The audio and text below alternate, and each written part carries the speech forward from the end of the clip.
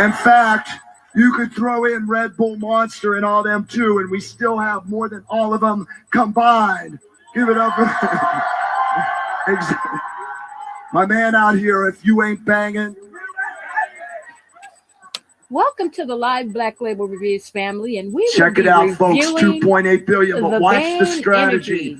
We're going to move all of these censorship machines, all these followers over to the fix, because the fix is in, and the fix is where it's at.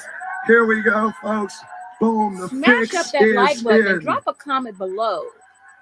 Enjoy the when stream. You get successful, a lot of people go, you sold out. Well, I did sold out. Let me show you how I sold out. Welcome, Tosh Time, to the live. Welcome in, sold Tosh out. Time.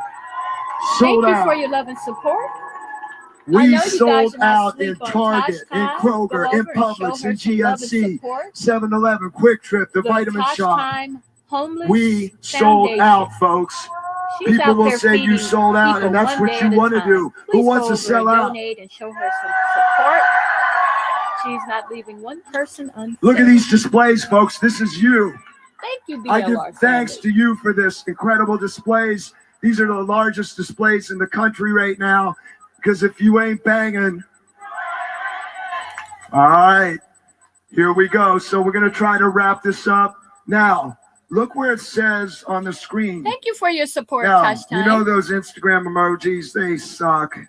Horrible. Check out some of our emojis. Super cool emoji, right? All right. So this is on the Fix app, because the fix is in, folks. These are cool emojis. No more old school Instagram. Instagram is a dinosaur, and it's about to die because we don't make people want our products. What do? All right, here we go. Look at all these innovations, folks. If you're going to be an entrepreneur, pay attention to this statement. It's pretty deep. We have answers to things that are not yet problems. Energy shot was never a problem, but now we have a carbonated, world's first. We have cognitive candy for your brain. How many gamers out there? Right there. There you go. We know the future because we invented it. We're inventing it right now. All right, we're about to wrap this up. Who wants to dance? Are we allowed to bring people on stage? Worldwide to infinity. You know the roof on fire. We go boogie, hoogie, hoogie, jiggle, wiggle, and dance like the roof on fire. Are we allowed to bring people on stage? I'm a fireball. Let's go, Miami. Bring the girls.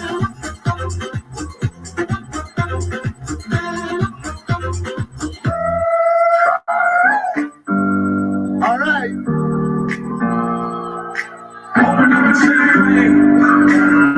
We gotta get you guys on stage. Let's go. Whoever wants to dance, get on your stage. We can't even slow down. We don't have to go a while. Turn it up. Play the music too loud. Show me what you do now. We don't have to go a while. See if we can open that up so they can come down. Welcome to my house. Welcome to my house. Guys, help them out. It's my house. 20 people only. Come up on stage. Let's go.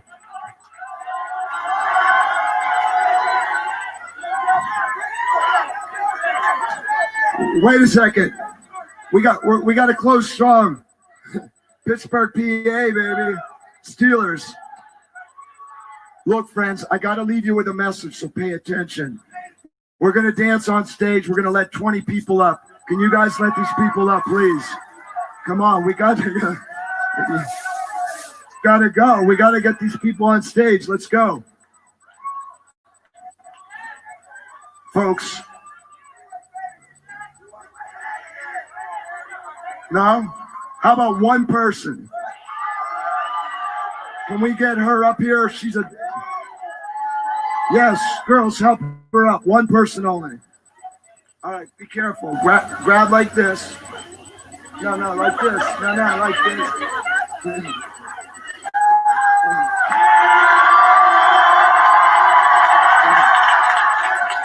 All right, folks, we're going to go out with a bang. Remember, the cameras are rolling. I want cameras on this audience because we have a killer song that we're going to close with. I want everybody dancing. If you've never danced before, just pretend, because sooner or later, you're going to get married. You're going to have to dance, guys. All right, this is where I started. This is where we're wrapping up. We have hired 1,000 employees during COVID. Here we go. We're running out of time. I'm clicking through. New headquarters where you could work. There's Charlie Kirk, folks. Give it up for Charlie Kirk. Look at the screen. Important to tell you. There is no elevator to the top. You must take the stairs unless you're Charlie Kirk.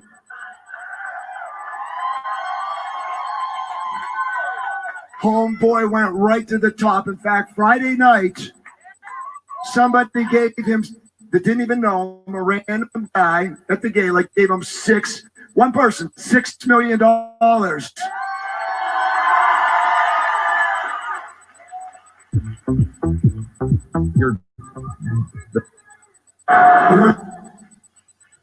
All right, we're gonna wrap this up. Here we go. We're running out of time, but I want to show you our stage that we're building 24/7. If you work for us, this is what you do. It's not work.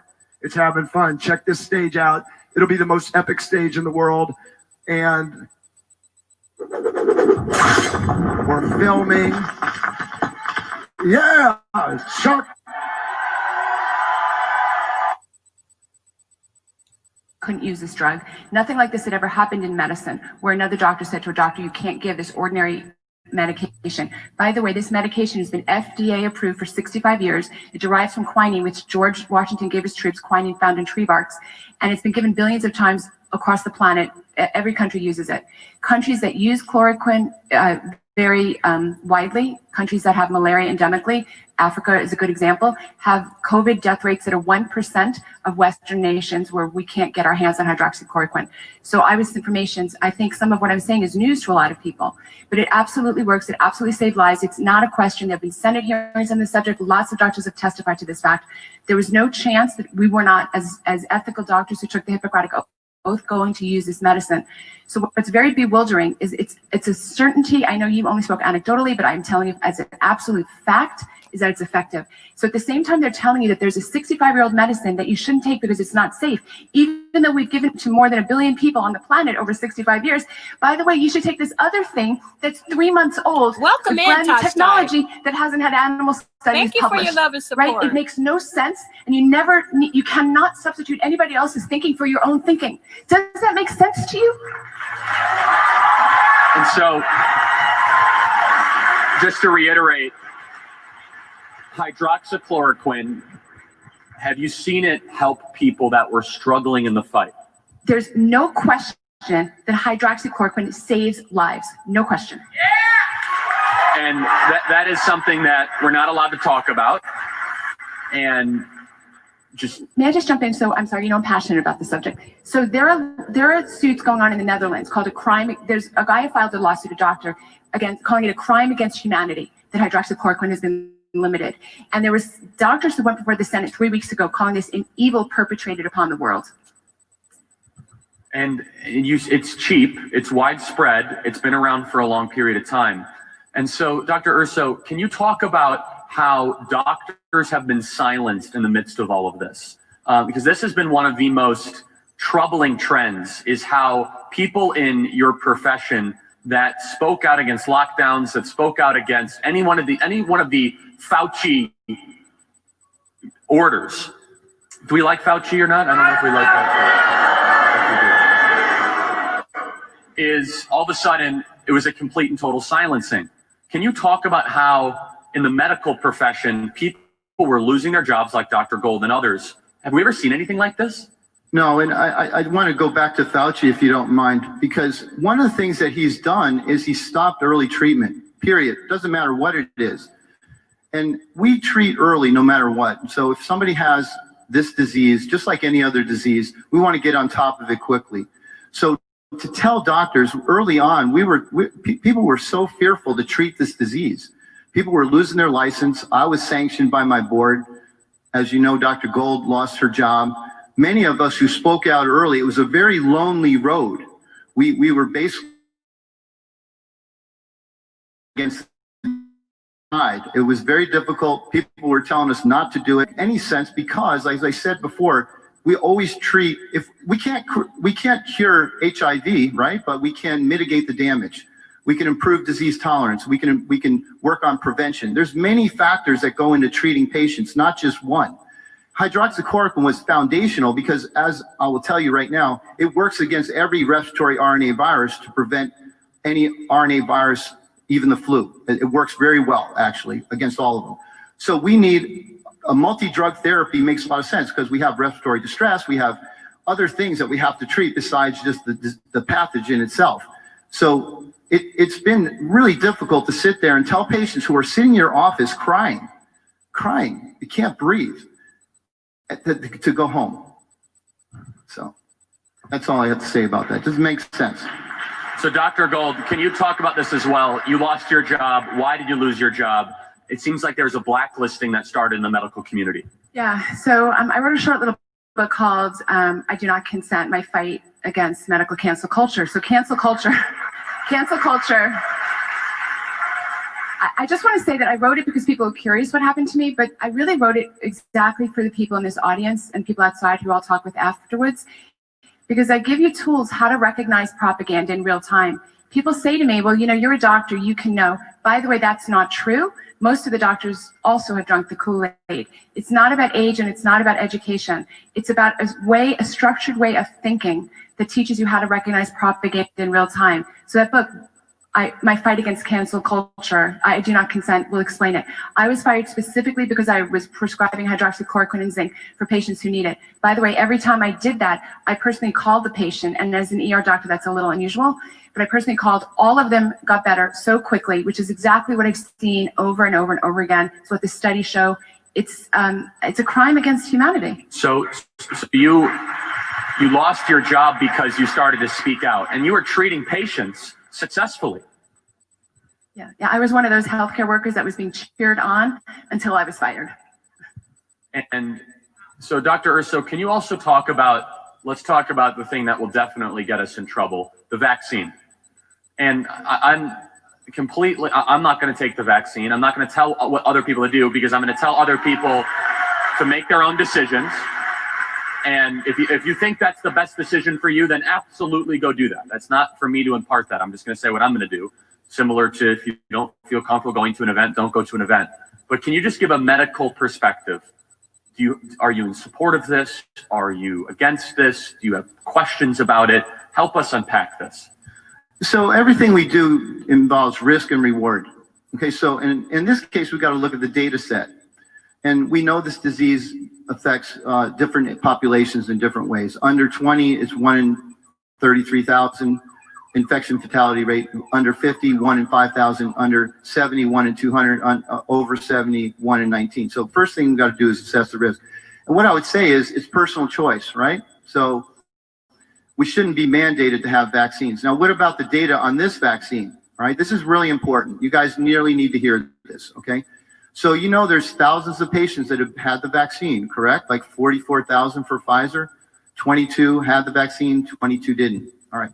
There's a really important process where sometimes when you have a vaccine, you actually rev up your immune system and you start making bad antibodies. And so what happens is when you get the virus itself, instead of helping you, you're more likely to suffer very bad consequences because you had the vaccine. This is a known thing. This is why we do not have any type of vaccine for cold viruses, because it's called pathogenic priming or antibody-dependent enhancement. Has a good name, but it basically means that the antibodies you make actually make you more likely to suffer when you actually get the virus. So here's here's why I say I'll be very cautious as we move forward. I don't like even calling it vaccine. It needs to be called experimental vaccine, okay? Experimental, okay?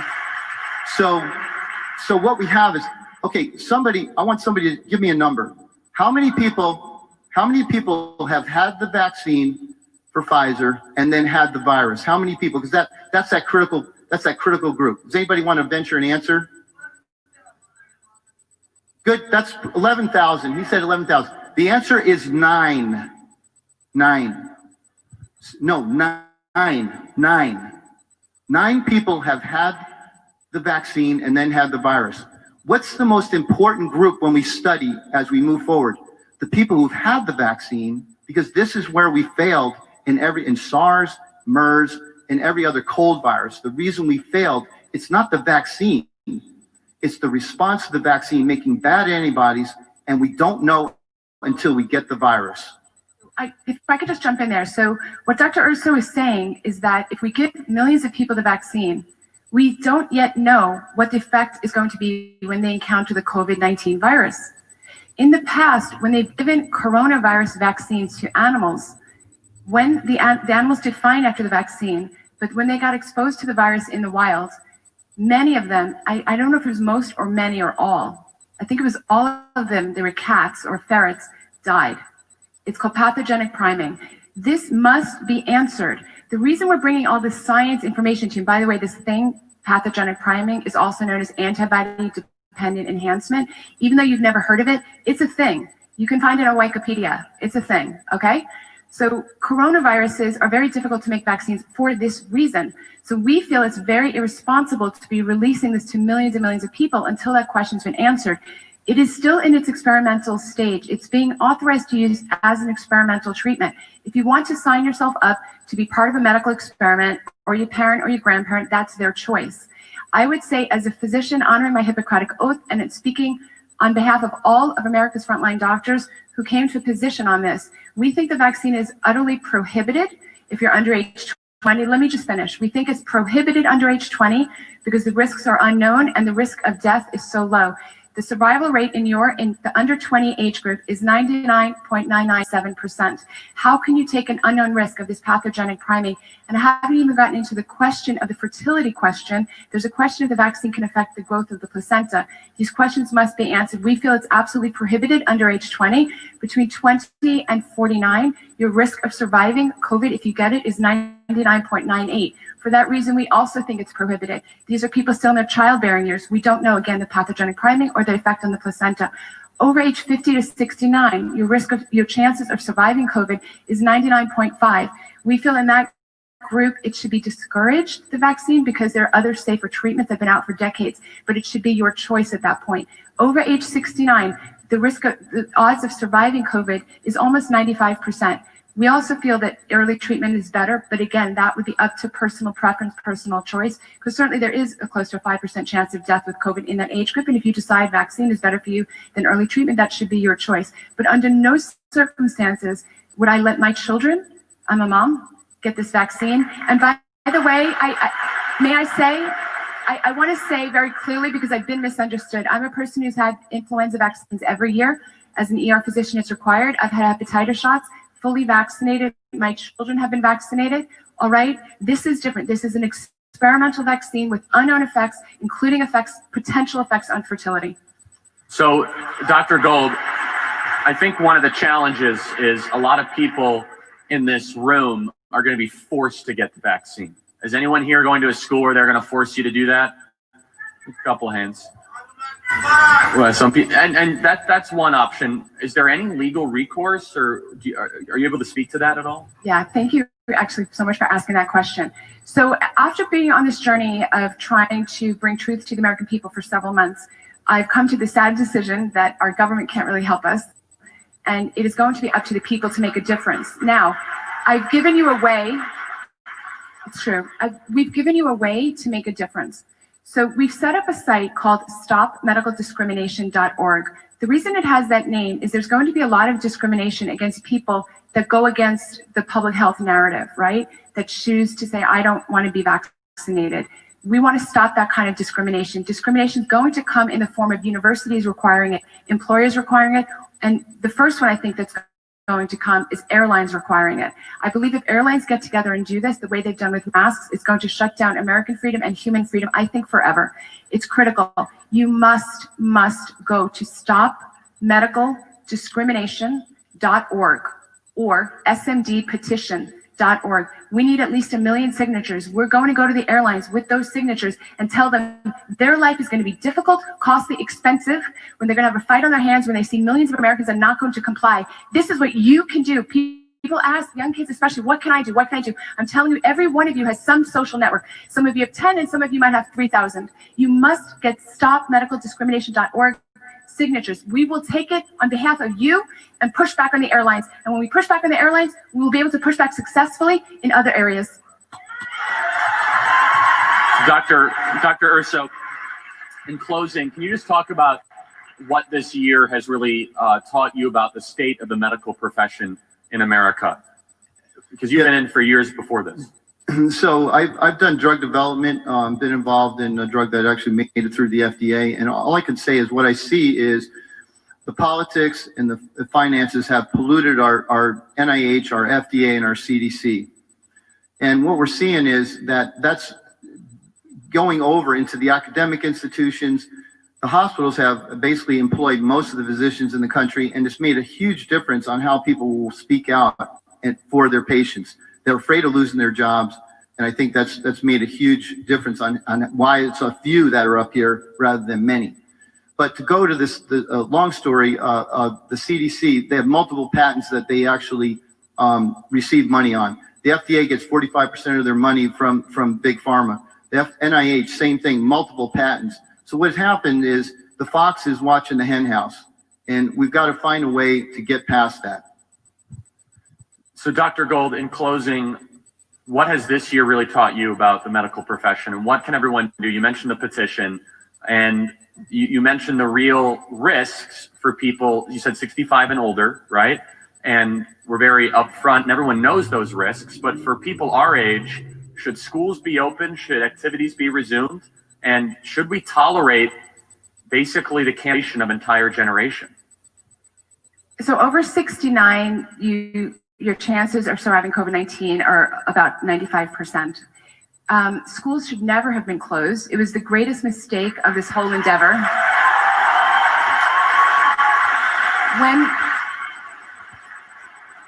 When I got the first notice, my alma mater, we got a notice in the email that it was being closed. I knew that this was a big lie, because it made no scientific sense to close down a place where young people were, because we always knew from the very beginning, from China, right, from December, January, we knew that this didn't really affect kids. We've only found out more strongly that that's the crime. You know, nothing in life is risk-free. I thought Tucker Carlson's talk last night was incredible. I hope people really took it in. There's nothing that's risk-free. I happen to think college is worthless at this point, almost always.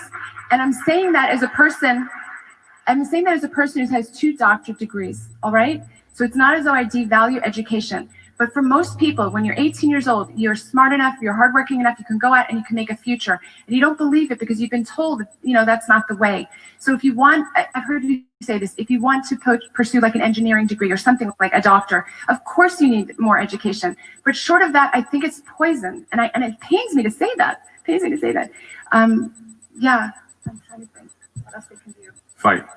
I have one comment that I want Dr. Gold to touch on. There's a strategy they're going to use to try to get you to take this vaccine. They're going to tell you that if you take the vaccine, that you're going to help your grandmother. You want to talk about that? Thank you so much. There's a feeling, early on they're saying, wear your mask to protect you, and then they changed it. They flipped the public relations aspect of it, wear a mask to protect the other person. First of all, that's socialism, all right? They're getting you adjusted to socialism. I want you to know that there's really no end in sight after the vaccine, all right? You all, in the most positive sense, you're like, well, all right, I'll just take the vaccine because, it's whatever, I'll just do it. You think your life will get back to normal. It's very clear to me as an adult, your life is not going to get back to normal after the vaccine, all right? First of all, the Surgeon General just came out this week and admitted it, right on Good Morning America. said that the vaccine doesn't stop transmission. Those are his words, not mine. In other words, it's more like a drug to treat the symptoms. It's not actually stopping the transmission, meaning you need to wear the masks, meaning you need to do social distancing. And you have to say to yourself at age 18, why am I listening to these people? So just know what's going on and make the best decision for yourself. America's Frontline Doctors has a lot of scientific information if you want about lockdowns and masks and vaccines, if you want to educate yourself. Charlie, can I make one final comment about that? So what they're going to tell you is, my mask protects you, your mask protects me. My vaccine protects you, your vaccine protects me. My food nourishes you, and your food nourishes me. As you see, there's no logic to any of this. There's no science behind my mask protects you, my vaccine protects you, my food doesn't nourish you. It doesn't make sense, okay? None of that is true. A lot of wisdom. Everybody, let's give it up for these courageous doctors. Well done, guys. Thank you.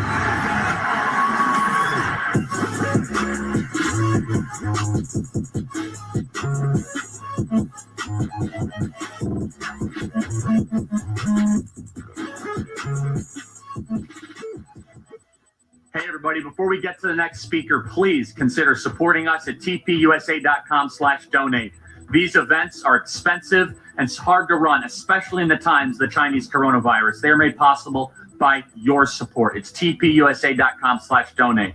As soon as this event is over, we're going back to work to save the country thanks to your support.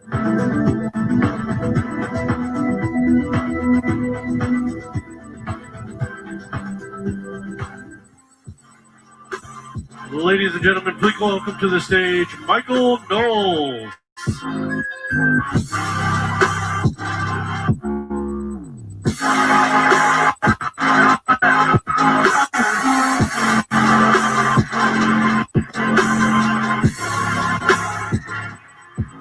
Man, pyrotechnics.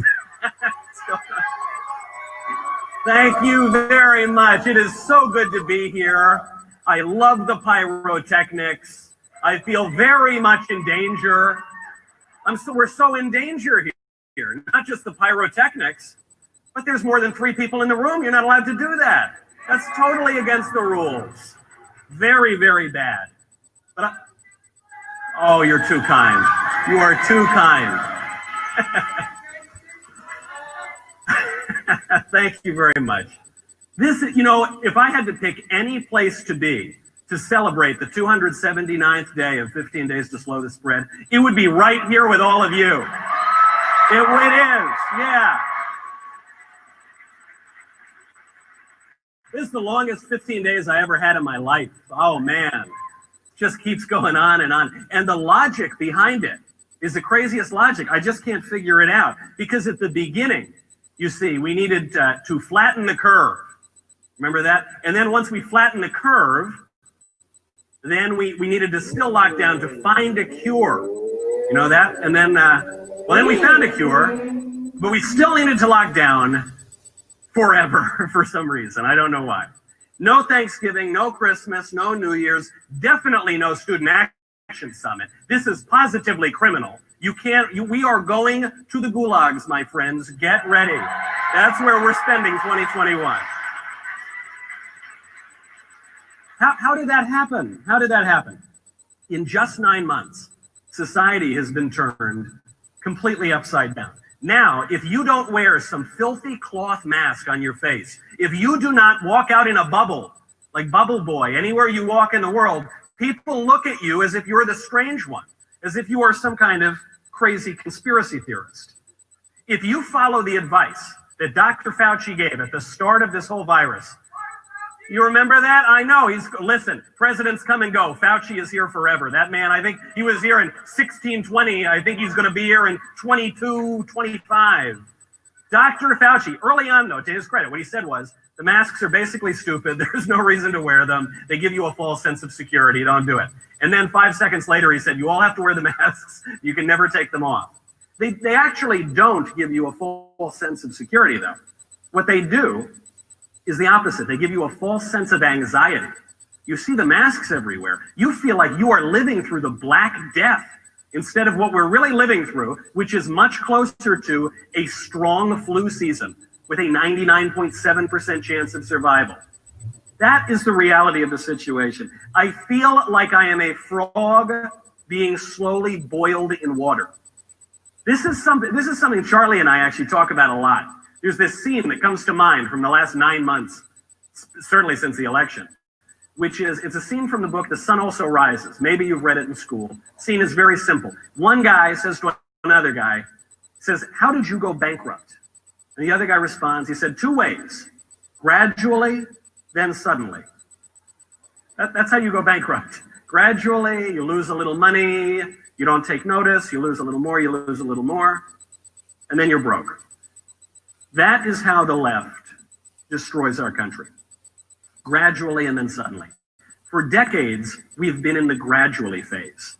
The radical left infiltrated and hollowed out our universities. They hollowed out our entertainment media, which actually used to be fairly conservative, believe it or not. They completely dominated them. They grew the federal bureaucracy, which they actually always controlled, but now these technocrat little lab coat wearing dictators like Fauci run our lives, and the president of the United States can't even stop them. That's what they've done. They have inverted our social institutions. They've inverted all the way down to the family, most especially the family, the bedrock political institution. All the while, some squishy Republicans turned a blind eye. Some of them even aided and abetted the transformation. They played court jester in the kingdom of liberalism. They fought just enough. You know, I'm not going to name these politicians. Okay, I think that would be rude. Like if I were to mention that some of them were like a senator from Utah, former governor of Massachusetts, invented Obamacare. I'm not going to name that. I'm not going to name him. His name rhymes with Rit Momney. I'm not going to name him though. It's wrong. It would be wrong to do that. These kinds of squishy Republicans, these court jester conservatives, their job is to lose. They put up enough of a fight, they legitimize the regime. The minute it comes to the actual battle, they roll over. This has been going on for about 100 years now. But you may have noticed it's not always the same.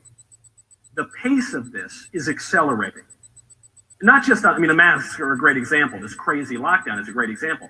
But you see this in other issues. I'll give you another example. For decades, we debated whether or not to allow legal abortion. And basically, everybody agreed abortion was a bad thing on the left and the right. But some people on the left said, we need to have abortion because of, I don't know, blah, blah, blah, to stop some other evil or something, right? But we still at least agreed this is not a good thing. Now, all of a sudden, after decades of this, all Democrats saying taxpayers should not have to pay for this. Now, all of a sudden, the entire Democratic Party, up to and including the allegedly moderate, allegedly devout Catholic Joe Biden, are insisting, they are insisting right now that taxpayers fund the butchery of these babies. That is an acceleration. That is moving very quickly. It happened very fast. For decades, we debated sexual ethics, you know, porn and all that kind of stuff, contraception, cohabitation. We debated these things. The relatively tame sitcom, Will and Grace, was a scandal 20 years ago. Now, if you have the audacity to say that a man is not a woman, that a man cannot become a woman simply by wishing it so, you will be smeared, you will be ostracized from polite society, you will be deplatformed, you will have punishments at your school, at your job. You will be called a deplorable, irredeemable, bitter, clinging bigot and fool who has no right to any voice in our republic. For decades, virtually every prominent Democrat condemned the burning of the American flag. They would simultaneously say it should be legal, we should support it, you know, the legality of it, but they all condemned it. It's a horrific thing to do. Now, however, virtually every mainstream Democrat regularly the flag at football games, on television, in social institutions. That's not a narrow protest. Do you remember Colin Kaepernick? He initially said the flag protest, the Star Spangled Banner protest, it's about police brutality. I said, well, then protest a police department. The flag is the symbol of the entire country. Then he started protesting the Betsy Ross flag. Now they're all, I guess he was against police brutality in 1776. It was always about the country. How much more honest do they need to be? The left is now teaching in schools the 1619 Project. Absolute trash. Anti-historical trash. They're teaching that. And they say, explicitly, they say, the purpose of the project is, quote, to reframe American history and teach an entire generation to hate their country. It is happening very fast. We are now in the suddenly phase of the national destruction. We can no longer even trust the integrity of our elections. Right now, our elections are being conducted with basically no pretense even of fairness or order. Election day, for all intents and purposes, has been abolished. It has been replaced by an election season with no transparency, no oversight, very few poll watchers. In the case of Pennsylvania, the outright, undeniable violation of the state constitution. Doesn't matter, no consequences whatsoever. Now, if Democrats manage to grab both the White House and the Senate, they promise to totally marginalize patriotic Americans for generations, if not for good. What are they going to do? Pack the Supreme Court, add new states to the country, it gives them a supermajority. You're over. You abolish the filibuster. It's done. The Republicans are done as a national party if all of that happens. Those are not the crazed rantings of the fevered imagination of right-wingers. That is what the Democrats are promising verbatim. It is very important to know exactly where you stand, because things are about to start happening very, very quickly. They already are. And what the radical left is trying to do is discourage you. What they're trying to do is trick you into despair. This is the temptation. And I completely get it, and I feel it a little bit myself. The temptation is that the Democrats cheat and steal and break the law in their elections and try, and we go out and we vote and we raise money, and it doesn't matter because they're going to steal it in the end. I totally understand that argument. However, we cannot give in to that despair. The left and their squishy Republican friends want you to throw your arms up in the air. They want you to punch your nose to spite your face. Do not do it. Do not give them the satisfaction of your despair. Do not do it. You can't do it.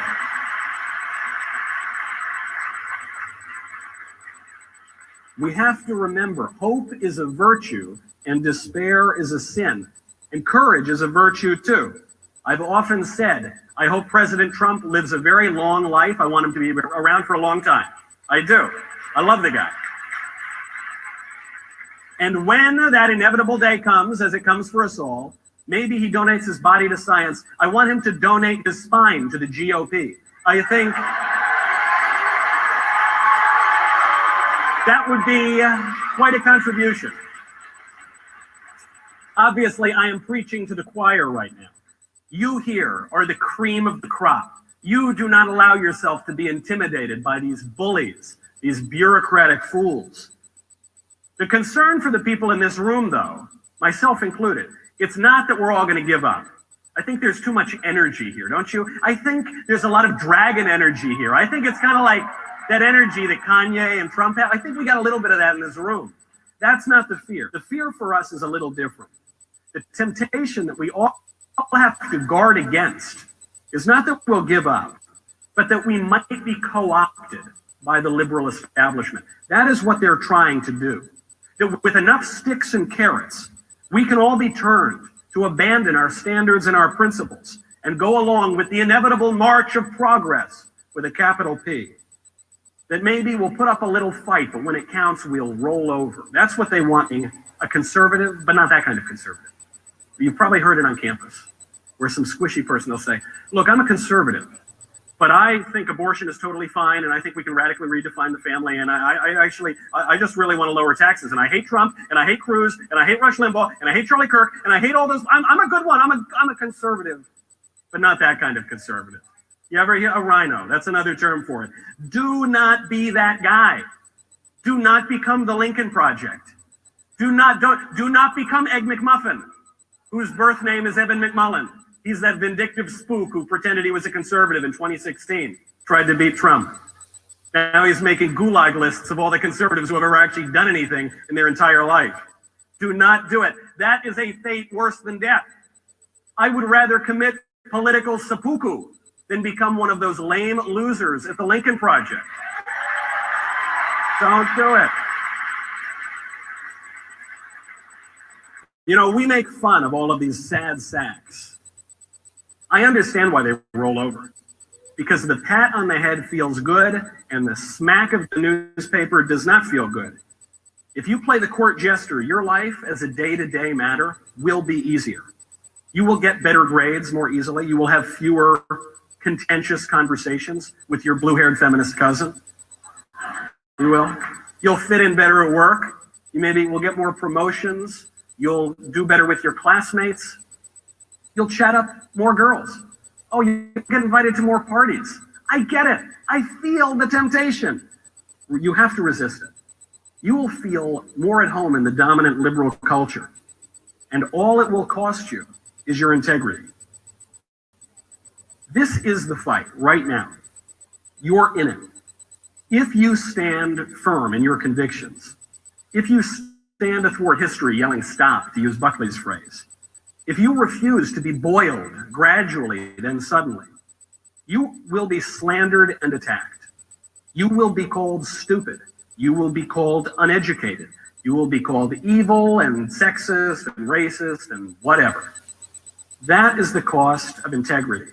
That is the cost of telling the truth in an age gone mad. If you would rather go along with the left, then go along with them. Have an easy time of things, but do not insult the rest of us by calling yourself a conservative. Do not do it.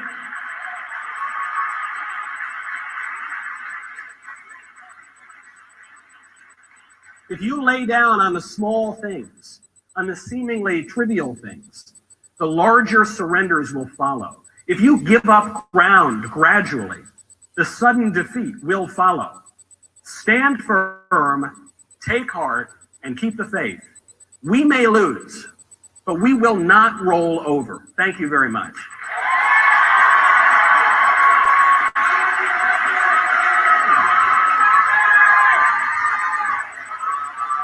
Thank you very much. Very kind of you.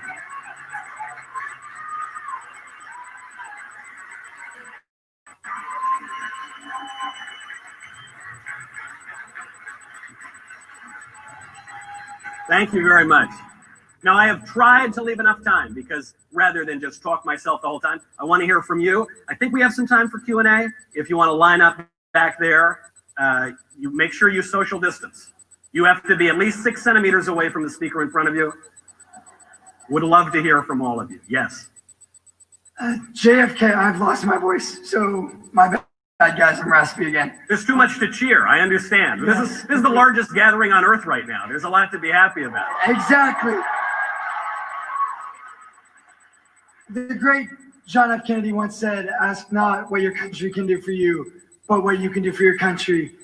In a time so much where we're told what our country can do for us and how much our country can help us, what do we need to be asking ourselves and looking for to do for our country every day? Because every day there's so many people overseas fighting for our country here to work just as hard for our country, in your opinion. It's a great question. The key here, there's two aspects to this. One is people talk about how we're going to have a great national divorce. I was just talking to Charlie about this on his podcast. There's a lot of talk about this because the left hates us. And frankly, I'm not so thrilled with the left right now, and I don't know that we all want to live together. The reason the divorce analogy makes sense is because if you go in, if a couple is having trouble, you know, the marriage is on the rocks, if you go into marriage counseling and the whole counseling is you did this and you did that and I scored this point, you scored this point, you go tit for tat. It doesn't matter who's right. It doesn't matter who did what. If you hate each other, then the marriage ain't going to work. And I think that's the same thing here. You have to love your countrymen. The way to love your countrymen is to love your country.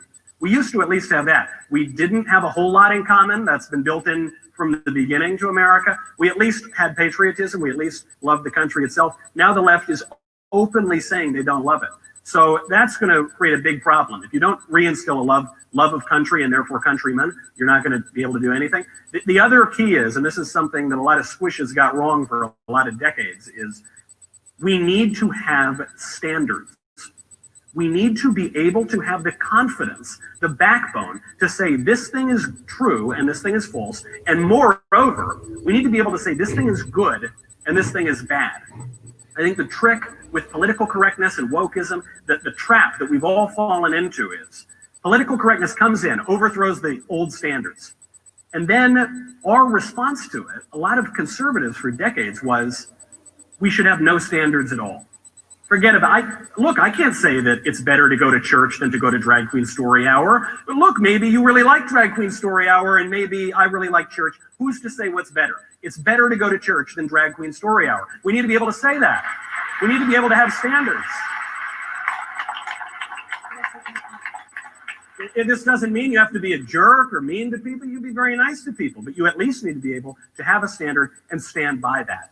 And we haven't done it for a long time. I'm seeing it happen right now, you know, especially before Fauci locked us all in our rooms. I would travel to a lot of campuses. I'd talk to a lot of you. I've met a lot of you before. And I'm seeing that happen. I'm seeing a new courage come up. That has been very deficient. But if we can articulate a clear matter of what is right, what is wrong, stand by that, we'll do a lot to help heal the country. Thank you, and Merry Christmas. You too. Hey, Michael, how you doing? I'm here with my best friend Kyle, and I don't know if you ever seen the movie or read the book Hillbilly Elegy by J.D. Vance, but we grew up about an hour from Jackson, Kentucky. And in one of the scenes in the movie, he was sitting, after he graduated law school, he was sitting with a big, I guess, group of people from law school, like, that are interviewing him. And when he said, I'm from Middletown, Kentucky, like Appalachian region, they like kind of scoffed at him and scorned at him. So my question is, why is there so much hatred and scorn towards people like us? Well, because you're so privileged. That's why. Don't you know that? I read Hillbilly Elegy. That guy seems so privileged, doesn't he? He's got a drug-addicted mother. He's got this horrible child that he's got to work his way up from nothing. But he's privileged. It's the only group in America that you're not only permitted to mock and deride, but you're actually sort of required to mock and deride, are the hillbillies, are the sort of poor white people in the middle of the country and up in the hills. That is a deep prejudice. I mean, that is a real example of rank bigotry, but it's not hypocrisy when the left does this. I noticed there's a phrase that the law professor Adrian Vermeule uses a lot. He says, it's not hypocrisy, it's hierarchy. It's a new caste system that is being foisted on the country. And it's really awful. It's really awful. One thing I will say to give us some hope is the Trump victory was in many ways, I mean, frankly, the success of that book, Hillbilly Elegy, shows it too, was a reminder that these are people, they're our countrymen. It is not right to mock them and deride them. They come from very difficult circumstances. And as the march of progress moved on, and these people got absolutely the worst bargain they could have gotten, and we moved into a sort of transnational age of neoliberal empire, all of a sudden, sometimes the people fight back. And that's what happened in 2016. It's why you saw all these shenanigans, everybody coming out of the woodwork to make sure that 2020 didn't go that way again. But there is still a profoundly popular movement there for those kinds of people. And I think the GOP is obviously the only party speaking to them right now. And as long as they keep that up, as long as we don't let those establishment hacks come out and try to kill Trumpism and excise it from the GOP, as long as the GOP takes a much more coherent, traditional, conservative American view of representing the actual American people, then I think there is a bit of hope. And those very people who are castigated are the people who are in many ways giving us that hope. Thank you. Yeah.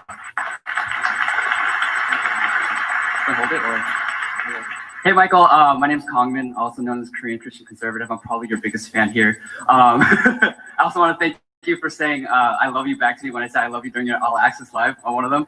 I watch your show pretty religiously, almost every day. And when you got to Friday, I was really happy. So 5 days a week. But I was wondering, I have to know, what's the secret to your smooth transitions from when you're talking and your content to your advertisements? I tried to do this on my show. And the real reason I do this is because, you get into a train of thought.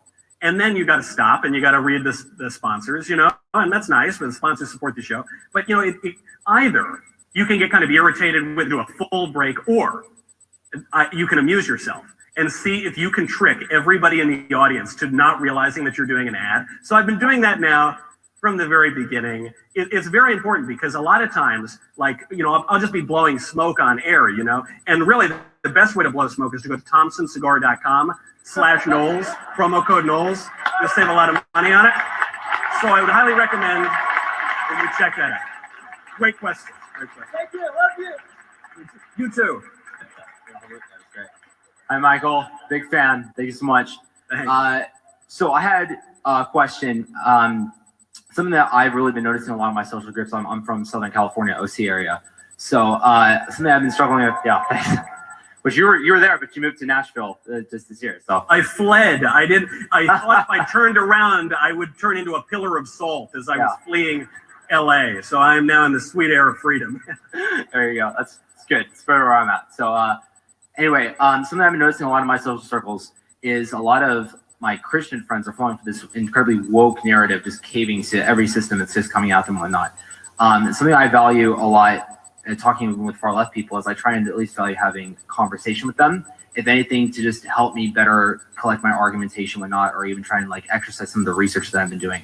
So my question to you is, one second of all, what would be your biggest tip, I guess, to try and to reason with these Christians who I've known for a very long time, but have really just caved to this woke narrative? And I'm sorry, I couldn't hear at the very end. Had a reason with these Christians who have fallen to this woke narrative. Oh yeah, I've seen this too. It's very frustrating. One thing I would do, I say this as a Catholic, so you know your mileage may vary, but one thing I love doing is we got a lot of Catholics out here. That's pretty good. All right. Wow. Hey. All right. That's pretty good. One thing I would do is I like to go back whenever the left cites some like woke bishop saying some stupid thing. I go back and cite Blessed Pius IX, Saint Pope Pius X, Pope Leo XIII, Pope Saint John the 23rd, Pope Saint John Paul II. I quote all these people talking about how terrible socialism is and how it's just vile and evil. I go back, I mean, I can recommend a number of those encyclicals. It is not defensible. I got a lot of flack in the election because I said it is not permissible for a faithful Christian to vote for Joe Biden. And people, oh, they were so furious at me. How dare you? How dare you say that? But it's not, it's very clear. Frankly, just on the issue of life alone, Joe Biden's abortion extremism is so radical that it is not permissible to vote for a guy like that. And we have to remember, the issue of life is not one issue among many. It is the bedrock right without which none of our other rights would exist or make any sense. So you need to hit them on that, absolutely. And I think what it actually ties into what we were just talking about with political correctness. There will be a standard. There will always be a standard that we are governed by. We can pretend like, you know, we can just live in a live and let live, you do you, don't yuck my yum kind of silly freshman philosophy class life. You can't do it. Either you're going to live by the old standards or you're going to live by the new woke standards. And I think a lot of Christians in this more liberal movement have decided that they don't have the courage to defend their own standards. Well, guess what? Inevitably, they're going to be swept back for that. So I'd have them read their Bible. I'd have them read a few encyclicals, and I would not back down. Remind them. I mean, I wish I could shake these people and say, courage is a virtue. Stand up. There is nothing honorable or dignified about rolling over and letting the cruel rape the earth. No way, buddy. Not a chance.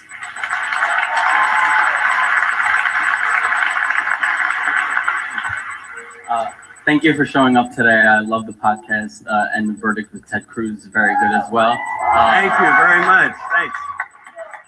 So, two of Saul Alinsky's rules for radicals are keep the pressure on and make them live by their own book of rules. Yeah. How can we as young conservatives learn to use their rules and leftist tactics against them? Because that's what gets them infuriated in the end.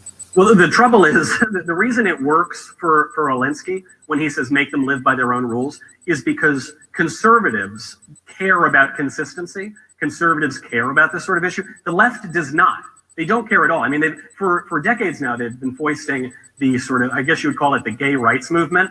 And whatever you think of a gay rights movement, it's just premised on the idea that you're born this way, that your sexual attraction is immutable, that there are two different sexes, and some people have same-sex attraction, some don't. Then 5 seconds later, they switch it to transgenderism, and they say, actually, you're not born anyway, and there's no such thing as men or women, and you can kind of change. It completely contradicts what they were saying 5 seconds ago. Doesn't matter. They do the same thing actually with feminism and transgenderism, right?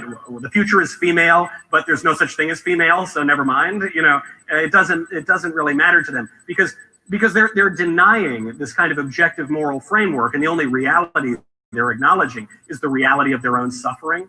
It's kind of the basis of intersectionality. So forget about that. There's a great line from Rochefoucauld, which is, hypocrisy is the tribute vice pays to virtue.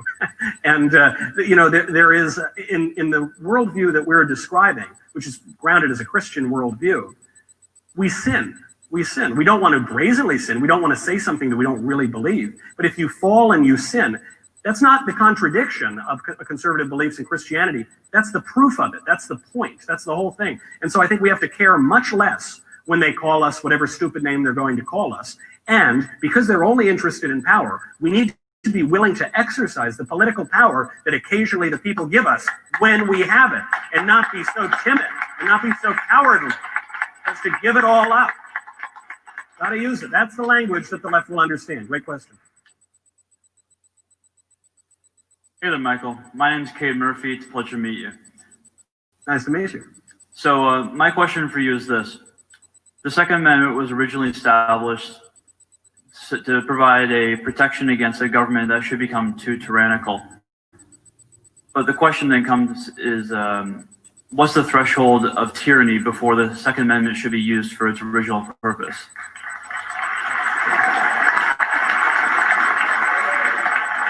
That's a perennial question. People are going to say it's radical to ever ask that question. That's a question that all serious Americans have asked themselves at every stage in our national life. I'll give the answer that a Supreme Court justice gave on pornography. He said, how do you define obscenity? How do you define pornography? And he said, I can't define it, but I know it when I see it.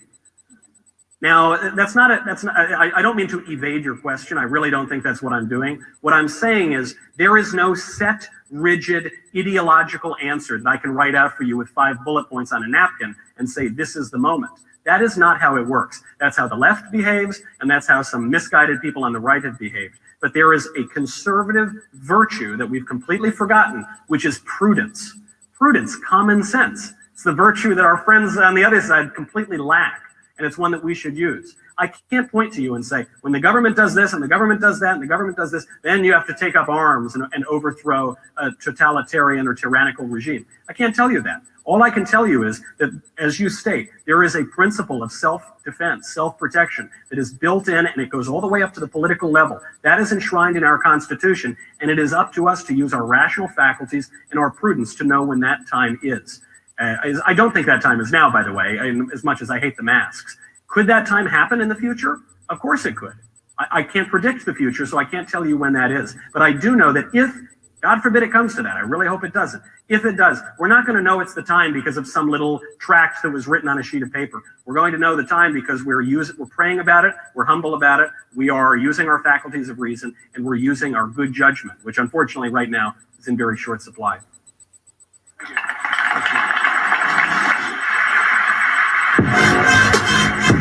Goodbye, everybody. Lovely to see you. Wonderful to be with you. I can see your faces without those masks. That's so beautiful. Thank you very much.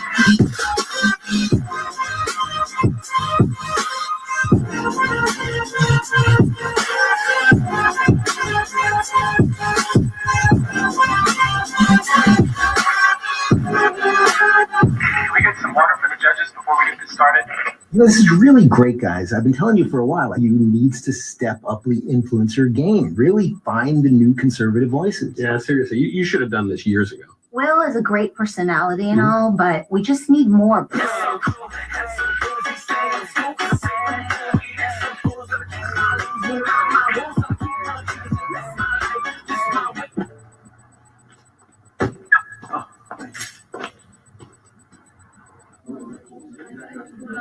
Sure, I have one that's actually exactly like that. The way to go. Dude, watch out. That costume sucks, by the way. What is going on here? Sabrina! Yes, Sabrina. What's going on here? Did you just get here? It's like 2 o'clock in the afternoon. Who are all these people? What are they doing here? Did you not read the email? We sent it out like 2 days ago. You know I don't read my emails, Sabrina. If it was urgent, you should have Snapchatted it to me. Well, if you read the email, you would know that we're looking for a new PragerU personality. What's wrong with my personality? Well, some of us have to actually work here, so you can read about it on this flyer.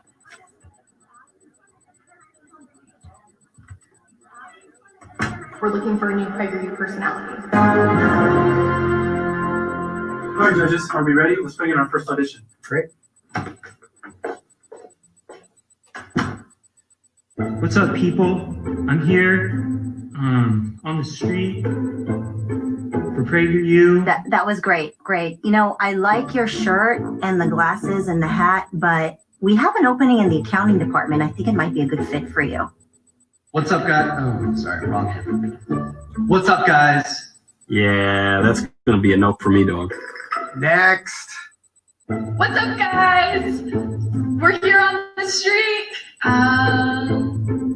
Yeah, I'm getting a lot of renting or leasing, but I need you to own the libs.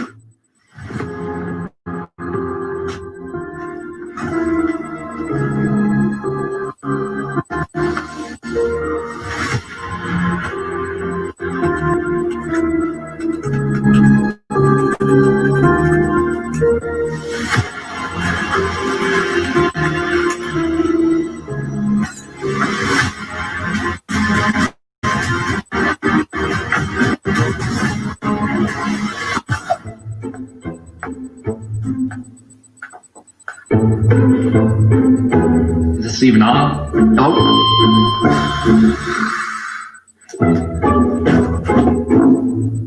What's up, guys? I'm PragerU's favourite influencer. Check out my hair. This is my microphone. I'm going to go out in the street and talk to people about the issues of the day. That was absolutely terrible. This is for a PragerU influencer slot, not the next casting of Shrek. All right, guys, I can't take it anymore. You can't get rid of me. I'm an influencer. What other jobs do influencers get? Hold on, buddy. I think you have the wrong idea. I think actually everybody has the wrong idea. We are not replacing Will Witt. We're not making a new Will Witt. We are adding a different personality to PragerU. So I'm not getting replaced? No, Will, one of you is more than enough. Trust me. Whew. All right, well, guess I'll see myself out then. For the record, guys, I did think we were getting rid of Will Witt. Yeah, it's just... Hey, what's up, guys? Sorry to be late, but I am your new man.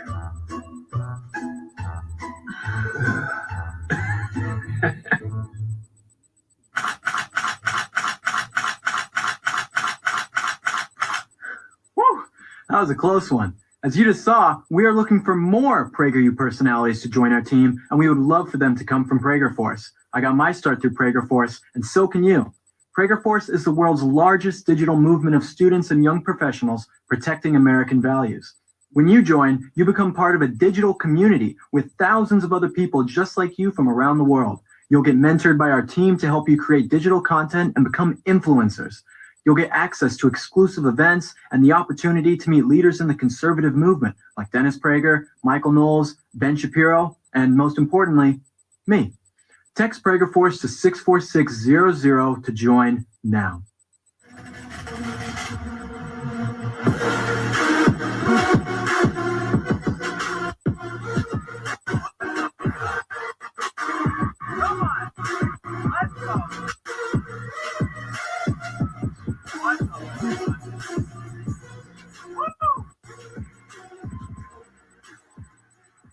I gotta say, thank you guys. I love all of you.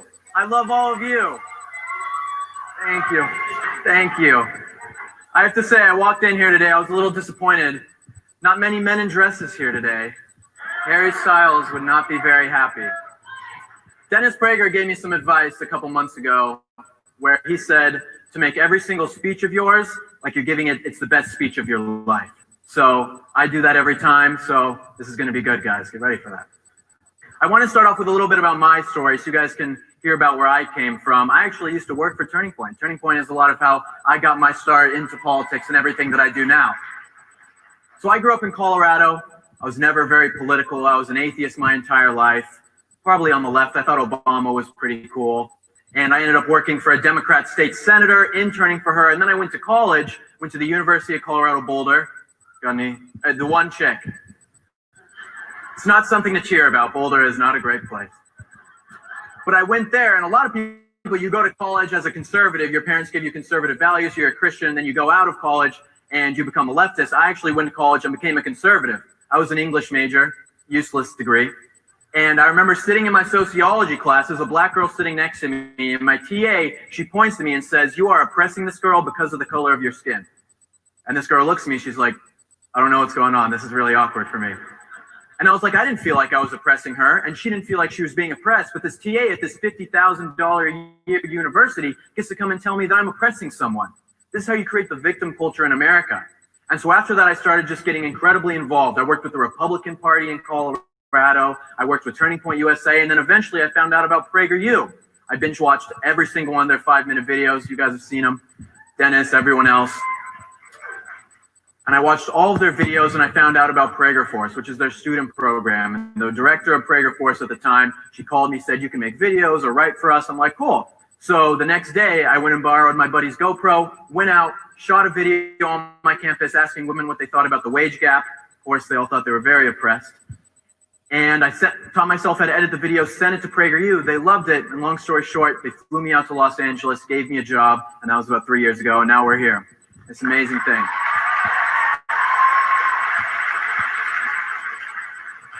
I tell this story because it's a question that I get asked the most of how did I get to where I am? You know, just 2 years ago or 3 years ago, I was a student at this conference.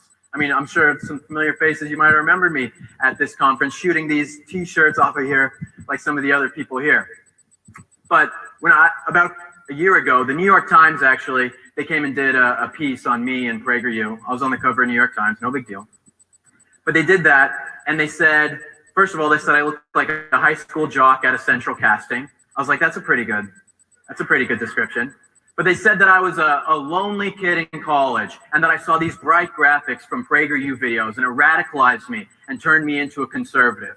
This is the New York Times, of course. But the point is that conservative values didn't radicalize me. Conservative values set me free.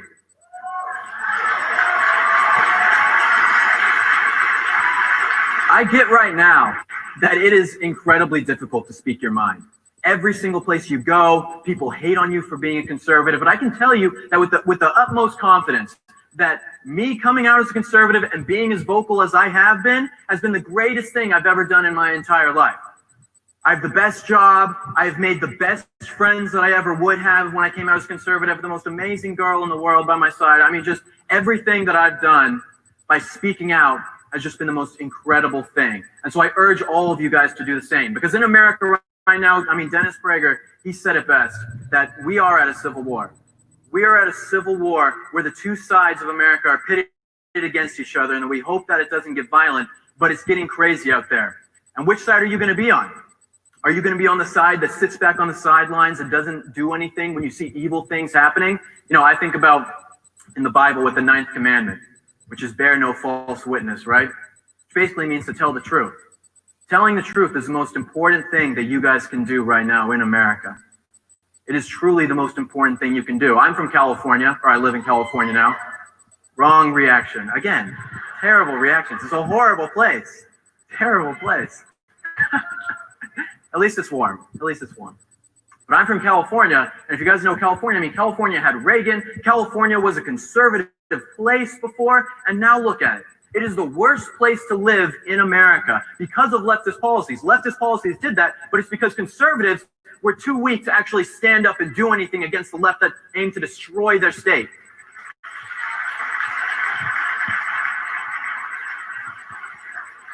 We're in Florida right now. It's pretty base here. Governor DeSantis is pretty base. Yeah, good guy.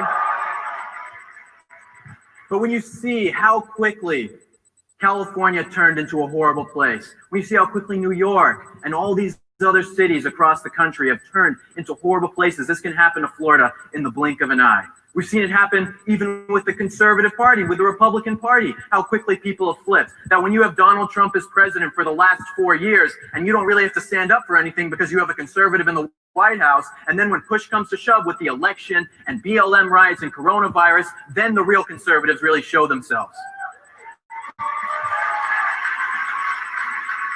Again, which type of person are you going to be? Are you going to be the person that bends over backwards for the left, the people who bend over backwards because you want people to like you or you want to have a bunch of fake friends? Or are you going to be the person who tells the truth no matter where you go because you know that is the right thing to do and that you are fighting against evil and you are fighting for this country?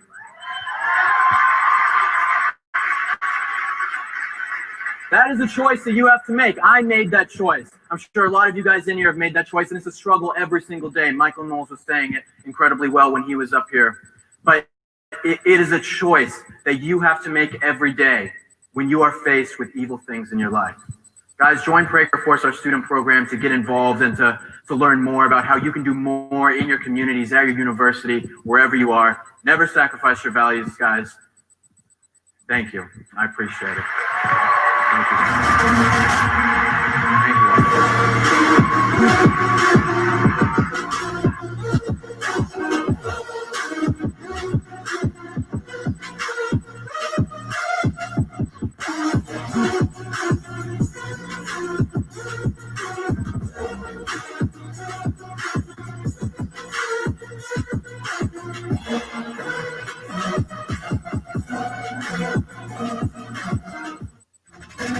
Thank you.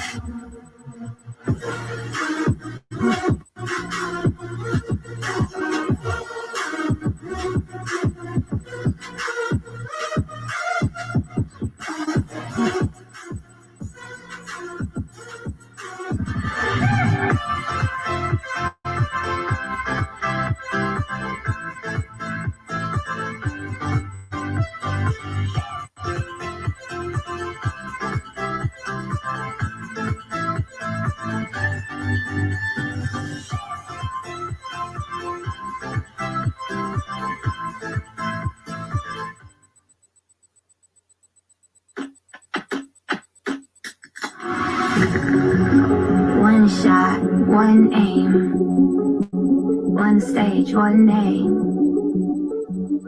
There are no rules to this game, so go out with a bang.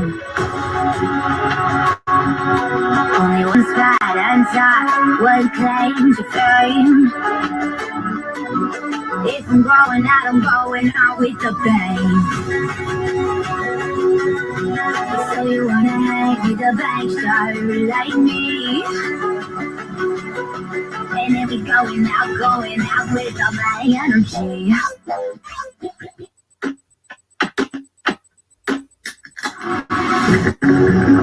One shot, one aim, one stage, one name. There are no rules to this game, so go out with a bang. Only one spot on top, one claim to fame. If I'm going out with a bang. So you wanna hang with a bang star like me? And then we going out with a bang energy. Bang, bang, bang.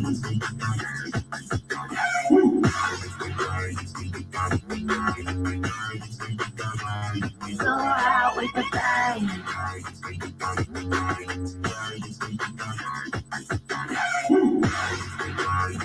You wanna hang with a bang shot like me, get a bang energy.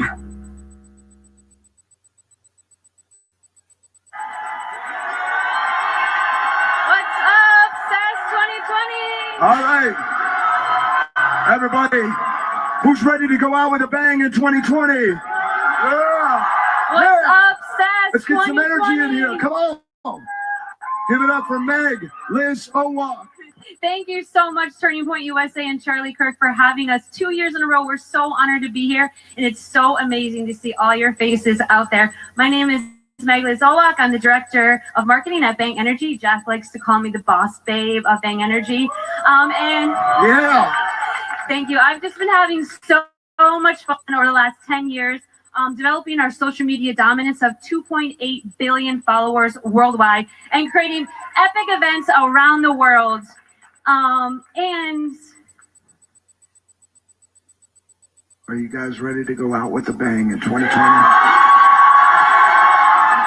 we're gonna be talking a lot about social media today, so I want you guys to listen to that. And before I give the stage back to my amazing husband, I want to give a huge shout out to all the boss babes out there. I want you guys to keep crushing it, keep standing up for what you believe in, and keep fighting for our country because we need you. God bless.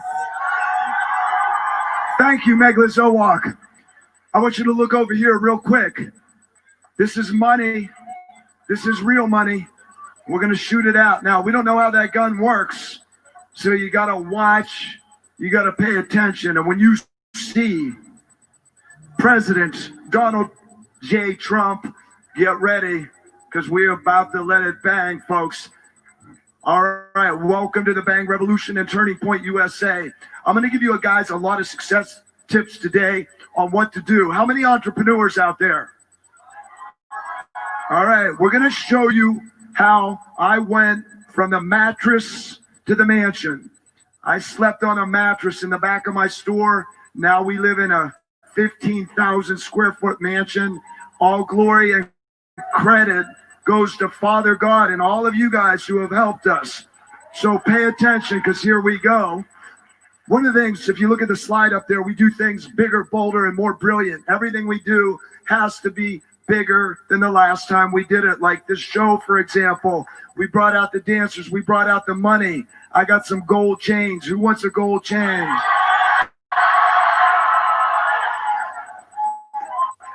All right, I think we could do this. Let's go. Now, I'm going to show you how to go through a record 100 slides in 25 minutes. They got me on a timer here. I talked to Walmart, Publix, everybody. I'm on no timer, but Charlie Kirk has me on a timer. What do you guys think of that? No, Charlie's a great guy.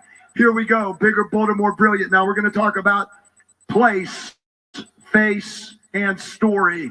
One of the things we're talking about right now, the place is South Florida, and you're in South Florida where Bang Energy headquarters is. Yes, the face. I'm the face of the company, but also Megla Zowak and 1,000 influencers who represent 2.8 billion followers. We're going to go over social media, and we're going to give you a new social media surprise today that you will not believe. It does not suppress conservative speech or anything like that. You guys got to see this because the fix is in. Let's turn it up.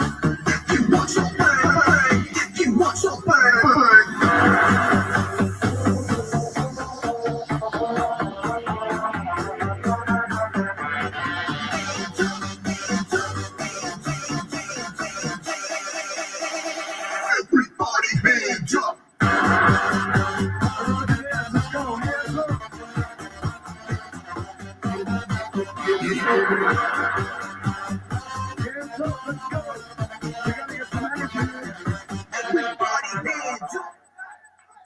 All right.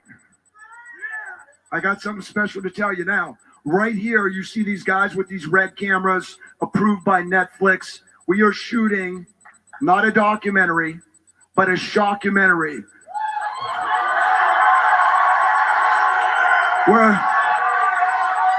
We're about to shock you guys.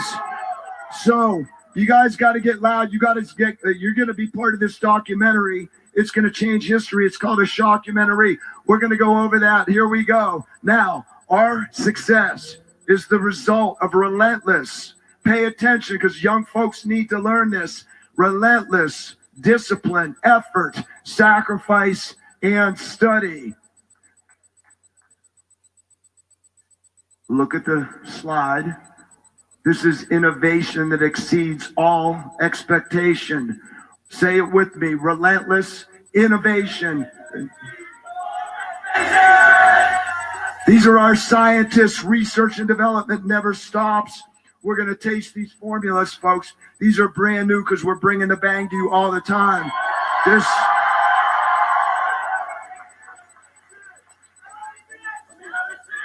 Who's ready for a new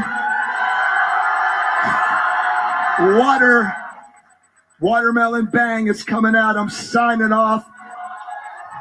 This is sample number 72, a rare sign-off on stage. You guys, I'm going to be backstage with you in a little while. Thank you. Give it up for our scientists. Yes. Innovation that exceeds all expectation. Here are some of the new inventions coming out. Check the pink one out. Coming out on Valentine's Day. Who's ready? All right. We have unique branding for every flavor launch. Watch this, folks, because if you're in your own business, you only have 3 choices. You either are an entrepreneur, you get to work for Charlie Kirk, or Bang Energy. There is no other choice. Miami. Where's my Latinos? The dance going. Where is Kimberly Guilfoyle?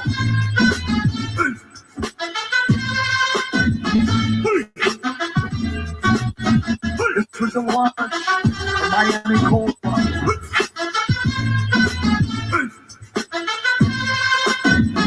All right, here we go.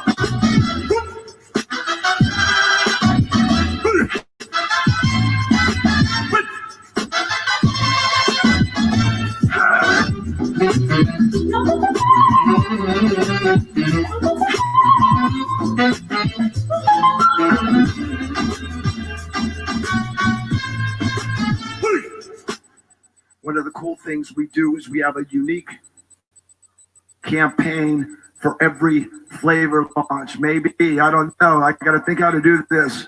Here comes another one. Check this out. How many rock and rollers do we have in the house? Check it out.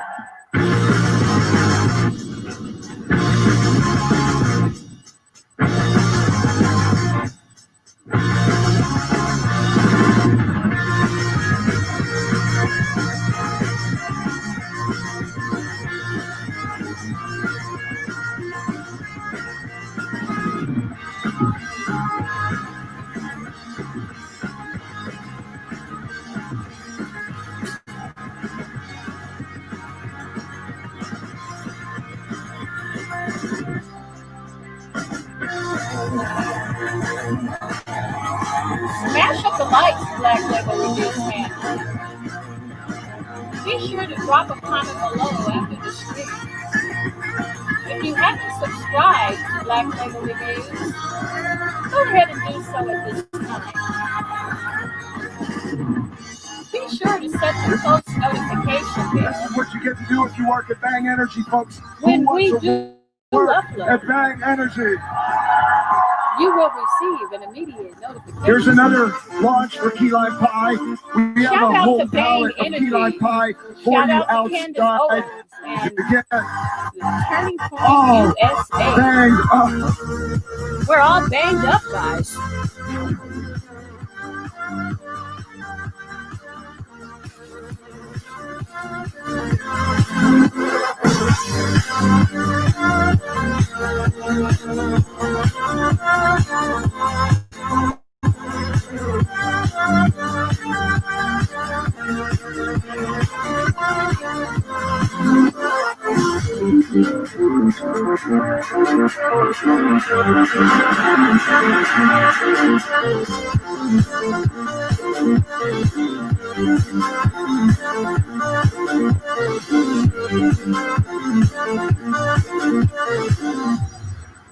Key lime pie. All right.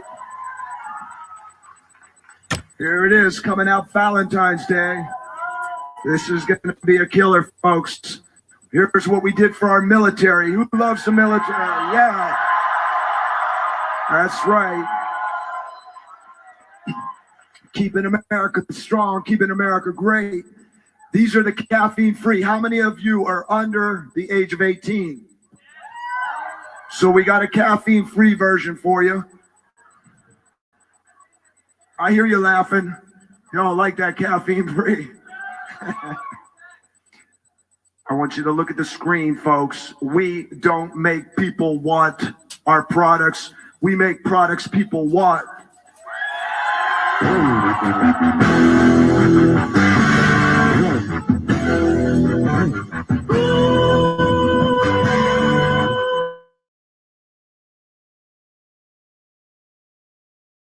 Do if you're going to start your own company is answer the question, who are you?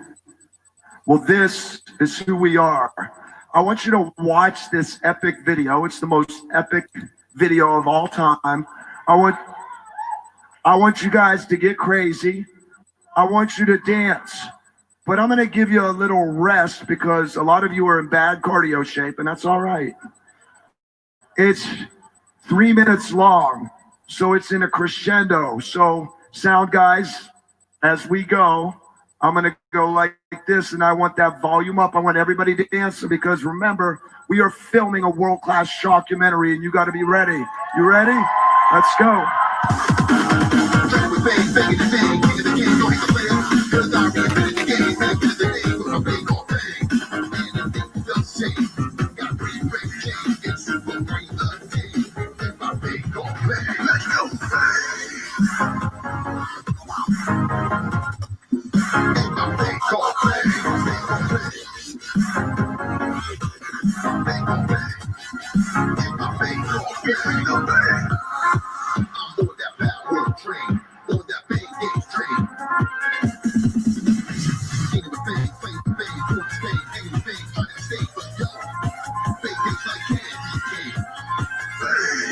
Don't need no Mary Jane, cause my babe called Babe. Got that big chain, all on that gravy train. On that cause I'm going to Spain. Yeah, I'm going to Spain. With my babe called Babe. With my babe called Babe. With my babe called Babe. She's like a hurricane. She's like a hurricane. Cause she's my babe called Babe.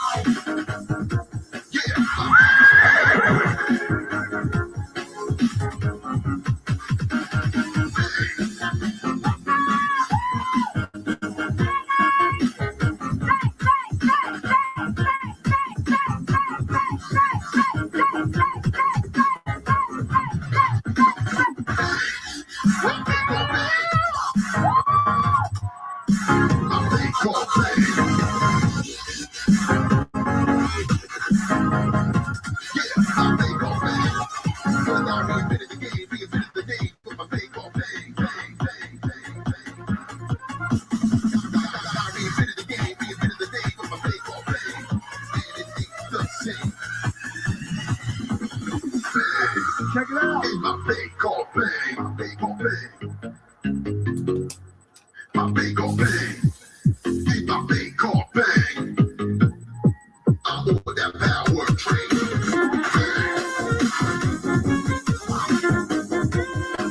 My big called Bang. Yeah, my big called Bang.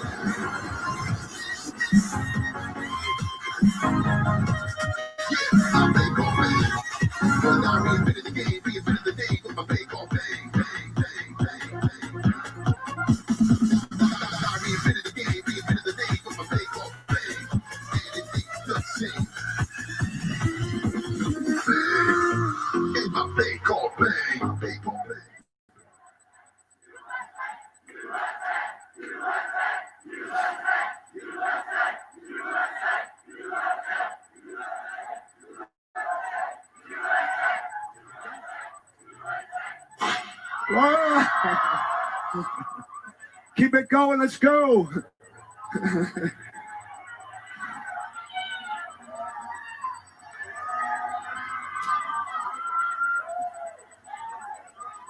All right, folks, we're trying to get that thing rolling.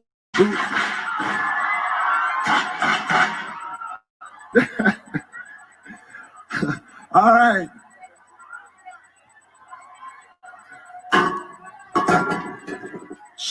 Let's go. Put some money in there. Let's go. This is how we do it. This is how we do it. La, la, la, la, la.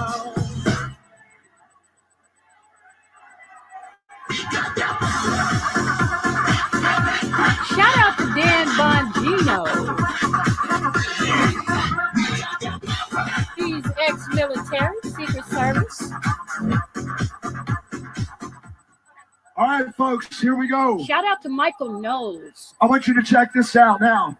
One of the things I want to challenge everybody to do is to stay in good shape. Check out these cops. This is the app to do that. Now, I need everybody's attention. Everybody, I need you to take out your phones. I know you're excited about the money. There's a lot more coming. That's just the start. Who loves money? Who loves America? Who loves capitalism?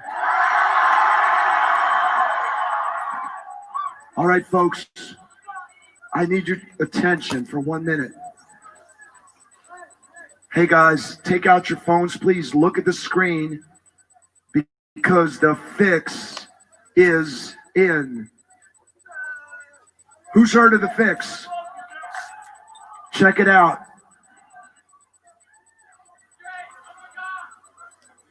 Now, Donald J. Trump wants to ban TikTok. So we have an answer for you. And this is our new bang social media app called The Fix. Please go on Instagram right now with 2X, The Fix app on Instagram, and we'll let you know we are launching this next month. Here's what it's all about, folks. Look up on the screen, unlimited access, relaxed censorship, VIP experience for all users, no suppression of free speech, no suppression of conservative speech. If you want to make money, we do not manipulate the algorithms or any of that other nonsense. This is the app you've been waiting for. Where only in no censorship. Where? I got to get you guys. Look, we're doing a documentary only in. Only in.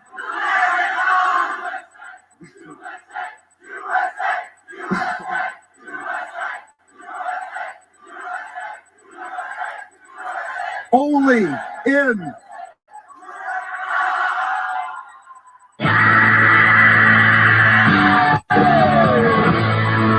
Here we go. Yeah, that's real. Yeah.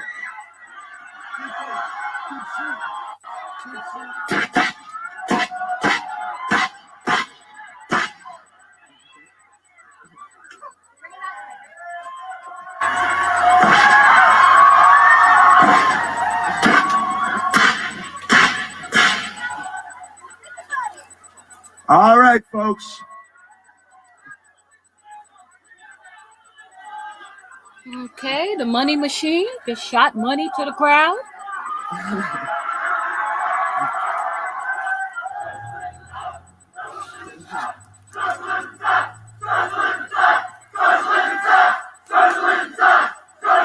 And the crowd chants, socialism sucks.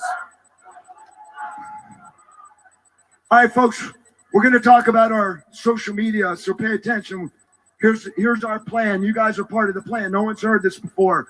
We have, check it out, 1.4 billion followers on TikTok, over 1 billion on Instagram. Now, we Who's heard of faux news? I spell Fox, F-A-U-X. Faux. Check these stats out. Bang Energy, and if you don't believe it, look it up right now on your phone. If you go hashtag Bang Energy on TikTok, we have 8.5 billion views. Now, you could take Fox, CBS, MSDNC, CNN, ABC, combine them all and we blow them away. Bang Energy, you are Bang Energy. In fact, you could throw in Red Bull Monster and all them too, and we still have more than all of them combined. Give it up for exactly. My man out here, if you ain't banging. You ain't hanging if you ain't banging? Okay. Check it out, folks, 2.8 billion, but watch this strategy. We're going to move all of these censorship machines, all these followers over to the fix because the fix is in and the fix is where it's at. Here we go, folks. Boom, the fix is in. When you get successful, a lot of people go, you sold out. Well, I did sold out. Let me show you how I sold out. Look at that. Sold out. Sold out. We sold out in Target, in Kroger, in Publix, in GNC, 7-Eleven, Quick Trip, the Vitamin Shop. We sold out, folks. People will say you sold out, and that's what you want to do. Who wants to sell out?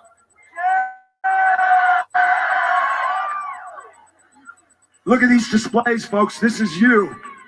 I give thanks to you for this incredible displays. These are the largest displays in the country right now.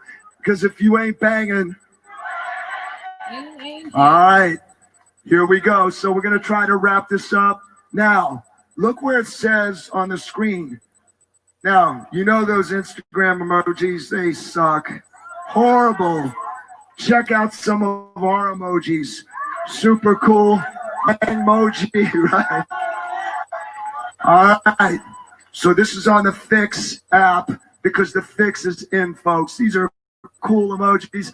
No more old school Instagram. Instagram is a dinosaur and it's about to die because we don't make people want our products. What do? All right, here we go. Look at all these innovations, folks. If you're going to be an entrepreneur, pay attention to this statement. It's pretty deep. We have answers to things that are not yet problems. Energy shot was never a problem, but now we have a carbonated, world's first. We have cognitive candy for your brain. How many gamers out there? Right there. There you go. We know the future because we invented it. We're inventing it right now. All right. We're about to wrap this up. Who wants to dance? Are we allowed to bring people on stage? Worldwide to infinity. You know the roof on fire. We go boogie, oogie, oogie, jiggle, wiggle, and dance like the roof on fire. Are we allowed to bring people on stage? I'm a fireball. Let's go, Miami. Bring the girls. Count up the likes, Black Label Reviews family. All right. Be sure to drop a comment below after the stream. Thank you for your love and support. Let's go. One. Whoever wants to dance, get on your stage. We can't even slow down. We don't have to go a while. Turn it up. Play the music too loud. Show me what you do now. We don't have to go a while. See if we can open that up so they can come there. Welcome to my house. Welcome to my house. Welcome in, PLR family. Help them out. It's my house. 20 people only. Come up on stage. Let's go.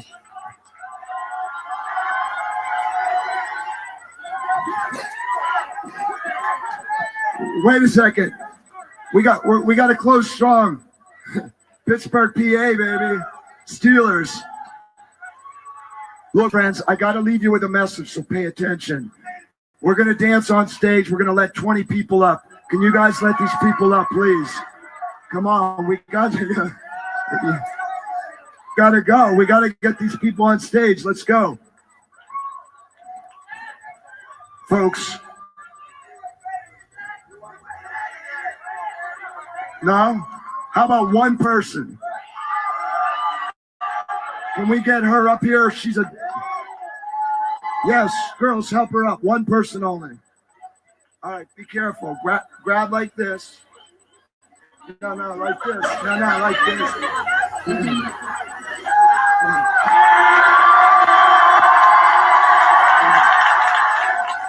All right, folks. We're going to go out with a bang. Remember, the cameras are rolling. I want cameras on this audience because we have a killer song that we're going to close with. I want everybody dancing. If you've never danced before, just pretend, because sooner or later, you're going to get married. You're going to have to dance, guys. All right, this is where I started. This is where we're wrapping up. We have hired 1,000 employees during COVID. Here we go. We're running out of time. I'm clicking through. New headquarters where you can work. There's Charlie Kirk, folks. Give it up for Charlie Kirk.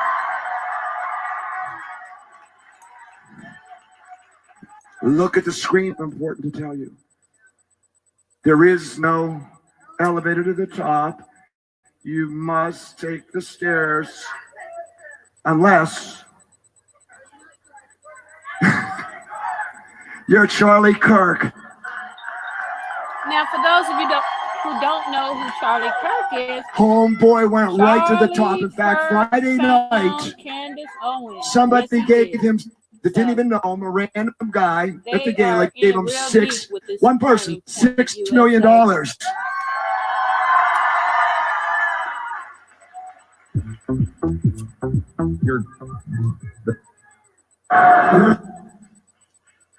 All right, we're going to wrap this up. Here we go. We're running out of time, but I want to show you our stage that we're building 24/7. If you work for us, this is what you do. It's not work.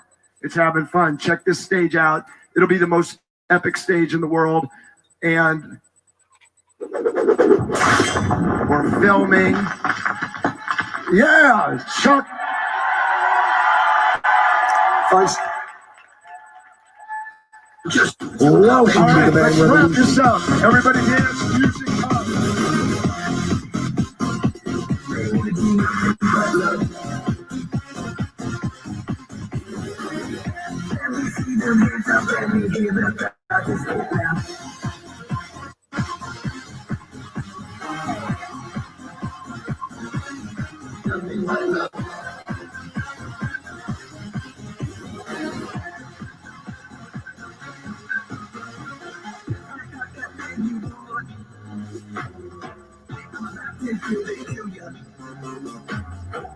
I'm about to give it to you, yo, babe, don't you want it right now? Let me see them hands up, let me hear the crowd just get loud. I got that thing you want, I'm about to give it to you. Everybody knows what's up, bang energy, nothing but love. We about to pop, about to feel that thing drop. We about to pop, now just feel that thing drop.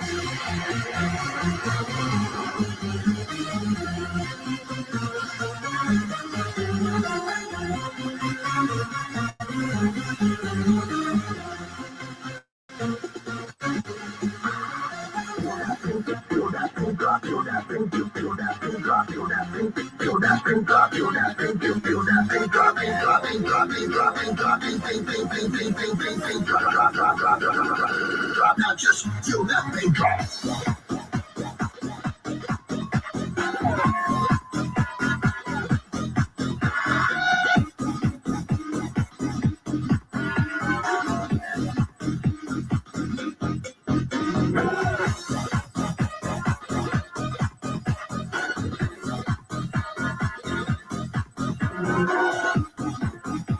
Welcome to the Bang Revolution. All right, let's shoot that money gun and let's get off the stage. I don't know how much time we got. We got one more. Okay, let's shoot that money gun, Bang. guys. Gold chain. Give But it I got a up. question. Who got the last bang chain? Ooh, child. All right.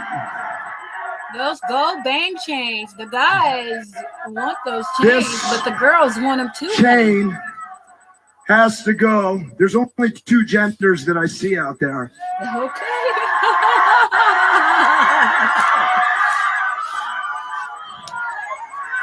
I'm looking.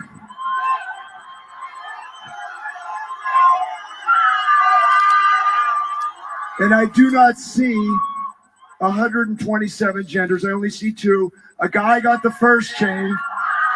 So a female has to get the next chain. Here you go. Congratulate her with a great catch. Here we go. Thank you, Charlie Kirk. Thank you, President Donald J. Trump. This was epic. Thank you. Kimberly Guilfoyle, Kaylee, Don Trump Jr., you guys are great. SAS, greatest in the world. Let's go. All right, thank you, and God bless you. You all have a good night.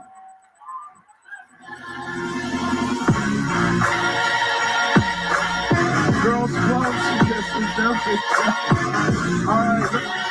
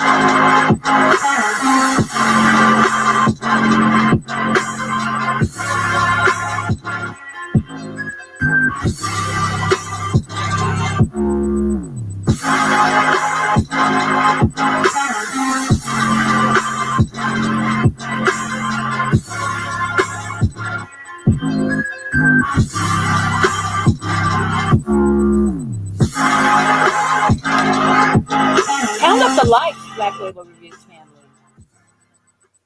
And be sure to drop a comment below after the stream. Lib, they are some of the most unfunny, sad, angry, hysterical, tyrannical, screechy, shrill, unfunny, humorless people you will ever meet. I'm gonna stab you. And that's why we make fun of them. Because they're a movement of Karens. And Karens don't like being ridiculed. And so we do it because we must. Remember, kids, it's always the right move to make fun of the communists. So let's go. The left.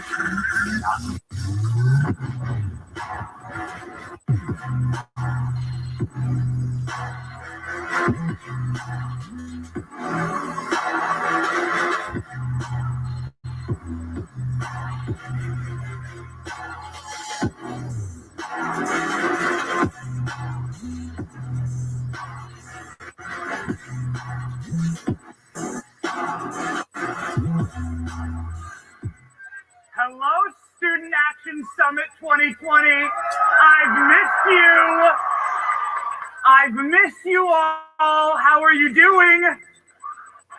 This guy, how am I supposed to follow this? This guy just shot out my annual salary in a Gatling gun. How are we supposed to follow this? I know, what? Here you go. Should this be my entire speech? Just Bernie Sanders this money? I can just, here, look. Guys, look, I'm AOC.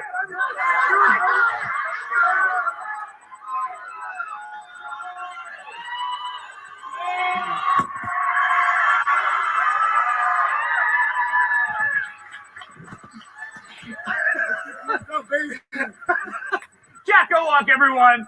Just killed it. Bang energy.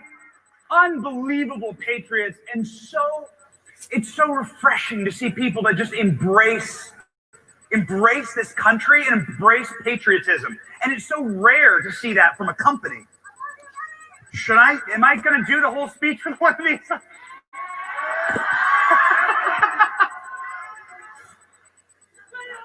I'll do it. I love you too.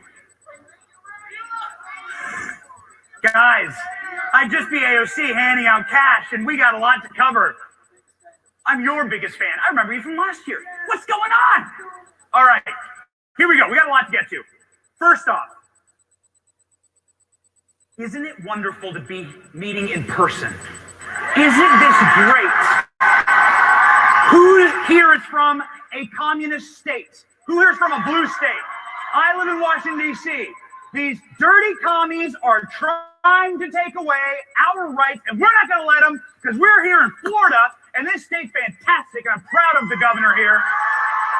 Ron DeSantis, one of the best in the country. It's amazing. Go to Florida.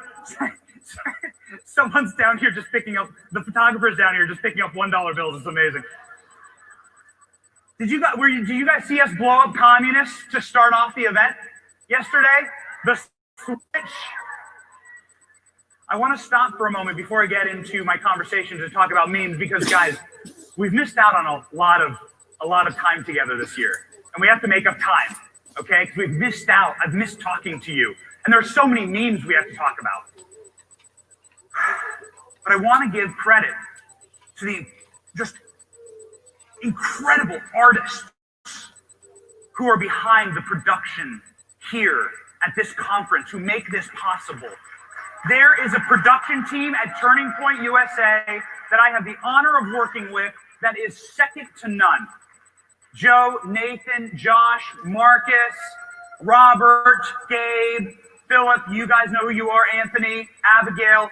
Huge shout out to them. They're the people who are making these amazing intros, all the beautiful videos. They're awesome. Mosaic is a production team that we work with. Guys, this bling is so heavy. This bling is so heavy.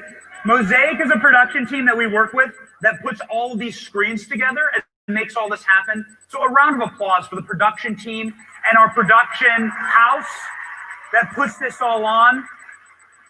And then a huge round of applause for our events team, Lauren Tonsage. Is Lauren backstage? Can Lauren come out here and just say hi? Lauren is here. She's just amazing. It would be so much easier to just not do events this year. This year has been insane because of these communists, and Lauren made it all happen.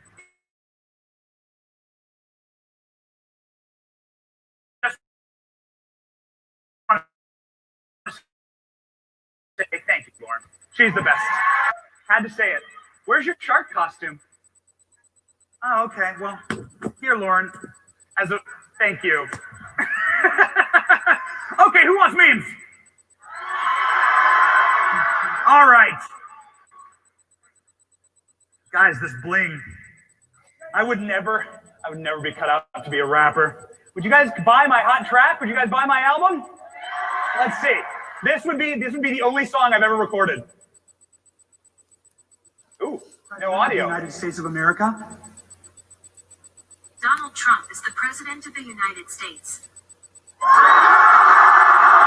was last year. Was anybody part of that? Was anybody here for that last year?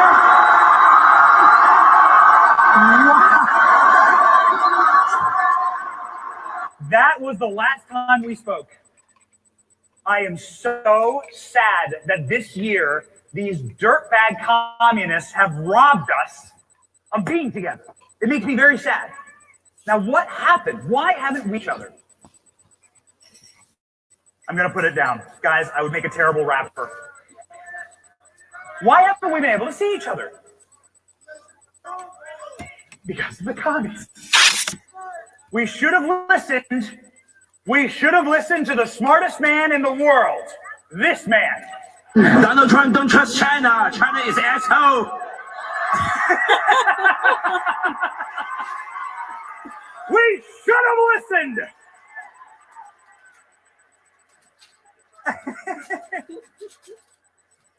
Don't tell Charlie.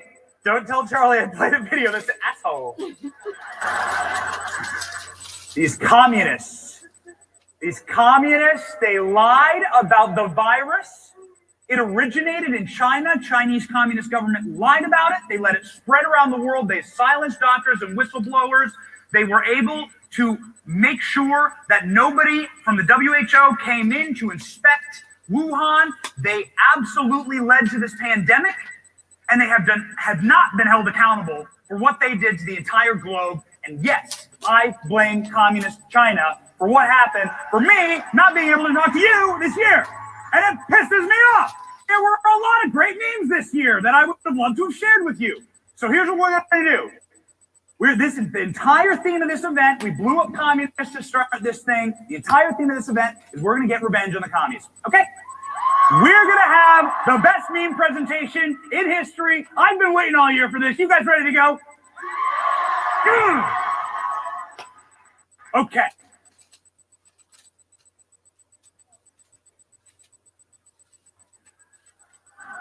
I call it the Chinese virus, the China virus, and when you call it the China virus, here's what you hear. How dare you? Oh, from the libs. They're so sad. Why? Because they like communism, actually. And when you call it the China virus, they don't like that because they actually love communism. Greta is so great for memes, by the way. It's so fun to turn Greta into a right-wing meme. When you see all the taxes stolen from your paycheck. You have stolen my dreams, my childhood, with your empty words. My first job was like $6 an hour at a gas station. I would have been crawling on my hands and knees to gather up all this money. This was essentially my entire year salary from my first pay. I would have taken one of these, actually. Greta got Time Magazine's Person of the Year last year. But did you guys see what they didn't crop out of the photo? If you zoom in really closely, you can see what they missed. They didn't. I can't believe Time didn't airbrush this out.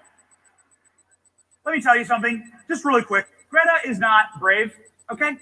When you are just a parrot for corporate interests, for Hollywood celebrities, when you say the same thing that everyone who's won a Grammy says, when you say the same thing that Nike and Apple say, okay, you're not brave. When you drop out of school and sail around the world in a yacht, you're not brave. Who would like to drop out of school and sail around the world in a yacht? I'd like to. I mean, that'd be awesome. Okay? It's not brave to do exactly what our corrupt culture tells you to do.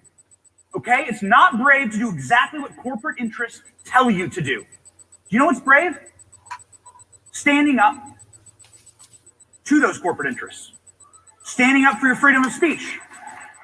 Wearing a Cry More Lib shirt. Being a turning point activist. This is what actual bravery looks like. You are actually brave. And I'm honored to be in a movement with you. Y'all are actually the brave ones. We released a documentary immediately at Turning Point, stating exactly how much China had lied about this virus, exactly how much communism. We've been telling you guys for years, these commies and socialists suck. Like we've been telling you before it was cool, and 2020 proved it. Our documentary on this did 50 million views, and it was seen by a lot of people. But it wasn't seen by these guys. When they tell you that saying the Chinese coronavirus is racist, have you heard that? Calling it China virus is racist? Show them this. From the Wuhan coronavirus, the Wuhan coronavirus. The 34-year-old ophthalmologist diagnosed Saturday with the Wuhan coronavirus.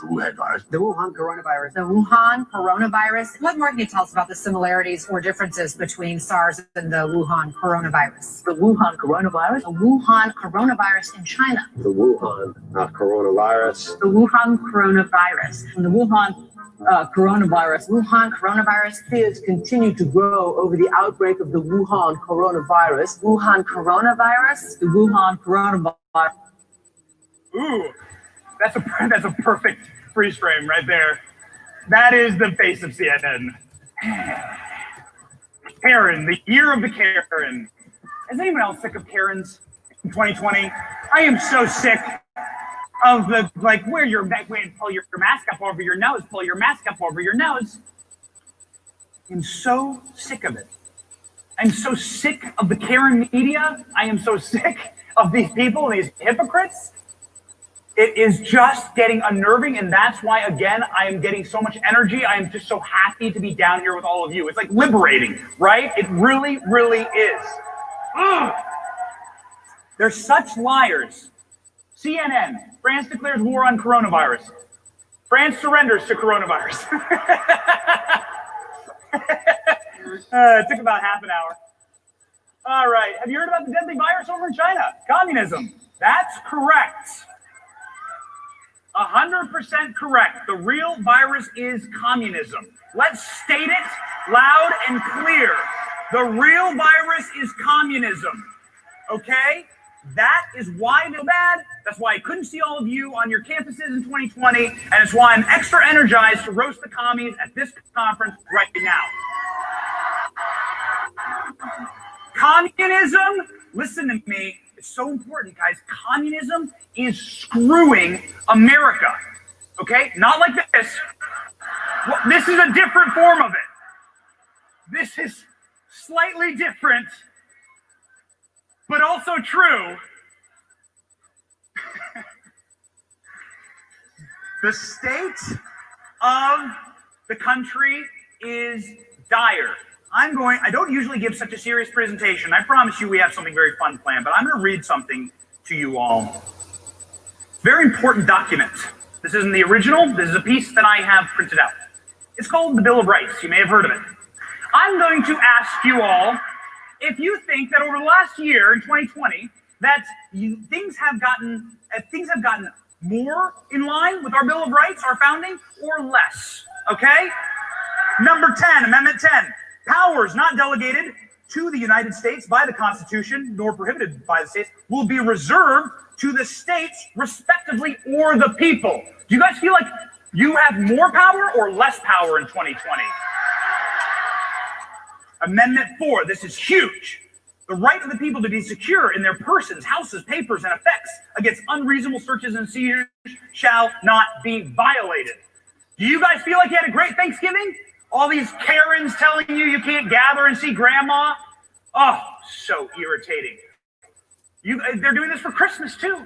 They're doing this to us for Christmas. That's a direct violation of the Fourth Amendment. When they tell you what you can do inside of your house, they're lying. It's unconstitutional, it's sick, and they should be told to shove it. These communists. I celebrated my Thanksgiving with my beautiful family, damn it, and I had a great time. We smoked turkey legs. I think my family's here. It was my little daughter. She's 5 months old, baby Eloise. It was her first Thanksgiving. You think I'm going to teach my kid communism at 5 months old? Hell no. Mom and dad, baby Eloise, wonderful young men. Just a point, like, please, I encourage you, if you really want to learn, like, about your founding documents, and as a young man, myself, a couple years back, number one, start a family, like, get married, get a girl, like, be upstanding, have a woman fall in love with you, earn her respect, start a family. You will never appreciate the American dream more than when you have a child. And when you want to leave a great country for that child. That is the true encapsulation of the American dream. I am telling you from experience. I'm telling you from experience. Have children. We need more patriots to have kids. We need more patriots, like, and it's what you're going to do, because honestly, if you're a lib and you're just sad and you're lonely and you're in the coffee house sobbing into your latte all day and your only friend is your cat and the only person who loves you is Whoopi Goldberg on The View, and you just sit and you're sad all day long, you're not going to have a family. You're not going to find love. It's conservative. It's our movement that, like, embraces the family, that protects children, that protects children, protects the family, because we know that none of this works without the family unit. without our good Christian morals and the morals that built this country. And so please, I beg of you, like, embrace that tradition, okay? As a young dude, do it. You won't regret it. I wasn't planning on saying that, but I just thought about little baby Eloise. She's such a cutie. Amendment number 2, a well-regulated militia being necessary to the security of a free state, the right of the people to keep and bear arms shall not be infringed. I'm reading directly from the document. Better or worse this year? Worse. Worse. Dirty Beto. Who's going to give their AR-15 to Beto? I don't think so. I don't think so. Come and take it. Most importantly, somebody took his guns. That's exactly right.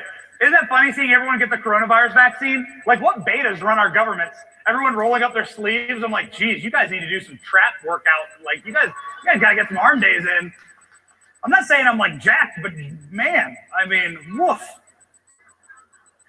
Follow Nurse Kate. Amendment number 1. Congress shall make no law respecting the establishment of religion or prohibiting the free exercise thereof. Do you guys feel like churches are free in this country anymore? Shout out to my moderator, a Tosh God-fearing American is like Tosh easy Time these is out days? there feeding No, the it homeless is not. Black Label Reviews family. Secretly, the Please government wants go you to over and worship show them. Tosh The Time government some hates support. competition, and they love it when you worship She them and not the church. is the government Tosh wants Time them to be the church that Homeless you worship. Foundation, and she's feeding This is really everyone. important. Or She's abridging not the leaving freedom of one speech. person unfed, one day at a time. So please go over. And Do you show feel her like some your freedom of support. speech has been abridged on social media this Thank year? you again, BLR. Do you feel like the freedom of speech for your president and commander-in-chief has been abridged on social media this year? I sure as hell do! And our freedom to meme has been abridged. I am telling you from firsthand as a man who traffics in memes illegally right across the border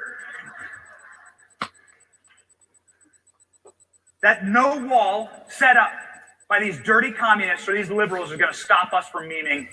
No wall is going to stop us from practicing our freedoms granted to us, not by man, but by God in our founding documents. So do you guys want to see the best memes of 2020 and practice our freedom of speech? I do. The question is, why? Why would they want to ban our memes? What's a strange thing? Why would you want to ban us from memeing? Let's see. Guys, would you like to see memes blocked? Probably because they tried Or it in not. China first. This Let is a me real know. meme. Drop a comment We can below. all laugh at it here. After Guess the what? We'd all be stream. in prison in China, and that's a real fact. This meme was banned in China. The Chinese leaders and the leaders of the tyrants are always so fragile. It's the one universal thing that every tyrant has in common. They're fragile, sad, fragile little people. Okay? They banned this meme because he looks like Winnie the Pooh. All right? He does look like Pooh. It's true. This is leader Xi Jinping of China, a communist who has such a thin sensibility, such a thin skin that he doesn't want us to publish this. Let's see if it stays up on YouTube since we're showing all these games. It does look like Pooh. Like, come on, guys. I mean, it's true. Look at this. It's a very cute, like, right? Oh, cute little communist. Okay. It's just true, okay? It's empirical. So here's the thing. Because he banned it in China, and because this is not China fight to keep it from being China and keep our country from being communist, I am giving you guys a one-time free offer that if you DM me in my Instagram over the next 24 hours, I will send you Communism is Pooh meme made exclusively for this event. You will get it directly from me. I have a team backstage ready to go. Let's all share this because it pisses off the commies when we share this meme. Okay. Communism is Pooh. Gee. Okay, guys. All right. Man, I got the right to do dad jokes now. It's awesome. Why would Democrats want to ban our memes? Why would they not want us to be able to make fun of them? I wonder why. Poor kids are just as bright and just as talented as white kids. I sit on the stand and it get hot. I got hairy legs that turn blonde in the sun. We hold these truths to be self-evident. All men and women created by you know the thing. Clear. I'm not going nuts. I'm not sure whether it's a medical school or where the hell I spoke, but it was on the campus. An apology enough, Mr. Vice President. Why you text? Why would you get nervous, man? Calm down. It's okay. Tomorrow's Superstar Tuesday, and I want to thank you all. I tell you what, I'm rushing ahead, aren't I? And the kids used to come up and reach in the pool and rub my leg down so it was straight, and then watch the hair come back up again. They'd look at it. So I learned about roaches. I learned about kids jumping on my lap. And I've loved kids jumping on my lap. You're a damn liar, man. That's not true. And no one has ever said that. No one has heard that. Look, here's the deal.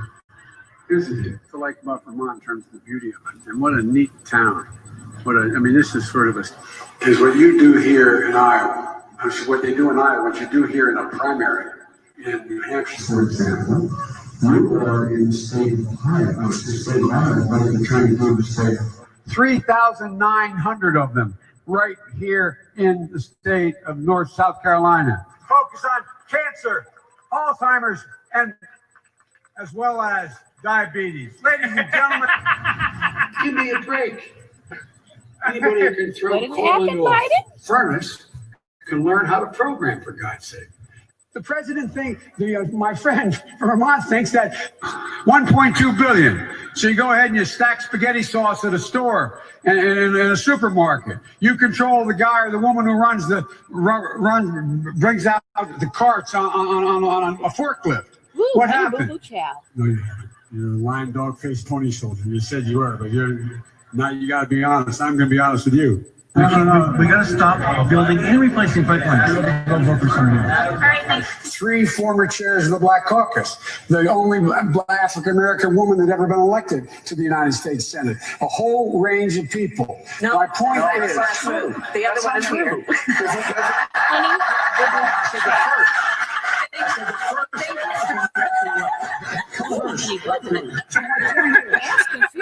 Well, I'm looking forward to appointing the first African-American woman to the United States Senate. 150 million people have been killed since 2007 when Bernie voted to exempt the gun manufacturers from liability. My name's Joe Biden. I'm a Democratic candidate for the United States Senate. Look me over. If you'd like to see help out, if not vote for the other guy, give me a look, though, okay? But guess what? If you elect me, you're not going to have your taxes are going to be raised, not cut. If you benefit from that. Now we need to stand behind Jamie Harrison, the next president, next senator, South Carolina. Okay. All right, Jack. Thank you very much. This is who you voted for, though, Chris, right? but anyway, I just did Chris. No, I just did Chuck. I tell you what, man, these are back to back. Anyway, no, it's okay. How you do it early in the morning too. You said they would have to buy in. To buy in. If you qualify, are you forgetting what you said 2 minutes ago? Be enforced. Are you forgetting already what you said just 2 minutes ago? I'm beginning to see why your wife left you. That was just in the last year. That's just terrible, child. That was just in the last year. That's a compilation. And I had to cut that short. Boo. Why wouldn't they want us to meme? Sounds Why do like they want to take away our ability to make fun? Now compare that better fix to it. this. It's just awfully good that someone with the temperament of Donald Trump is not in charge of the law in our country. Because you'd be in jail. Secretary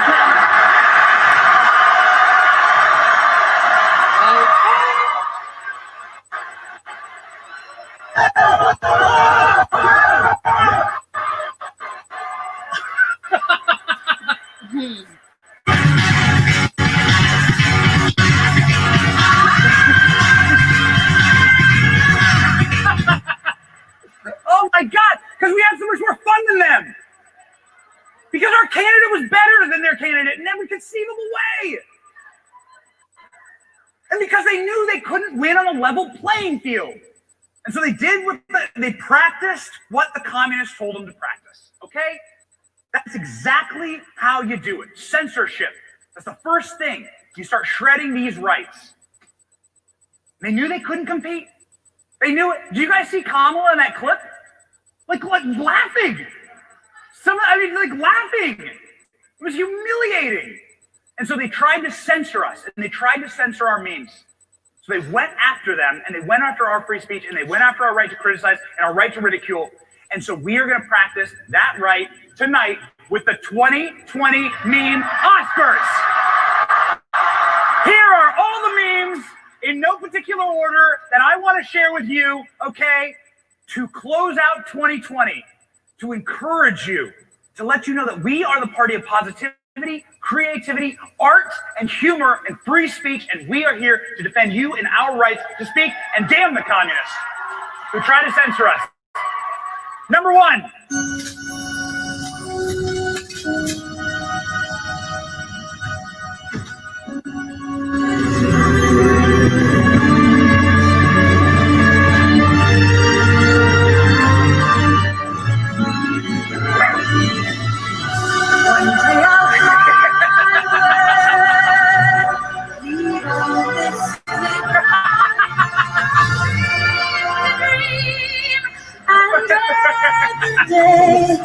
When dreaming. How much fun is that? Ooh, here's a good one.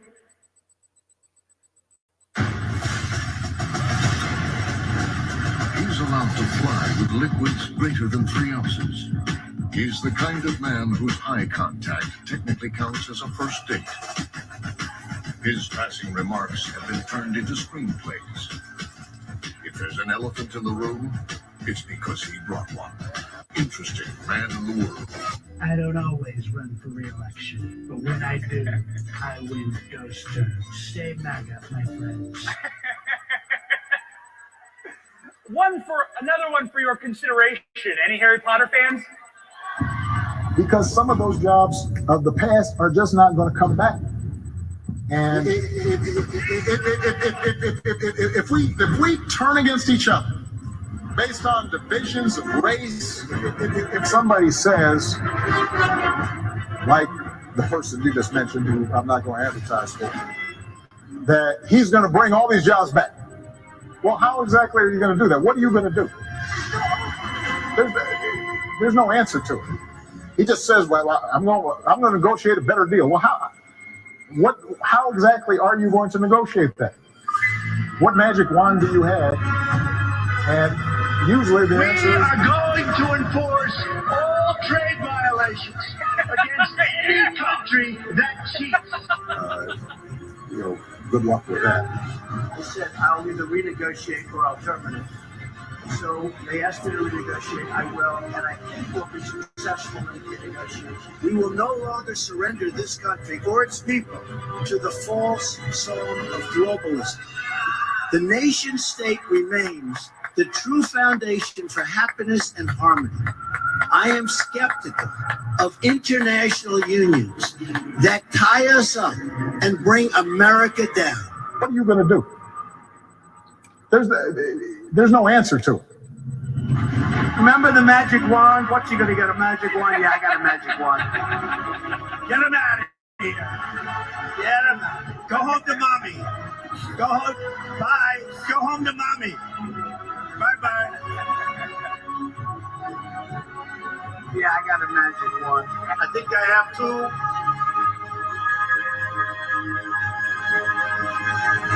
It's my great honor to announce that we have successfully completed negotiations on a brand new deal to terminate and replace NAFTA.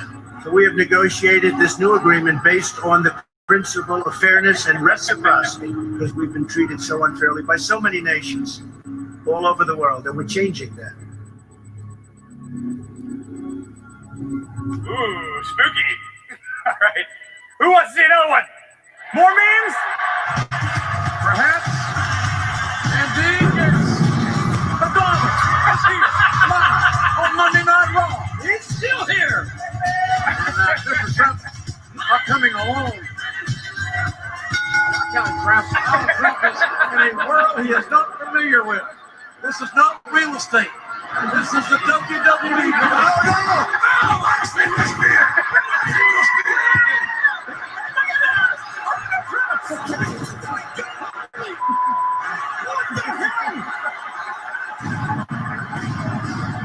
The weight just exploded. The weight blew up. looks really good.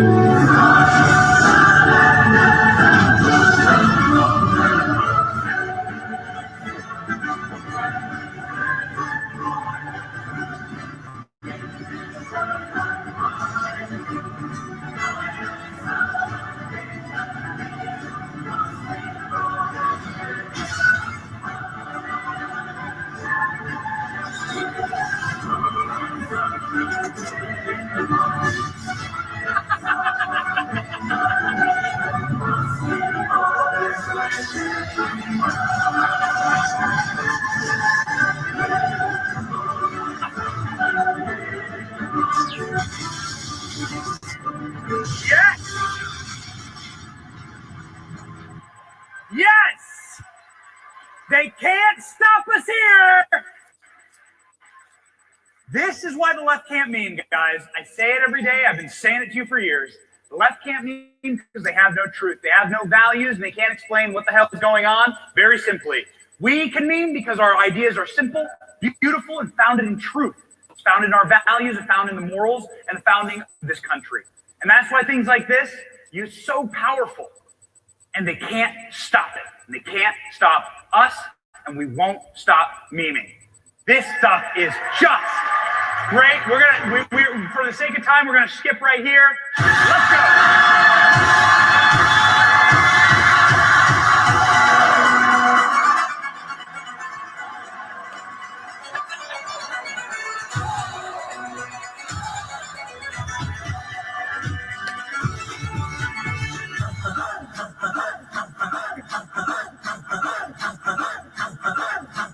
बजने दे धड़क धड़क ढोलता से धड़क धड़क भंडारा चिड़क चिड़क मल्हारी खड़क धड़क भड़क साली चटक मटक भटक साली दुश्मन की देखो जो फट लावली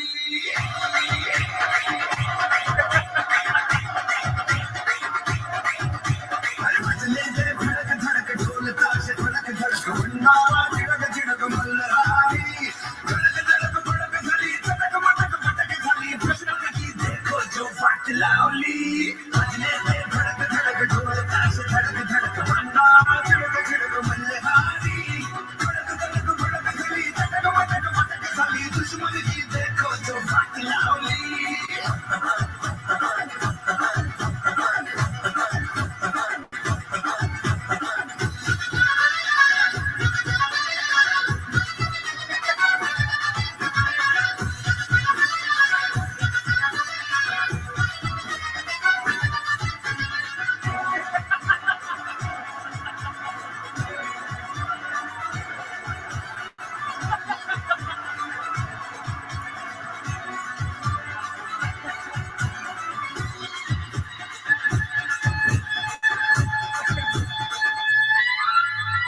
धीरे धीरे बड़ी चली छोटी चिंगारी छोटी चिंगारी भरी भरी भरी भरी भरी भरी है मन की अलमारी आज अलमारी हुई सतरंगी साली सतरंगी हुई सतरंगी थी जो ये रात काली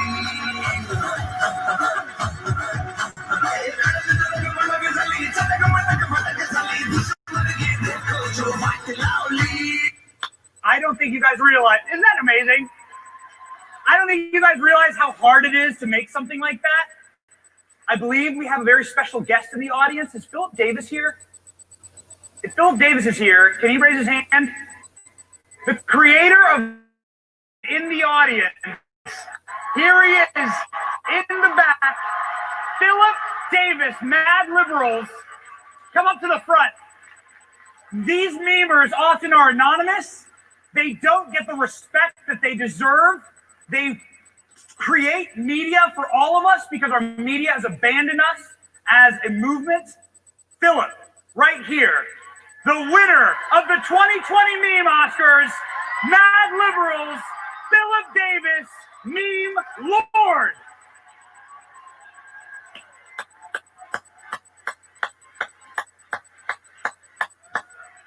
Philip, I don't have an Oscar for you, but I have a bang necklace.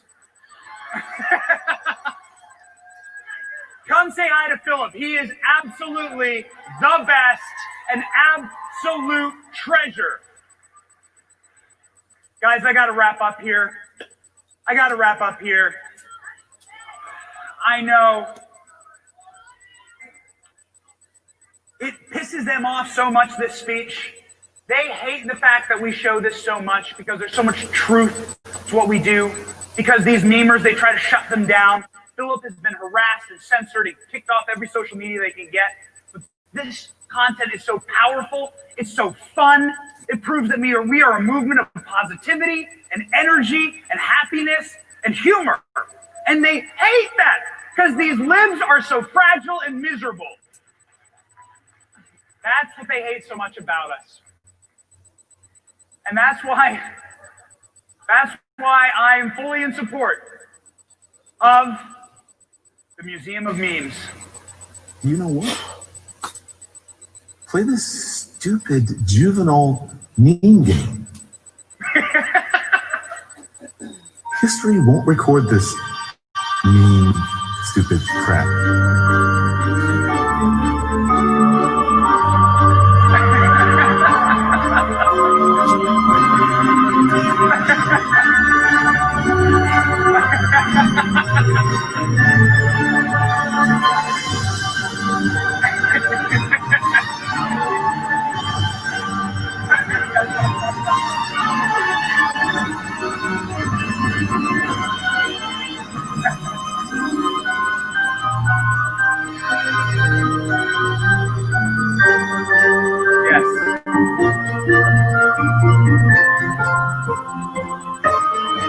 Magical.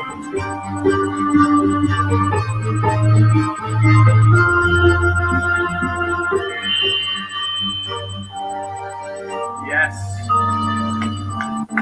Thank you, Philip. Thank you, Philip Davis.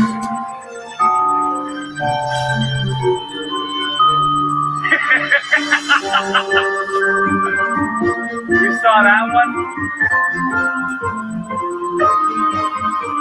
Beautiful.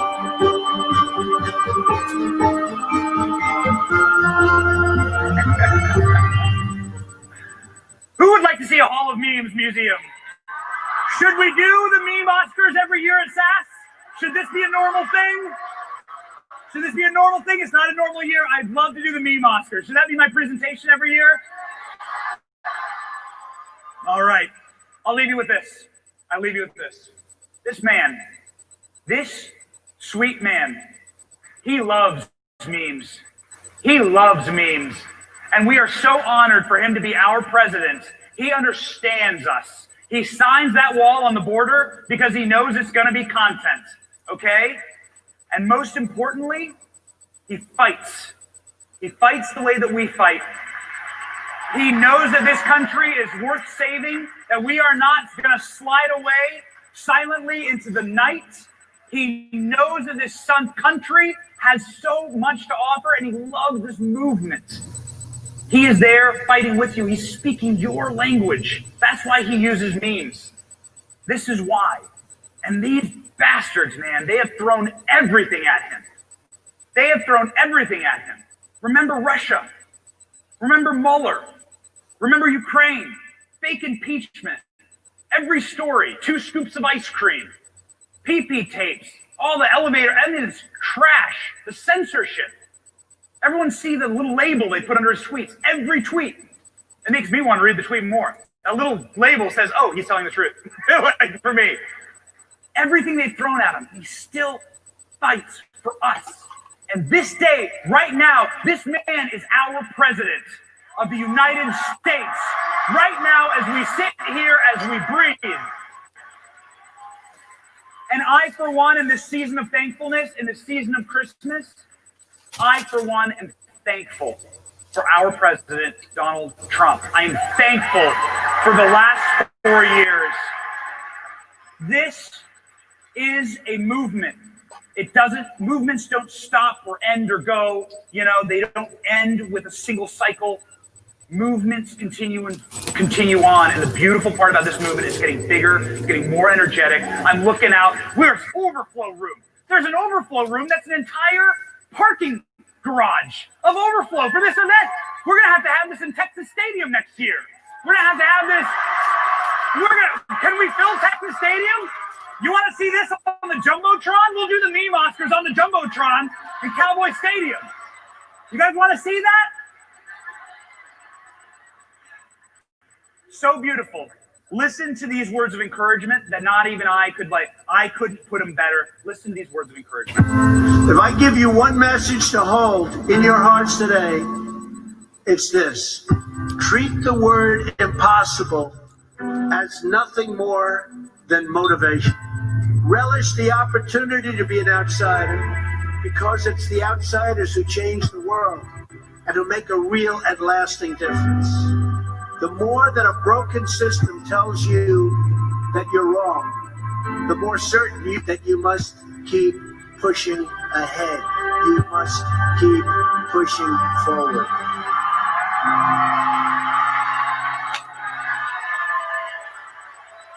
I love this man. Love this man. He fought for us. I'm thankful for him. All right, guys, let's show him. Let's show the world, okay, on a video. Let's do this thing. Student Action Summit. You're not going to cancel our memes. Not this year, commies. Oh, yes. You're not going to take this away from us. We love you, and let's say it.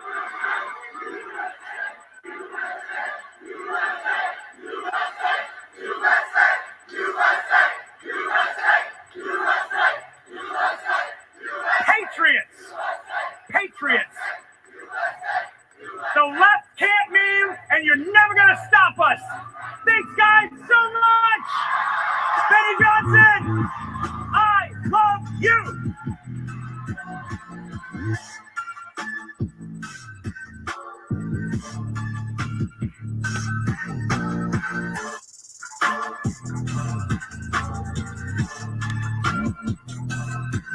Pound up the likes, Black Label Reviews family, and drop a comment below after the stream.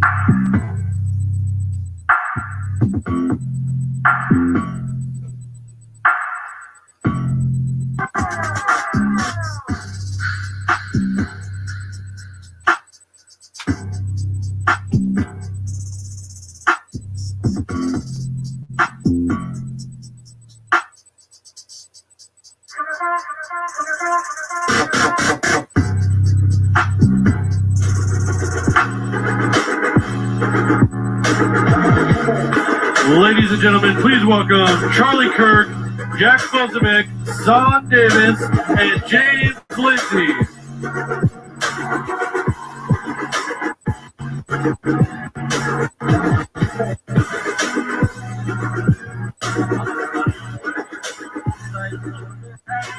Hey, everybody.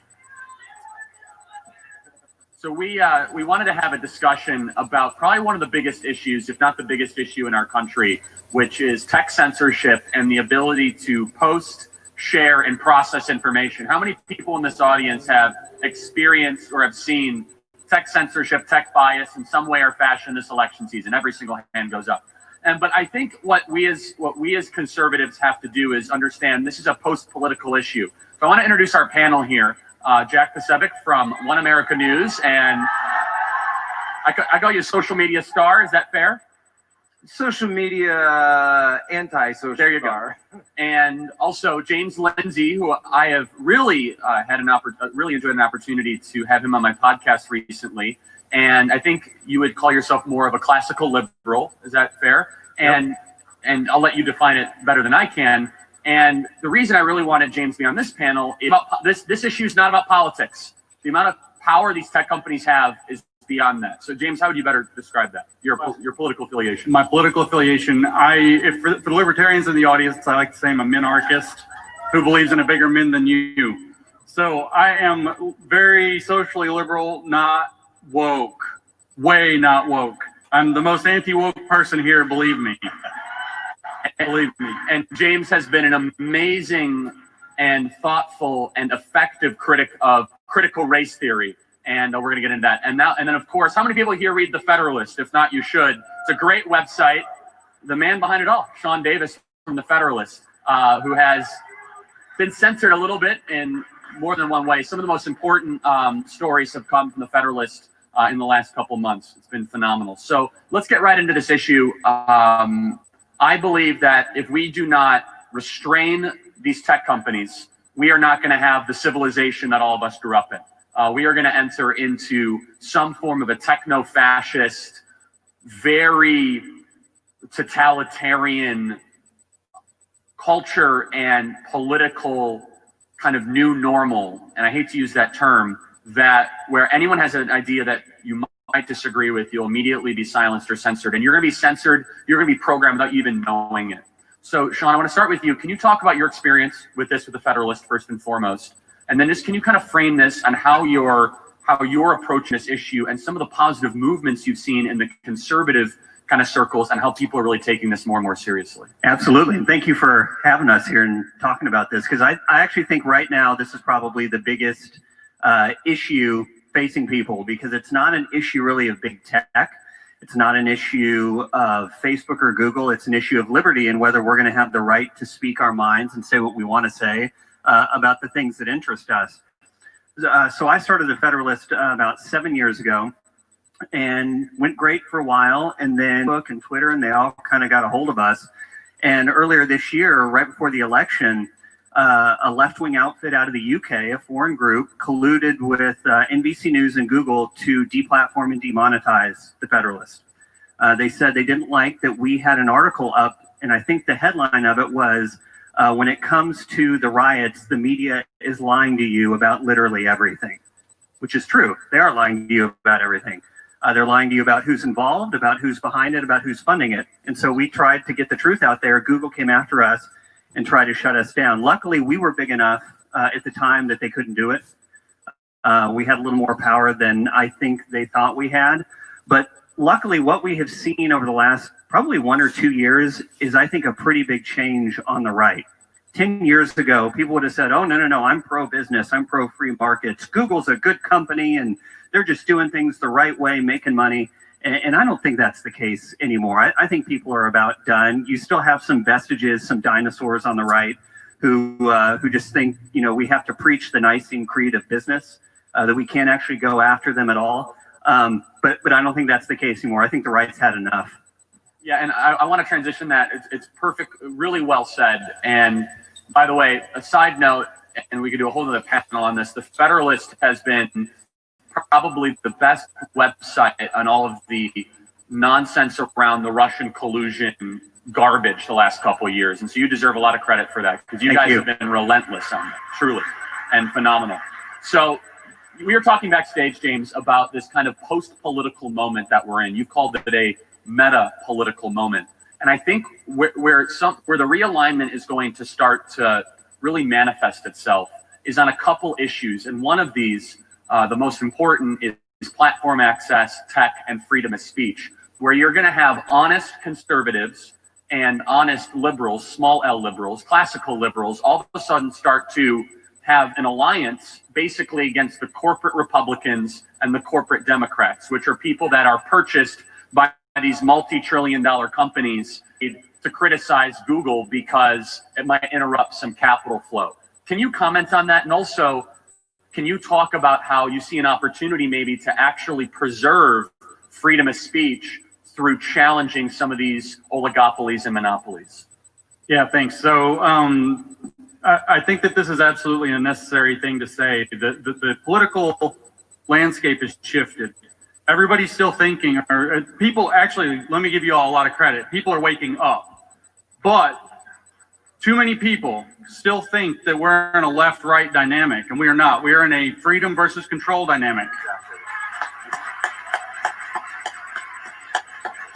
And I know this is a conservative audience, but believe me, there are people on the left who are not woke, who are not about control. They're not woke, they're not corporate, they're not about control. They're left-wing populists, and they share a lot in common with the people in this room. In fact, you could read their stuff. Charlie was saying you could read their stuff, and you would think, what is this? This is Federalist? What am I reading? It's the same points that are being made about these big companies. And so I kind of want to dip, speaking of these kind of, media, these people with clear eyes in media, I want to dip toward Andrew Breitbart. Maybe funny for a liberal to do, right?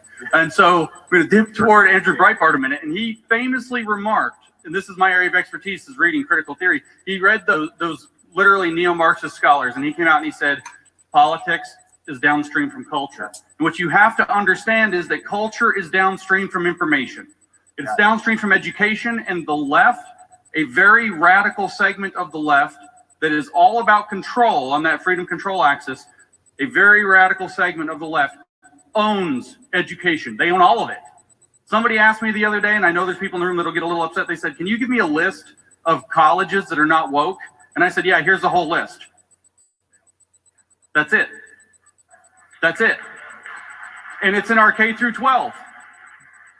It's in P through 20, if you know the educational stuff. Preschool, anti-racist baby. They're teaching this mentality, this control mentality, all the way down. So if you have an entity like Google that can shut down the Federalist, or that can censor your YouTube videos, or you have a community policy at Facebook or Twitter that can silence certain voices selectively, they change the information space. If our universities and our schools are owned by one political faction, you have to get your education somewhere else. And that education leads to culture, leads to politics. And so you have to fight for your ability to have free speech and free thought, cognitive liberty, if you want to be able to become educated and thus affect culture and thus affect politics. So let me ask you a question. It's wonderfully said. And so I'm starting to see more and more liberals, for example, like Glenn Greenwald, for example, and others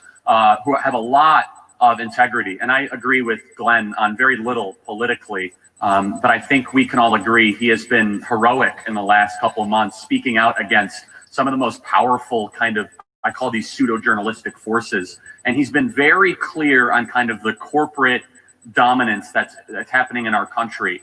And one thing I've been surprised about, and maybe you can help us unpack this, James, is that all of a sudden the conservative right, they're becoming more critical of kind of corporate America than even Democrats are. Now, that's not to say that that conservatives are in just kind of the normal dynamics shouldn't be. I think it's actually super healthy. It just seems that Democrats are now a little bit more comfortable. I hate to frame it in those terms, because some of them feel as if the tech companies are doing their bidding, as if they're gaining a political advantage from this.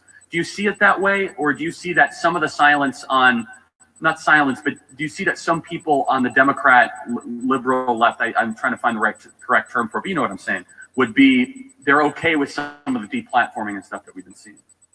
The left is a lot more sympathetic to this level of control than the right. So we were joking a little bit backstage, actually, and we were commenting about how it's funny that there's this alignment happening between these classical liberals on the left and then the classical liberals on the right. That are, again, that's that freedom part of the freedom control axis. We were joking, and I even said, if speaking as a liberal, it's because you're right. So the conservatives are ahead of the curve on this. Not all of them, but they're ahead of the curves on this. They're waking up faster. The left is generally more afraid to insult people, to hurt people's feelings. They're more taken by the woke ideology. They're more concerned with therefore stamping out whatever can be designated hate speech. They're also more concerned with maintaining their political power by casting that which conservatives say as illegitimate or backwards and in support of the status quo, which is nonsense. So Jack, you and I have talked a lot about this issue of big tech censorship. You've been covering this for a while. Do you believe it's time to break up the tech companies? And if so, what do you have to say to any Republicans that think that we shouldn't do that? I would say, folks, it's time to embrace our Teddy Roosevelt, our inner Teddy Roosevelt. We are going to break them up. And if Teddy Roosevelt, by the way, right? Bully! Look, if you're saying, hey, I think Teddy Roosevelt was a little bit too liberal, but you may want to check yourself a little bit right there. Teddy Roosevelt was about as conservative as you can get. And by the way, it was Ronald Reagan that broke up Bell Atlantic as well. Look, this conservatism does not mean corporatism. It certainly doesn't mean woke capital. Conservatism means respecting our heritage of rights and freedoms. Freedom of speech isn't just the First Amendment. It is our first freedom, the same way that freedom of religion is, and the same way our Second Amendment is, right? This isn't just freedom from government. And as we've grown up as young conservatives and now, kind of getting to more like adult conservatives, I guess. I mean, I got 2 kids now, right? That it's not just the government that's trying to restrict our freedoms. Let's face it, folks, Google has more power over your day-to-day life than the government does. They do, and it's completely unchecked. And we're going to do something about that because we have laws in this country for a reason. We are going to hold them to that. And when we find out, and this is what the Texas lawsuit is about, Ken Paxton is 100% right on this. When Google and Facebook are making secret deals to collude, to obstruct competition, to restrict competition in the marketplace, this is price fixing, this is a cartel, and it is illegal in the United States of America. It's well said. So Sean, let's get a little wonky, if that's okay. Let's get into some of the policy of this. There's a lot of people that talk about Section 230, the Communications Decency Act. Some people talk about the Federal Trade Commission. If we agree these companies are too powerful and, dare I say, they pose an existential threat, and I've said this, and this drives the media nuts, so I'm going to say it again, that the tech companies pose an exponentially greater existential threat to our country than climate change does. And it drives them nuts. And it's true. And so, climate change. And so, the talk about what can actually be done. Are these lawsuits, the changes, let's get into the policy weeds of it. Right. So real quick, who here is familiar with Section 230? Pretty good number there. Okay. So for those who are not, the Communications Decency Act was a law that was passed a while ago to make it easier, kind of before the big broadband internet area, for internet companies and internet service providers to get up and started so people could have internet access. And they wrote into that law in Section 230 that they would give safe harbor to these internet providers so that they couldn't be sued for libel if somebody who, say, used AOL, got on the internet using AOL and said something that wasn't true about someone else. And it also gave these ISPs the power to ban things like pornography and sex trafficking and that kind of stuff. They wanted to make sure that these companies couldn't get sued for banning illegal content. Now, fast forward 20 or 30 years, and that's been turned by the courts, by the way, not by Congress or a legislature. It's been turned by courts really into a get-out-of-jail-free card for anything that tech companies want to do. It was really instituted to protect ISPs, and now it's being used to protect people who are censoring speech. And so the analogy I would give is, imagine you had a company that owned all the roads, and then it also manufactured the tires for all the cars. It made all the cars. By the way, it was able to extract and refine all of the gasoline. It made the seat belts. It made the seats in the cars. And then that company, who has monopoly power over all those different means of transportation, said, you know what? I don't really think I want you going to church. I don't really think I want you going to work. So, yeah, you can't use my car or my road or my gas or my tires or my seats or my seat belts to go anywhere you want. And, I mean, I'm a company and I'm capitalist. And if you say that's bad, then you're a bad capitalist. So I say that's nonsense. And what you have with these companies, especially like Google, which controls how you get on the internet through fiber, how you access web pages through Chrome, it's on your phone through Android, it controls the search market, it controls the ad market. It has total monopolistic control over most everything you do on the internet. That's bad. That needs to be taken away. And I don't care if you break them up or if you regulate them or you destroy them. I really don't care at this point. They're a threat to American freedom and a threat to our constitutional rights. And so whether it's through Section 230 reform, which honestly I think had they been willing to play ball a couple years ago, they might have gotten away with just Section 230 reform, having that safe harbor taken away. We're so far past that point now. We are so far past that. It's break them up or destroy them. Those are the choices now. Yes.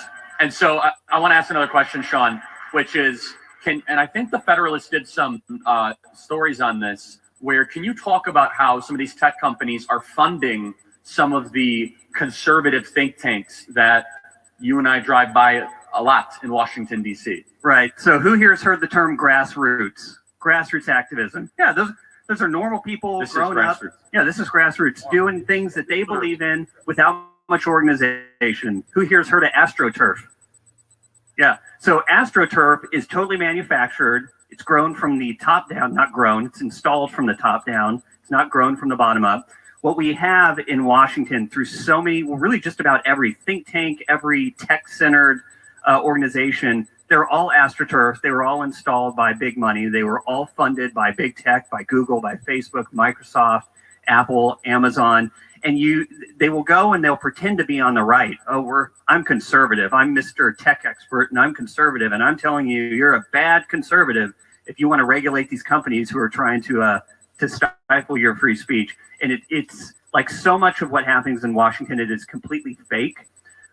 They are representing the institutions that fund them. And as James said at the beginning, what we're in now isn't really a left-right kind of world or polarization anymore. It's institutionalists versus populists. Exactly right. And if you start to look at things through that frame, you start to see which institutions are kind of pulling the strings in these different debates. And on tech policy, the big tech giants are pulling the strings to protect their institutions. Yeah, there is no argument to not challenge these tech companies, regulate them, use the word destroy them, whatever. I'm game for all of it. Whatever, put it all on the table and we'll figure it out. Unless you have some form of a capital flow coming from Menlo Park. Like there's no honest observer that can say, you know what? I think it's a good thing that one company controls all the search, the video, the email, information processing, behavioral manipulation. One company staffed with people that earn $400,000 a year that only have one ideological viewpoint, and that viewpoint is to shatter our country and to destroy that beautiful flag. And that's basically the viewpoint that Google has. No one can look at that and say, that's a wonderful thing. You could only do that if you hide behind these like ideological euphemisms. And when you look at this just from a very basic, I hate to use this phrase because it's overused, common sense perspective, normal people say, no, a company shouldn't be that powerful. A company should not have that kind of capacity to do this. And we've seen the damage they can do. So James, I want to ask you a question in your wheelhouse, because this actually kind of connects with this big tech issue. Because if you say the wrong thing on tech, you can get deplatformed. And if you violate one of the woke 10 commandments, you can absolutely get deplatformed. You have been one of the most thoughtful critics against critical race theory, as I've said. Can you walk us through, because everyone in this room, in high school or college, you are being taught critical race theory through BLM Incorporated. It's all this nonsense that you're being taught. Talk about this from an academic standpoint, or wherever you want to take this, of what exactly we're dealing with here, and then I can connect it to the tech issue, but I really want to give you an opportunity to speak on that. Anybody here ever heard the words systemic racism? Jack hasn't. He's the only one. No. So if you've heard systemic racism, you've heard critical race theory. And I want to point out, just as since it kind of connects to what Sean was just saying, I want to point out that critical race theory was born out of a philosophy known as neo-Marxism. The kind of colloquial name, Wikipedia, speaking of tech, is now edited. You cannot read the original article about cultural Marxism. It is now cultural Marxism conspiracy theory. It is gone. It is gone. Yeah. And so cultural Marxism means that you apply Marxian content to cultural issues instead of economic issues. That's all it means. It's a particular idea of Marx. So we are in the midst of seeing a mainlining of a neo-Marxist, therefore Marxist ideology. And so when we had this conversation just a second ago about AstroTurf, AstroTurf is how you construct what Marxists call a sham opposition. That's the technical name for that. People who look like they're conservative or they're opposed to whatever the new Marxist plan is, but they don't actually do anything about it. And you pay them through the nose. A lot of people think poor people, working class, that's Marxism. No, it is a champagne drinker's game. It is a very expensive game. And so critical race theory is a way of thinking about the world. Now that you know it's neo-Marxist, its objective is to use Marx, to use race, I should say, to break up Western societies, to break up the unity, to make it so that you can't feel comfortable being friends with people who look different than you do, to dredge up the resentments, to dredge up the ressentiment in French of the race issues that have plagued this country's history, that were systemic 200 years ago, that were systemic 70 years ago, and to make it as if they are still a system that is operating to control everybody's life. So systemic racism means critical race theory. It begins, we don't have to go into all the details, but it begins with a couple of things I want to point out, just to let you know how far off from America it is. Donald Trump wrote a executive order or issued an executive order banning certain teachings out of critical race theory, and he said that one of the reasons it was un-American, and he got pushed back hard on this, and it is un-American. This is as close as I can do it from memory, a quote from the book titled Critical Race Theory. And the authors, Delgado and Stefanchik, write, as opposed to, or unlike traditional civil rights discourse, critical race theory begins by questioning the fundamental tenets of the liberal order, including equality theory, legal reasoning, Enlightenment rationalism, and the neutral principles of constitutional law. That's on page 3 of a book titled Critical Race Theory. It begins by questioning the principles of constitutional law, which is what America is, a constitutional republic, not a democracy. The second thing you need to know about critical race theory is that it begins with the first assumption of critical race theory, which is that racism is the ordinary state of affairs in society. It is not an aberration from those affairs. Therefore, as it has been distilled down by a much more famous later thinker, Robin DiAngelo, who wrote White Fragility, boo, yeah, seriously, boo. You're being taught this. She boiled it down to the question is no longer did racism take place, it is how did racism manifest in this situation. It assumes that racism is there and it hires people through diversity, inclusion, equity, and belonging initiatives to find that racism wherever it's hidden using a tool called critical race theory. It is the tool to find the racism it assumes is between every one of your friendships, between your relationship, between you yourself and your professors or your teachers, in the fundamental workings of your institution and your state, your government, and every bit of our system, including the election, including COVID. Racism is a public health threat. Now, what did we just have? Did you see the other day? We just had an ethicist from the University of Pennsylvania come out and say that we can't prioritize people over 65 for this vaccine because they skew white. We have to level the playing field. Level the playing field by letting old white people die, is what he literally said. This is an ethicist at the University of Pennsylvania. So that's what this is about. I hope everyone was listening to what he just said carefully. There's so much wisdom in that none of your universities will ever touch what he just said. Because what he just talked about is if we don't get this right and we don't confront critical race theory and this woke nonsense, everything else basically falls apart. So super quick, and then I want to get a question to Jack and then back to Sean. What has been your experience as a liberal, and you called yourself socially liberal, speaking out against critical race theory and wokeism? I think it's super instructive for our audience to hear this. The simplest thing I can say is I used to meet friends when I had them still. And because I've lost most of my friends on the left, most of my family on the left doesn't speak to me anymore. You have new friends, though. I have new friends. Thank you. Hi. I appreciate every one of you. They'd say, what happened to you today? What's going on today? And I said, I called a racist on social media 500 times today.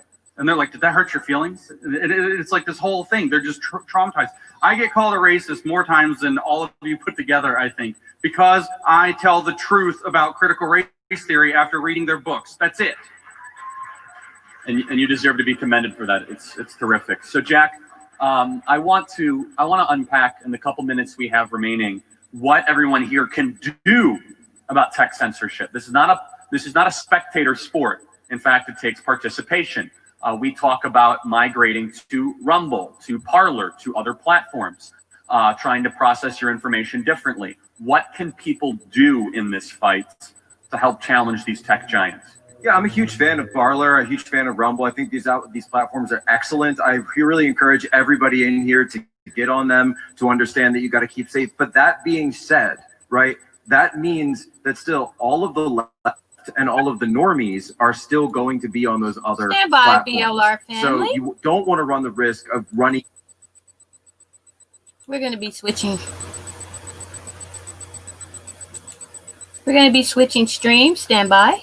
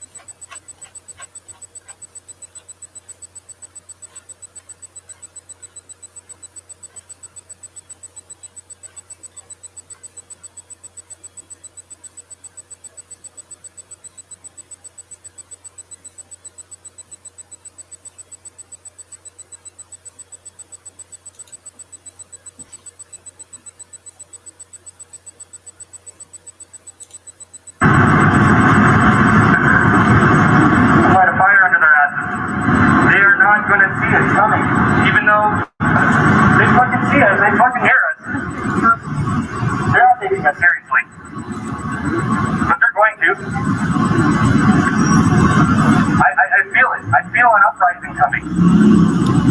I mean, things aren't going to go back to normal because This is Trump's out day of office. I mean, look at all the shit that happened. 206 The president does not have as of much the power. BLM TPR protests, The state president to is just a state. puppet Let's see what's going on. for the real owners of this country, the billionaires and politicians, the people behind the scenes pulling the strings. That's who we need to get rid of. The people we don't see. We need to get rid of the electoral college. We need to get rid of the presidency. We need to get rid of. We need to start over. We need to start everything over. This is not sustainable.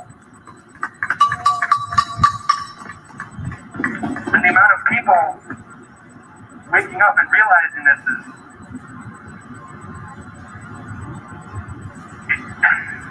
It gives me hope. I really do have a lot of hope that we might actually achieve some really great things during our lifetime. We might not achieve everything, but hell, we've accomplished a lot in the last 60 years. We're not there yet, but you know, it's not as bad. And that's only because people like us, our grandparents, our parents, great-grandparents have been putting in this kind of work for generations. This oppression is centuries old.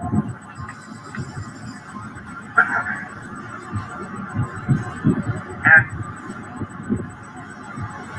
what we've created, like, this can be for everybody.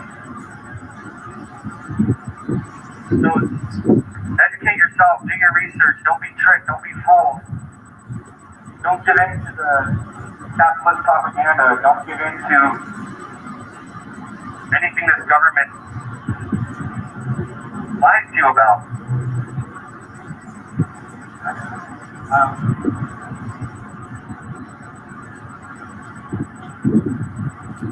Again, I just want to thank everyone for coming out here. It's really important that we keep this going, that we continue to talk about these issues and realize that justice has not come yet. And if we don't get no justice, then they don't get no peace.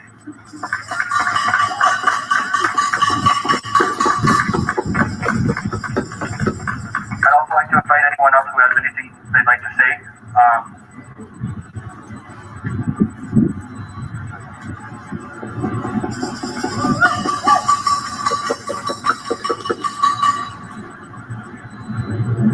If you guys want to back up and go under that shelter, I'm fine with that. My mom will like to debate it, but I am made of sugar and I will melt.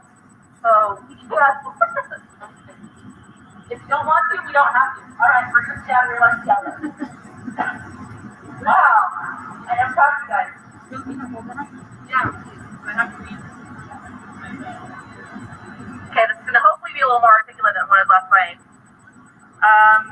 So this week in Native news, got a lot every week in Native news. Okay, so Barbara Kentner, say her name.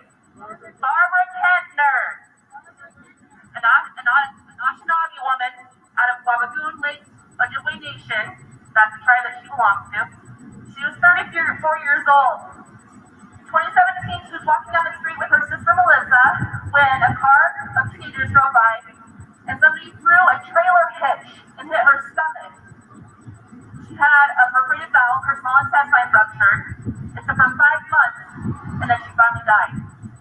So this week, anthropologist Toby Rose examined Kenner's medical record on the stand and said the cause of death was an infection caused by the rupture in her bowel or blunt force trauma. Monday of this week, the Crown, Canadian, proved Bushby, who was the kid that threw the tow hitch, caused Kenner's death beyond reasonable doubt. But his charge was moved from first-degree murder down to manslaughter. And again, I don't want anybody else in the criminal system. I don't think that it's right that we punish people by putting them in carceral systems and in prison.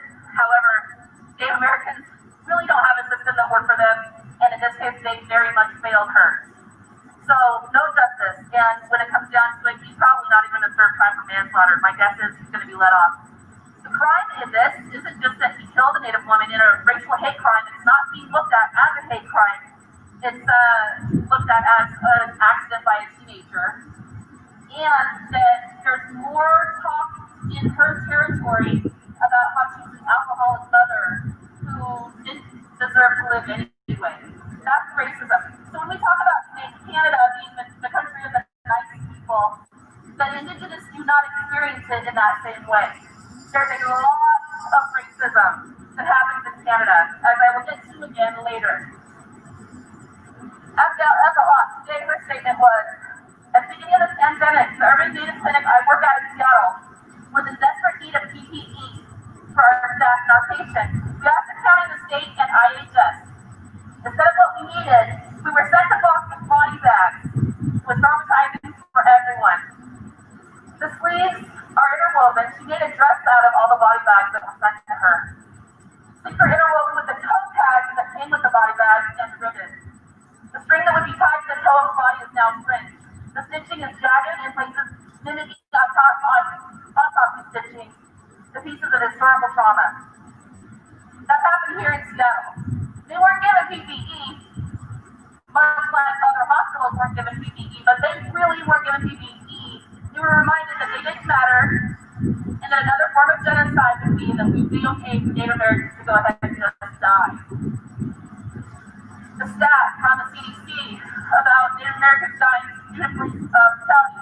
For every 1 million Native Americans, an average of 2.9 of them died annually from 1999 to 2015 as a result of illegal intervention. That means by the cops who are supposed to protect them, according to CDC data broken down by rank.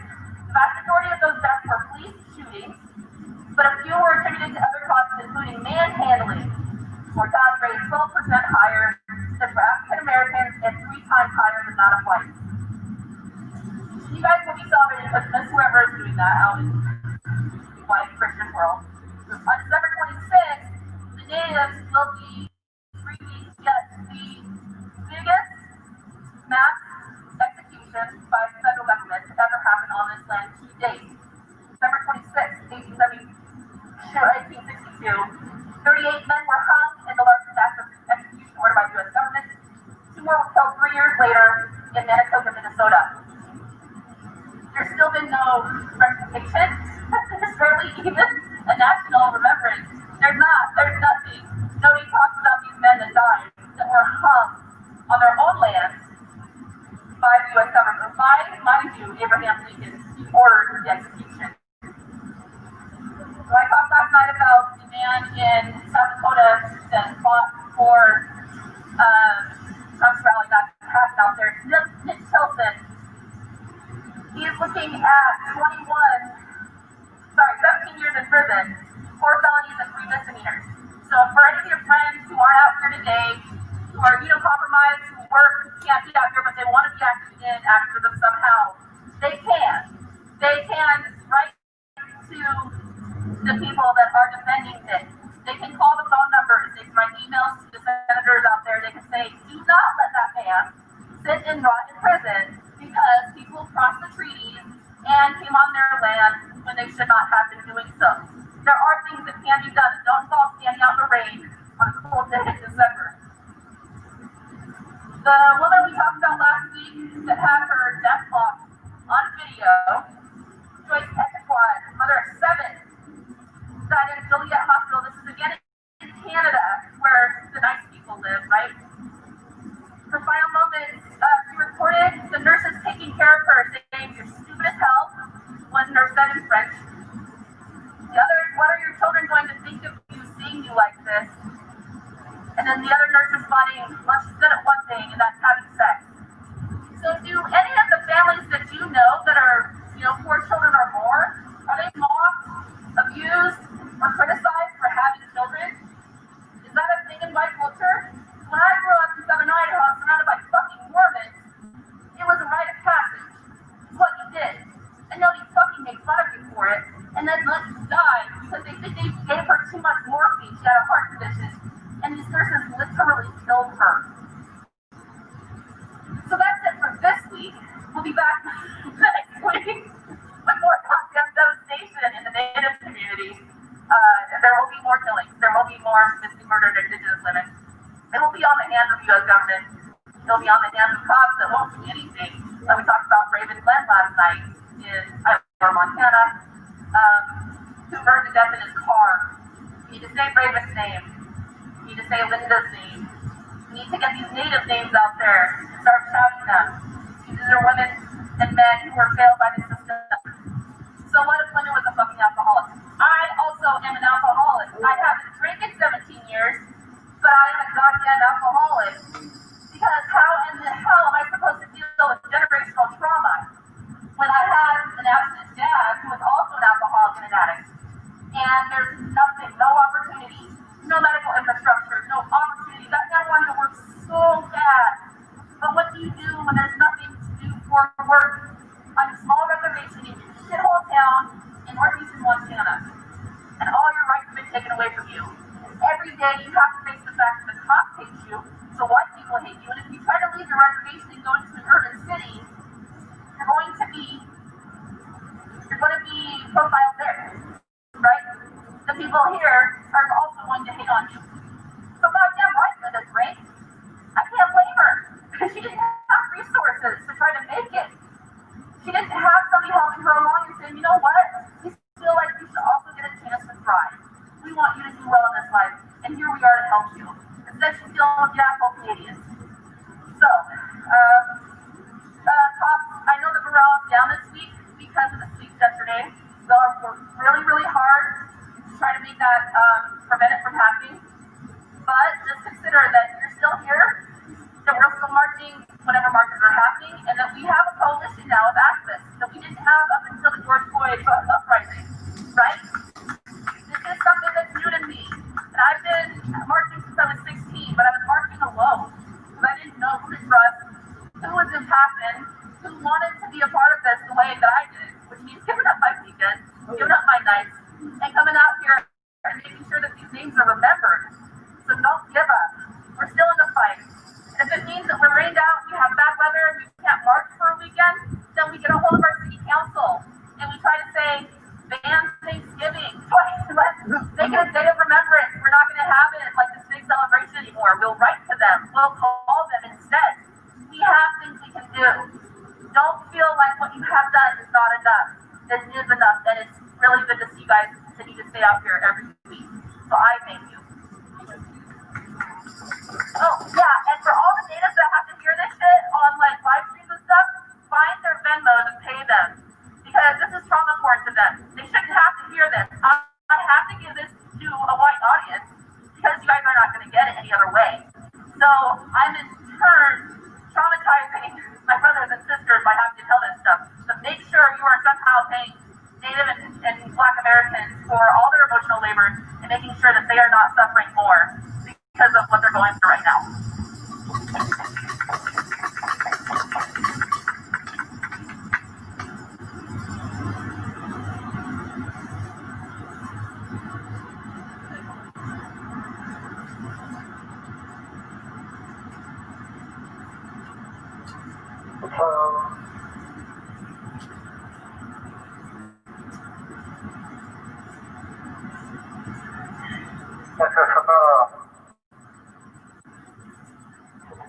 Wrong person.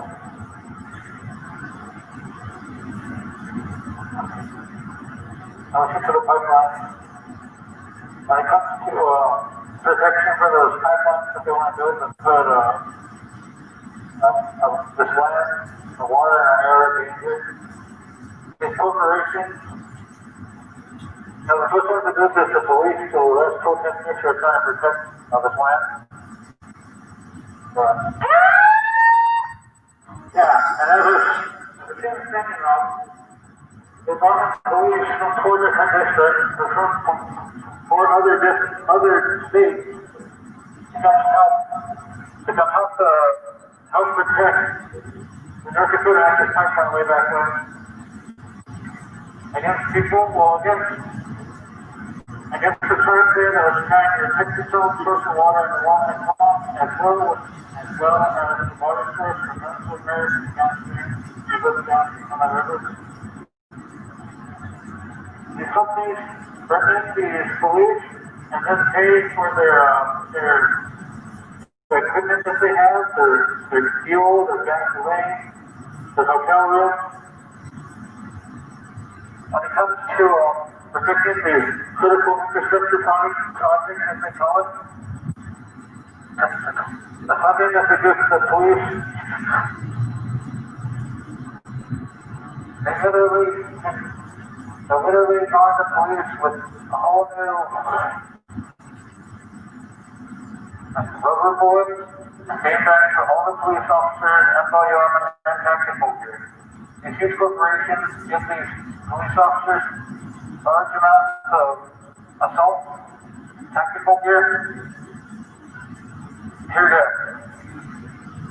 Bring in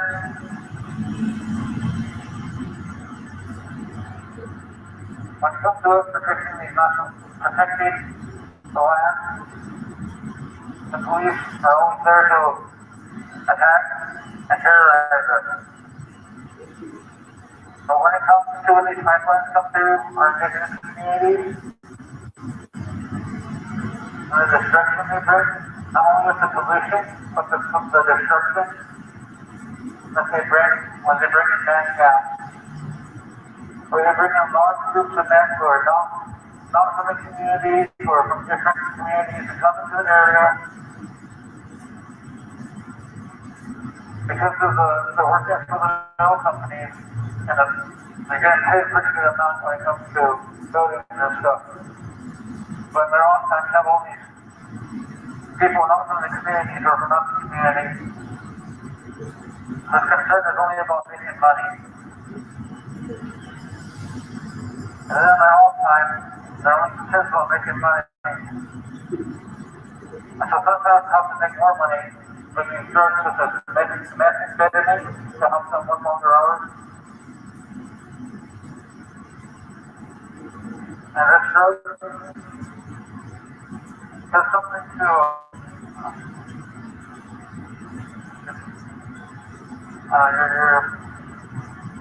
it has something to libido, I guess.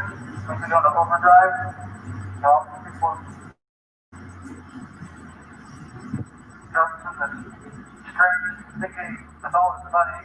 And of course, they work long hours on these pipelines and these critical infrastructure projects. So they may eventually get a third man cap. That's what just man. And a trafficker, a sex trafficker may come along to them and offer them, a victim, because they're making all this money, and most likely they're providing the drugs to them along with whatever services they can. Now when it comes to these people who participate in these crimes against Native people on their own land, they're never prosecuted, they're never taken in. Because when these large critical infrastructure projects come to native land on their reservation, how the legal system is set up on those reservations,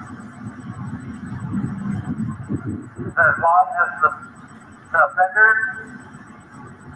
who's not of the tribe, who's not of that community, and they commit a crime against the tribal members, the offender who's a non-tribal member, not from that community, most often times get away scot-free regardless of whatever crimes that they have caused.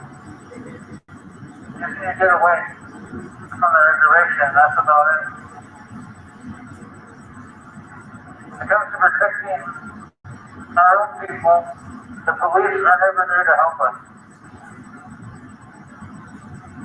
But when it comes to protecting the property of these giant corporations that put literally millions of people at danger in this land, with the aid of the police, it don't make no sense.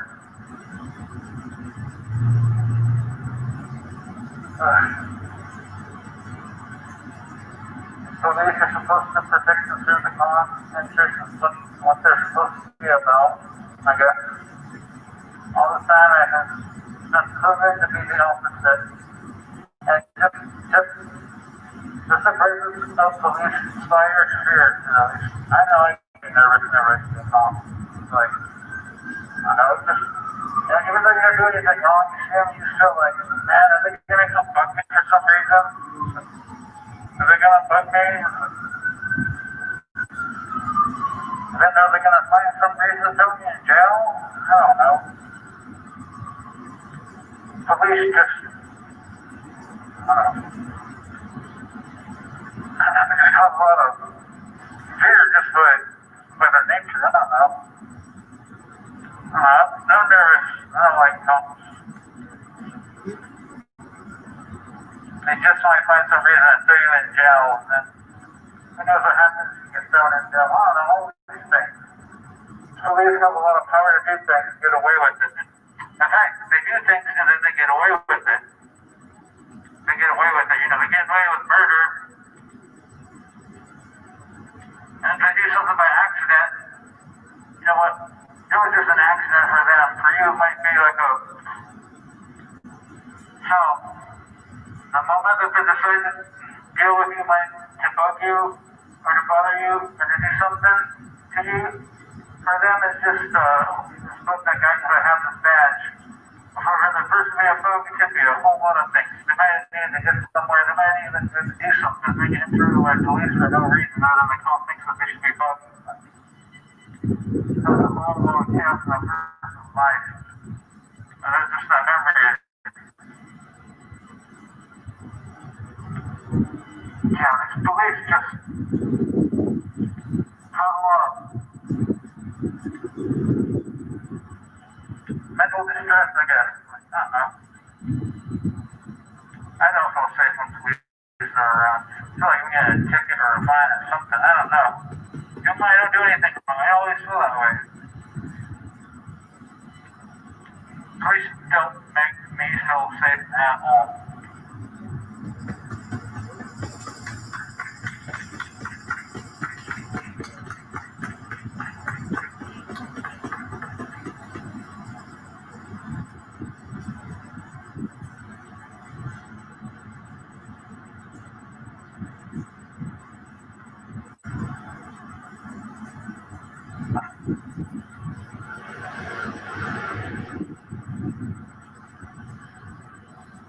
We'll be moving on here in a second.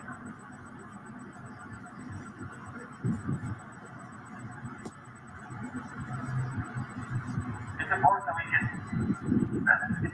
we keep having these conversations amongst each other when we go home from these protests.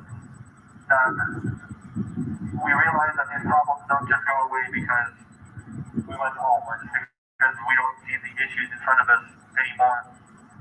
Just because it's not happening to you, you have to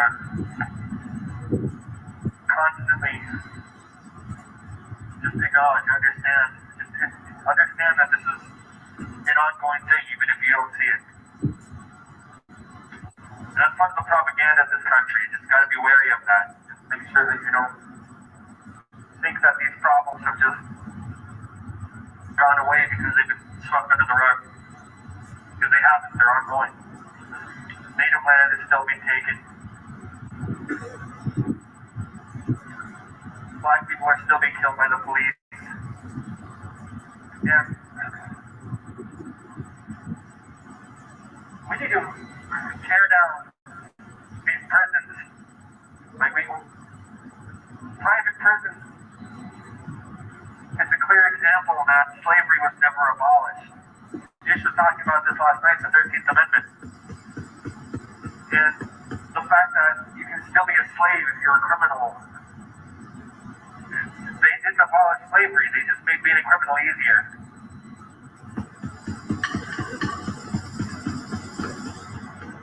So be careful if you have anything that's made in the USA, because chances are it was probably made in a prison factory. Modern day American slave labor. The proportionality, as you know, is completely fucked up.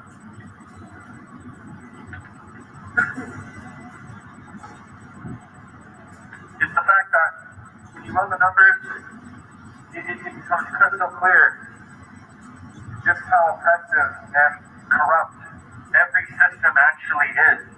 It's the fact that they have been successful at dumbing down Americans and feeding them bullshit information and feeding them nothing but capitalist propaganda to get them to consume and to not think about the problems that unfortunate Americans are subjected to.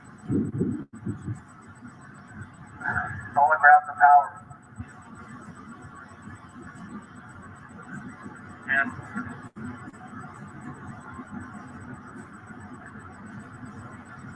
it's super important that we educate ourselves. And I'm not saying that you need to go out and pay for an education because, I mean, that's just corrupt too. But do your own research. Learn, talk to people. Listen to your elders. Like, these problems are ongoing. There's people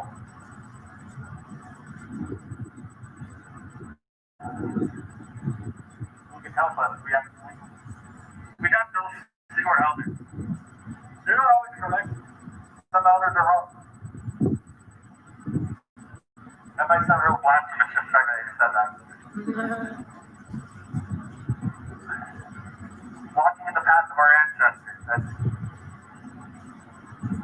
very important to look to our past and history so we can build the future. We have to understand what went wrong in the past. And we have to look at what's going on at this very moment and realize that needs to change. If we can make a change, we just haven't yet. There's too many people like, I mean, think about it. There's probably people in that building right now who are not cops, who are part of the system, who feel like the system can't be changed, therefore I must be a part of it. I don't think that they can actually change the system from within. And it's the fact that these people working for the government, working for these corporations, working for the billionaires, and defending them. If you're brainwashed, like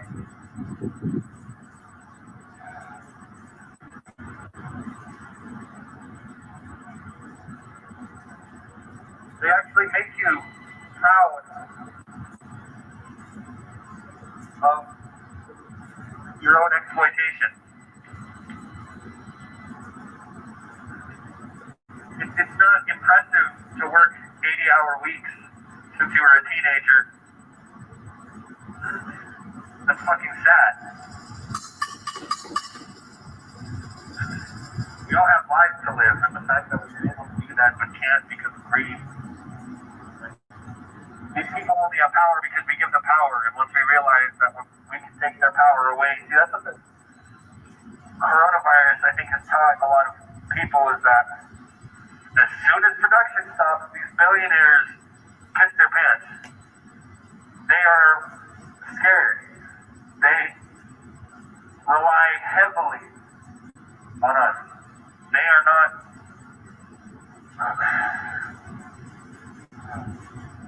They are completely dependent on the work that we do.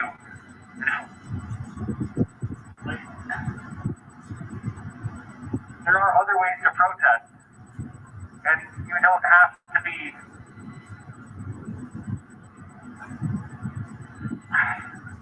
anyone can organize. Anyone can organize and anyone can protest, and there's no bad protesters in the revolution. Go to work and do something fucking radical. Talk to your coworkers and do something fucking radical. Get people to do something, strategize. Understand what you're doing and do it with caution and reason, but you can do it. You can organize. You can make crazy shit happen. I mean, look up all the occupations that have been going on. Protesting and fighting for this revolution is a generations-old fight. And we need to realize what we're capable of because there's a lot of great shit that we can do once we realize that we can do it.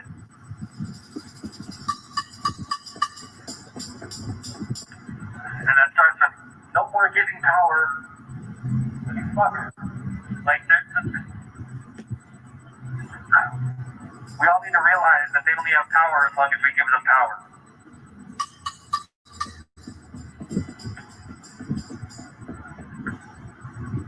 I mean, shit. We should just raid a grocery store. Yeah. Like, we as a society need to rob all the banks, like at once. Real radical action. We understand we can't do that with these numbers in the rest of the summer. This is something that's doable by the millions.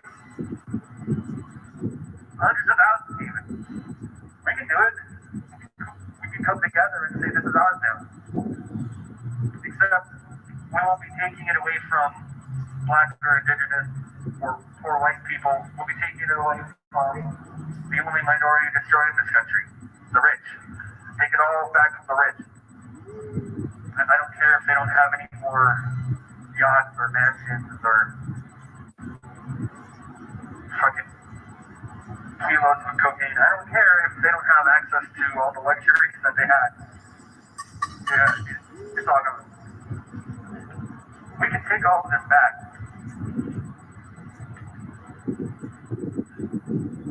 Like, money, we gotta realize money was just an idea. Money doesn't actually power. The power that we think money has, not power. And whoever has the most wins, I guess. I mean, we have all these resources, and people with money can get the resources. The money is supposed to represent how much resources there are, but it doesn't. Because we know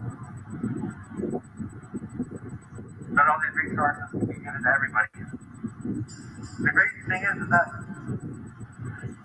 like we know, but we just don't do anything about it. We have to do something about it. We have to do something about the fact that we know that, wow, if all these billionaires came together and pulled their money, like they could all end homelessness, they could all end hunger. The money in the world is like a sandbox, and it's all piled in the corner right now, and it's like everybody was given 10 grains, and that's society, and we're like fighting over our little grain of sand when there's a huge fucking pile that we can take from. They just tricked us into thinking that we can't. Shit's gotta change, and it's gotta change now.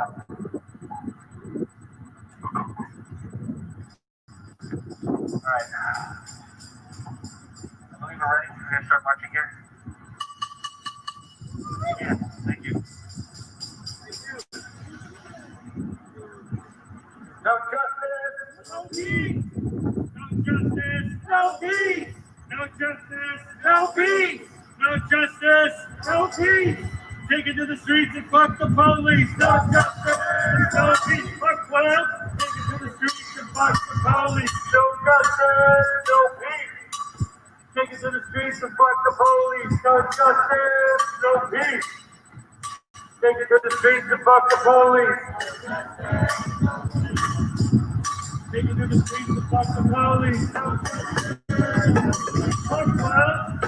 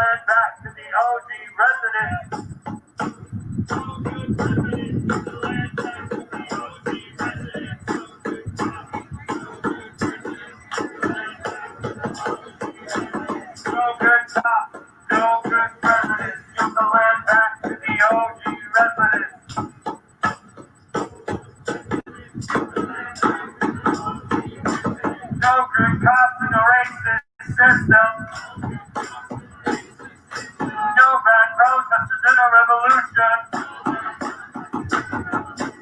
No good cops in a racist system. No bad protesters in a revolution. No good cops in a racist system. No bad protesters in a revolution. No good cops in a racist system. No good cop, no good president. Give the land back to the OG residents.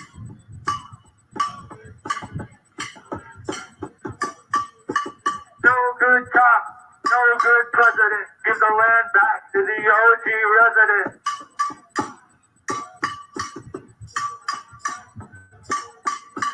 No good cops in a racist system.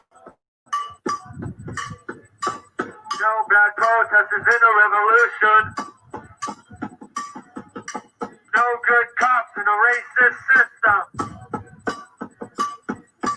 No bad protesters in a revolution. No good cops in a racist system.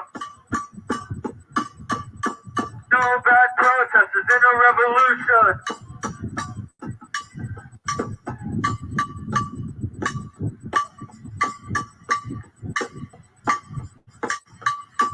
Housing is a human right. Healthcare is a human right. Water is a human right. Nutrition is a human right. Freedom is a human right. Housing is a human right. Healthcare is a human right. Water is a human right. Nutrition is a human right. Freedom is a human right. Housing is a human right. Healthcare is a human right.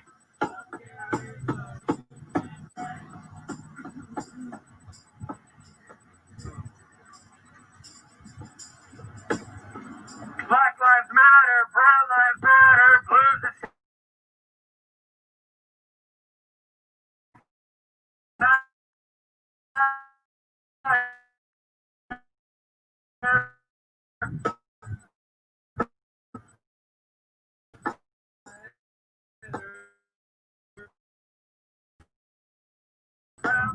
matter, brown lives matter, blues a job, that shit don't matter.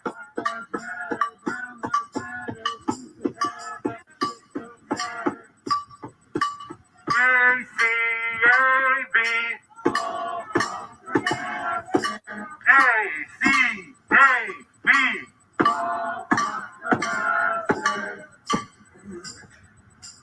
SPD, take accountability. END, qualified immunity. SPD, take accountability. END, qualified immunity. SPD, take accountability. END, qualified immunity. SPD, take accountability.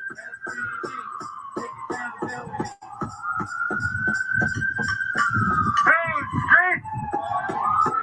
Food streets. Food streets. Food streets. Food streets. Food streets. Food streets. Food streets. Food streets. Food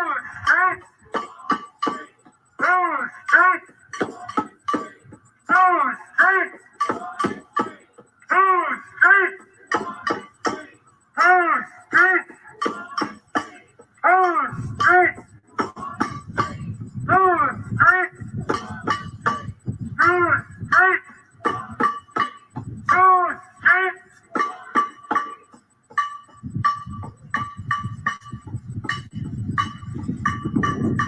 No cops, no prison, total abolition. No cops, no prison, total abolition. No cops, no prison, total abolition. No cops, no prison, total abolition. No cops, no prison, total abolition. No cops, no prison, total abolition.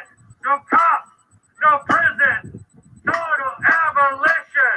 No cops, no prison, total abolition. No cops, no prison, total abolition. No cops, no prison, total abolition. No cops, no prison, total abolition.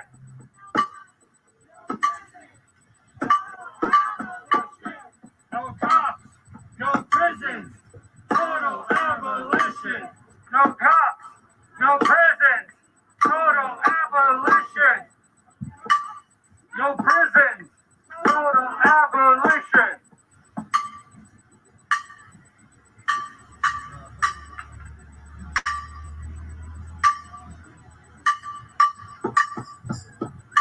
No cops, no KKK, abolish USA. No cops, no KKK, abolish USA. No cops, no KKK, abolish USA. No cops, no KKK, abolish USA. No cops, no KKK, abolish USA. No cops, no KKK, abolish USA. No cops, no KKK, abolish USA.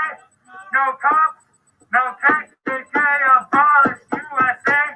No cops, no KKK, abolish USA. No cops, no KKK, abolish USA. No cops, no KKK, abolish USA. No cops, no prisons, total abolition. No cops, no prisons, total abolition. No cops, no prisons, total abolition. No cops, no prisons, total abolition. No cops, no prisons, total abolition.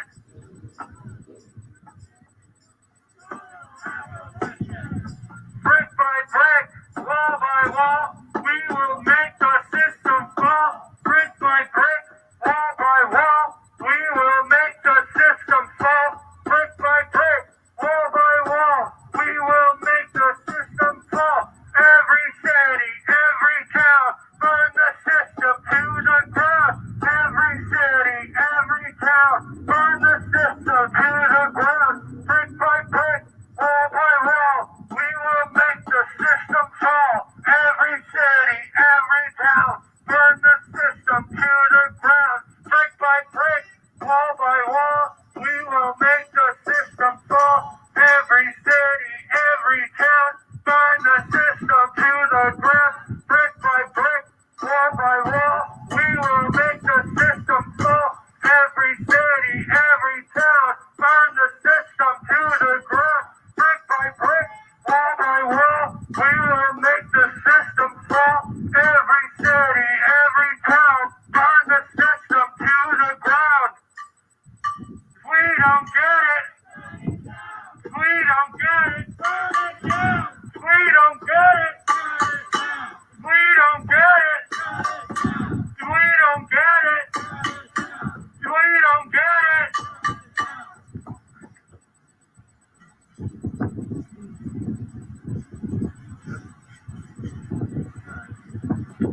Whose streets? Whose streets? Whose streets?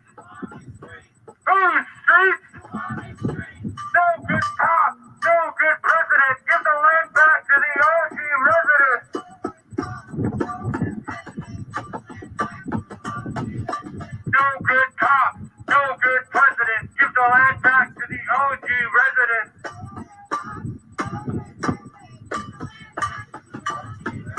No good cops, no good president. Give the land back to the OG residents.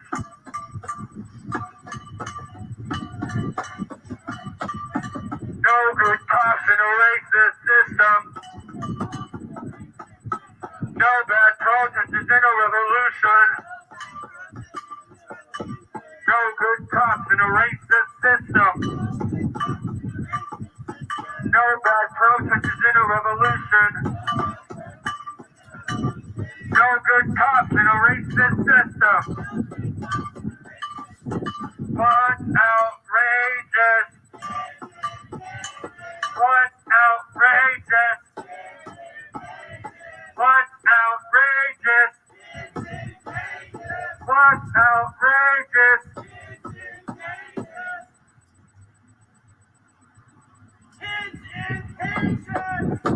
Outrageous. What's outrageous? What's outrageous? Abolish ICE! Abolish ICE! Abolish ICE! Abolish ICE! Abolish ICE! Abolish ICE! Abolish ICE! Abolish ICE! Abolish ICE! Abolish ICE! Abolish ICE! Abolish ICE! No human is illegal on stolen land.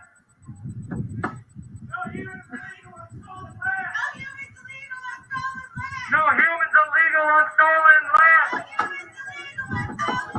No humans are illegal on stolen land. No human is illegal on stolen land. No human is illegal on stolen land. No human is illegal on stolen land. These are fake borders. They made this shit up. Those aren't real. Mexican people and Native Americans, they made that shit up. They're not any different.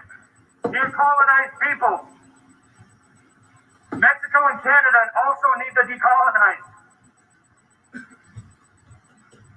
Mexico and Canada. Like Jake was saying earlier, Canada is no better than the United States. The Canadian government is so ruthless to their indigenous people. We need to decolonize and we need to give land and power back to the most oppressed groups of people. Black and indigenous people need land and resources. That's what true reparations is, land, wealth. We need land.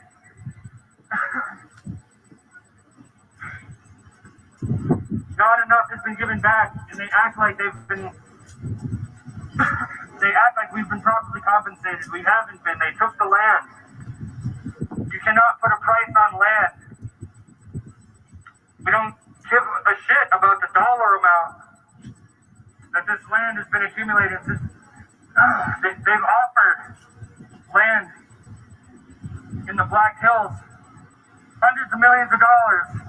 A settlement that's now worth billions. We don't give a shit how high that number grows. That number's just growing because you're destroying all the other resources. You're making that one more valuable.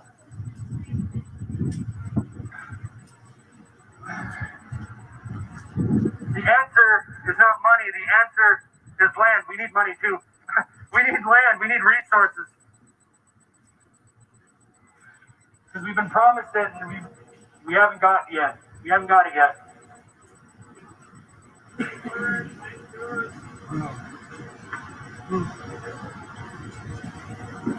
Whose streets?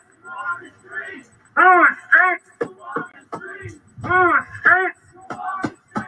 Whose streets? Whose streets? Whose streets?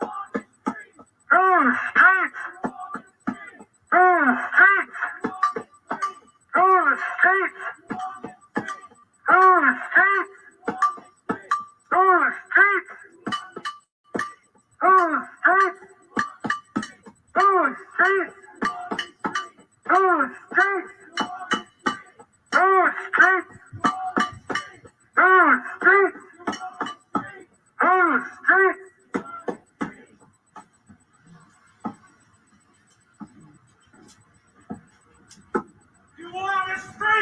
Whose streets? Whose streets? Whose streets? Whose streets? Whose streets? Whose streets? Whose streets? Whose streets? Black life is under attack. What do you do? When an indigenous life is under attack, what do you do? When an allies life is under attack, what do you do? When a black life is under attack, what do you do? When an indigenous life is under attack, what do you do? When an allies life is under attack, what do you do? When a black life is under attack, what do you do? When indigenous lives are under attack, what do you do? When an allies life is under attack, what do you do? When indigenous land is under attack, what do you do? When a black life is under attack, what do you do? When an indigenous life is under attack, what do you do? When an allies life is under attack, what do you do? When indigenous land is under attack, what do you do? When a black life is under attack, what do you do? When an indigenous life is under attack, what do you do? When an allies life is under attack, what do you do?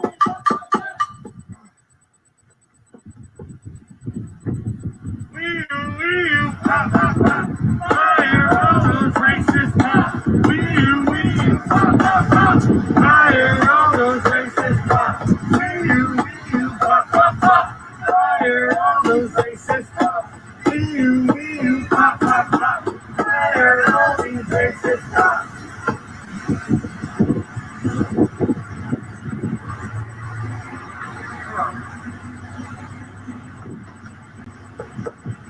No good cops in a racist system.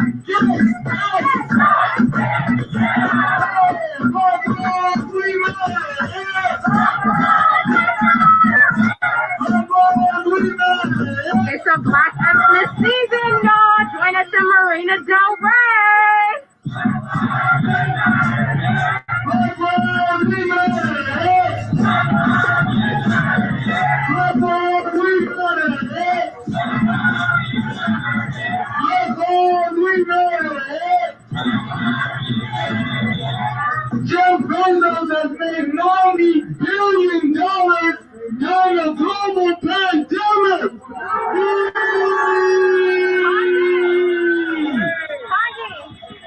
Bezos is elite. That's why we in these streets. You heard him. Bezos is elite. That's why we in these streets.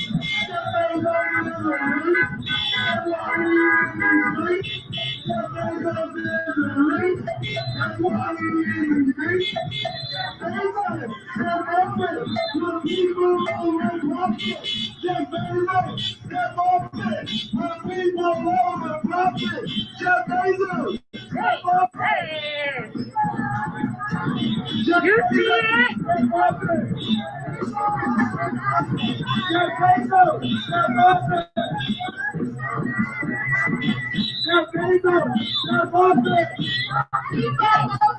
I see you, Tyler! Jeff Bezos! Jeff Bezos! Jeff Bezos! Jeff Bezos! Jeff Bezos! Make some noise!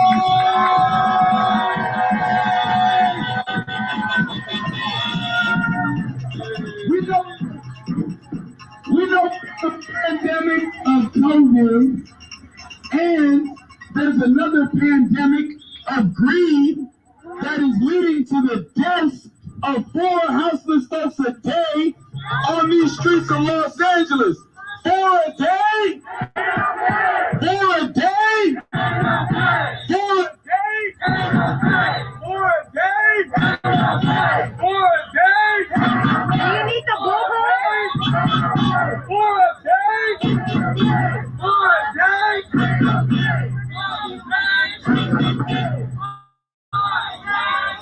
I see you, Rara, on the drums.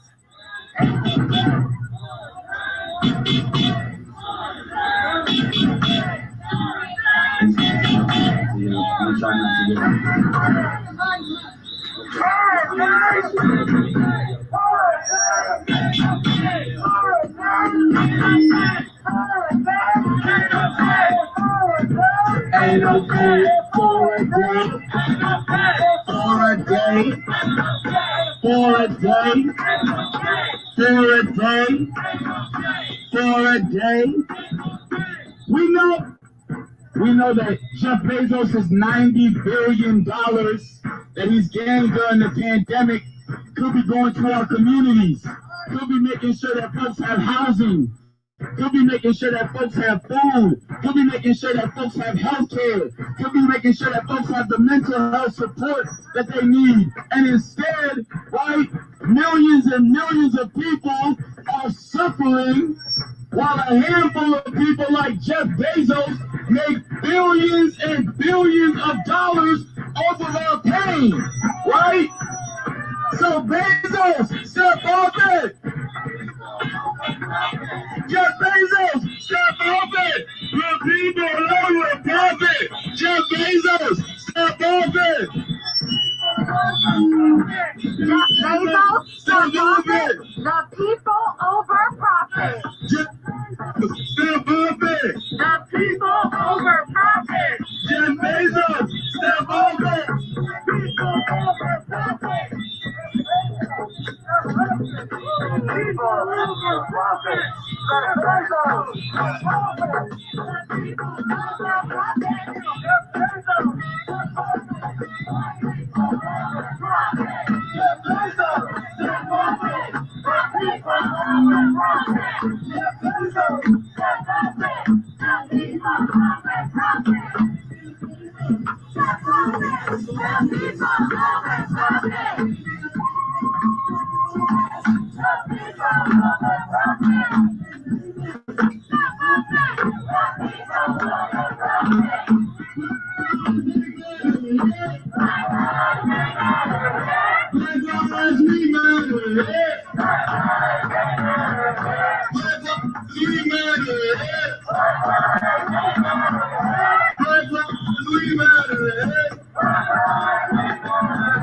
Black lives, we matter. lives we matter. Black lives we matter. Black lives we matter. Stop it. For people over profit. Jeff Bezos, step off it. For people over profit. Jeff Bezos, step off it. For people over profit. Jeff Bezos, step off it. For people over profit. Says shut down Amazon. Black people are the power we make. Hey, we got market. Look at this. How ugly. People are the power we make. Hey, we got market. Hey, say shut down Amazon. Black people are the power we make. Hey, black market. Hey, say shut down Amazon. Black people are the power we make. Hey, we got market. Hey, we got market. Hey, we got market. Hey, we got market. Hey! Pull up at the Amazon store in Marina Del Rey. Pull up, you see where we are. Pull up, you already know what it is. It's the Black Xmas action, y'all. You see that?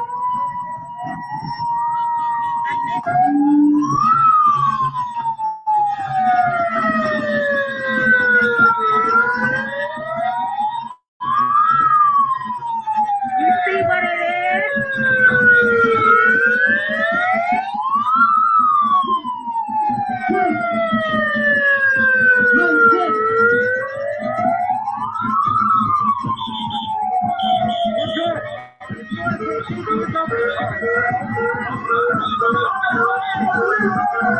You see what it is?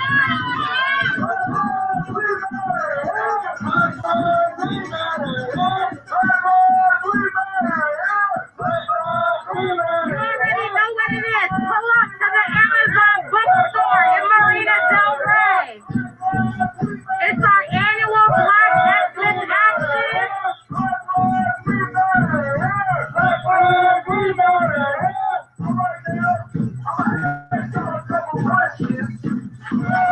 And if the answer's no, I want y'all to say, hell no.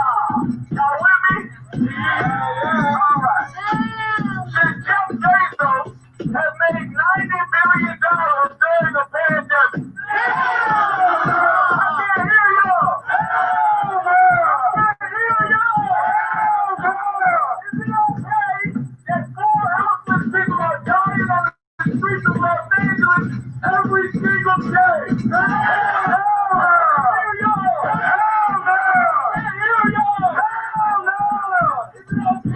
That one of the richest men in the history of the world will use it to pay his workers a living wage and give everybody else benefits. I can't hear you. Is it okay that the police continue to over-police our community, even though we know the real thieves and criminals, right, have been robbing us blind for years? I can't hear you. I can't hear you. Is it okay that instead of taxing the rich, our mayor Eric Garcetti decided to spend more on police on the LAPD and less on resources for those who need it? I can't hear you. I can't hear you.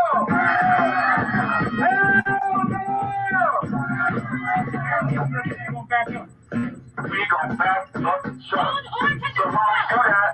We gon' say, back up, we want freedom, fuck these places that stop. We don't need them. Back up, we want freedom, fuck these places that stop. We don't need them. Back up,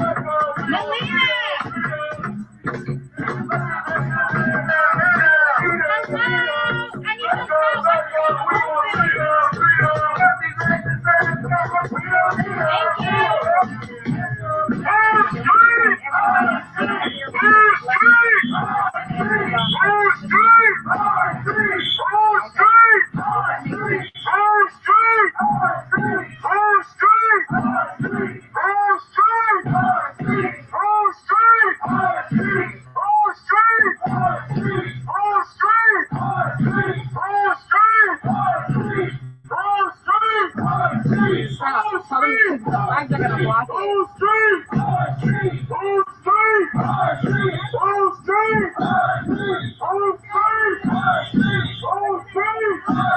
They're gonna take them down.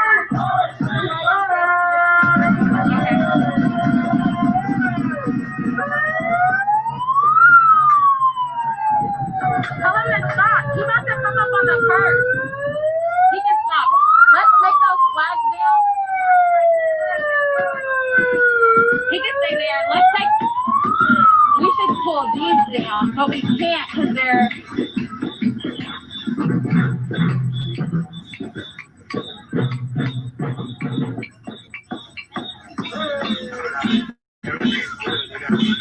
Thank you.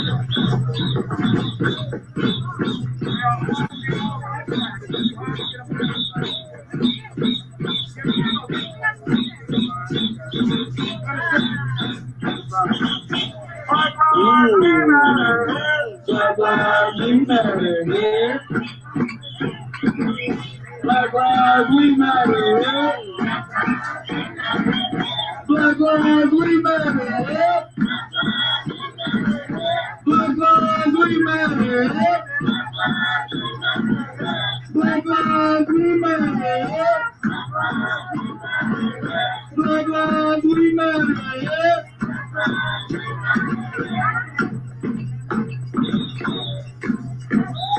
Alright, just so that you guys understand how much money that Bethel has. If you made $10,000 an hour for 365 days, you would, and they've been building pyramids in Egypt, you would have 12% of Jeff Bezos' wealth. 12%. If you work for 365 days since the pyramids have been built, and make $10,000 an hour, you would only have 12% of his wealth. Yet he continues to ignore the working class communities. He continues to choose greed over people that need it. The workers that he has in his warehouses working every day that help supply, he chooses to ignore them because he's free.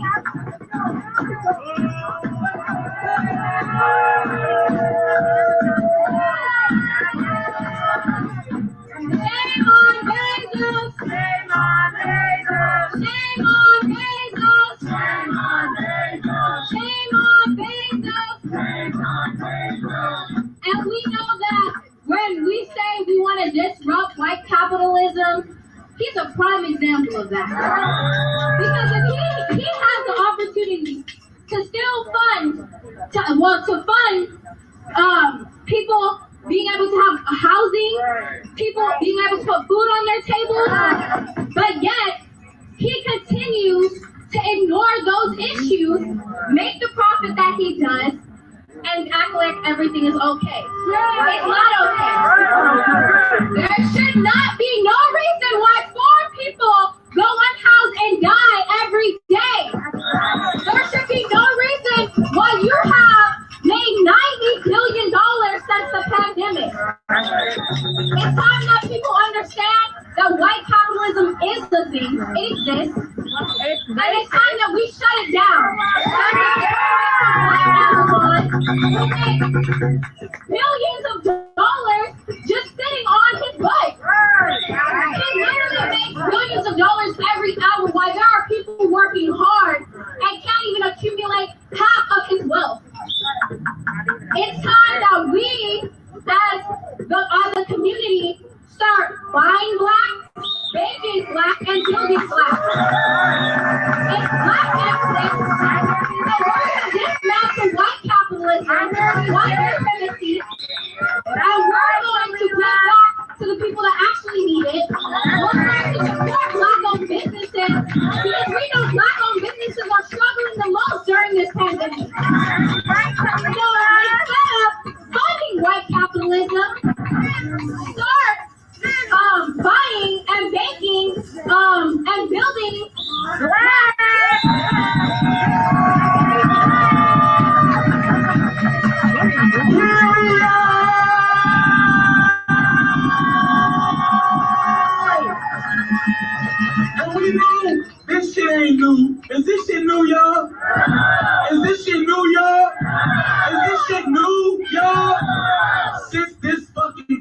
was founded. Right. Right? We know wealthy white men have used the excuse of what is legal to exploit and abuse and get away with murder against our people, right? This ain't new, right? It's currently legal for Jeff Bezos to have more money than he could ever possibly spend in his lifetime, right? $90 billion. $90 billion he has gained during a global pandemic in less than a year, while the rest of the world, while working class, low income, black folks, brown folks, indigenous folks have been suffering from a global pandemic, right? From the economic fallout of a global pandemic, from the social and emotional and mental and educational fallout of a global pandemic, this man has earned $90 billion. While our folks are struggling to pay rent, while our folks are struggling to keep food on the table, to keep the bills paid, to stay in their homes and not be evicted and foreclosed on during a global pandemic, Jeff Bezos' fortune has increased by $90 billion. Shame on Bezos! Shame on Bezos! Shame on Bezos! Shame on Bezos! And people say, well, why does an organization like Black Lives Matter, why do they care what Jeff Bezos is doing? Right? They ask us, why do we care? Because we know this shit is connected. Right? Just like the abuse and exploitation of black folks and indigenous folks during colonial times, since colonial times, has always been connected, right, to the economic advancement of certain individuals. We know that that is still the case today. Right.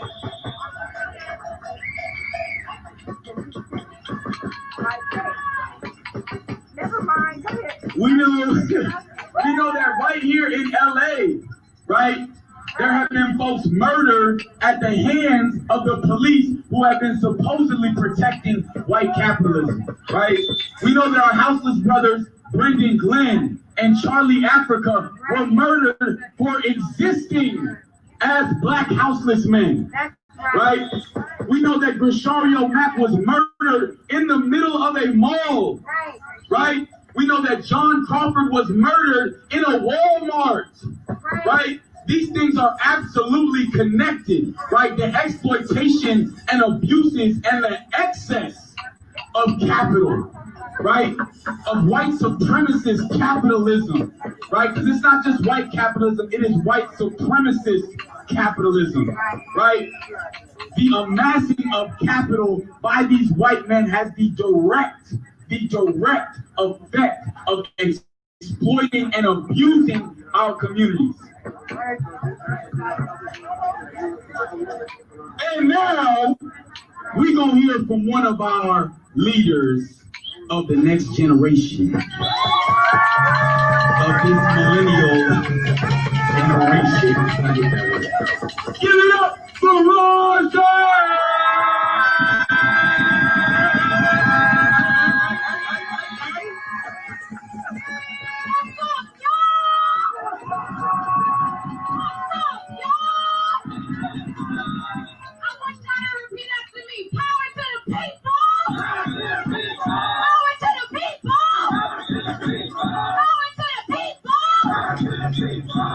I got some breaking news. Live. Amazon announces that 20,000 of its workers have tested positive for COVID-19. 20,000. Wow. Do you think he's provided them with health care? Do you think that he's provided them with the things that they need to beat this pandemic? But he got billions, y'all.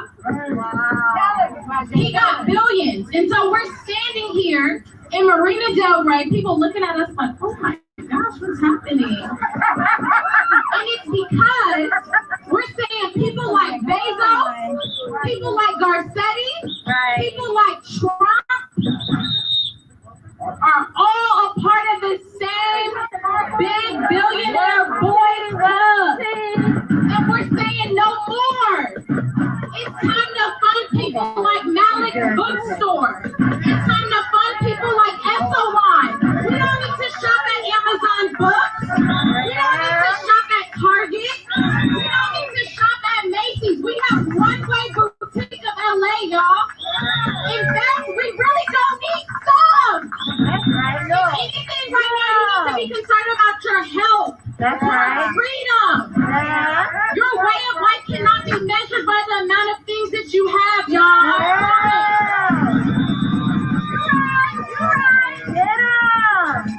Because if you like me with a closet full of stuff, you still dodging COVID. And I know a lot of y'all still gotta go out to work every day. And this boy.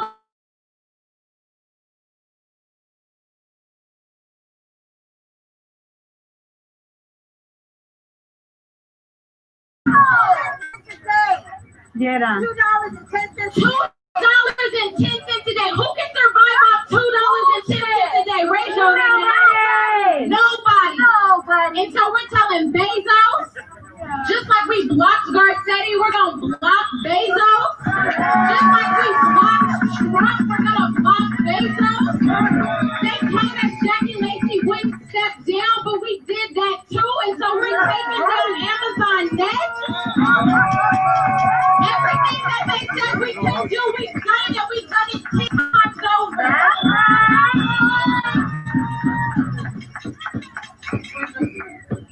Go ahead, Roger. Shut down Amazon, put people on the phone. Hey, we blocked Garcetti. Hey, shut down Amazon, put people on the phone. We win. Hey, we blocked Garcetti. Shut down Amazon, put people on the phone. We ready. Hey, we blocked Garcetti. Shut down Amazon, put people on the phone. We ready. Hey, we blocked Garcetti. And next, I'm about to turn things over to my sis, my powerful sister in the movement, Bongino.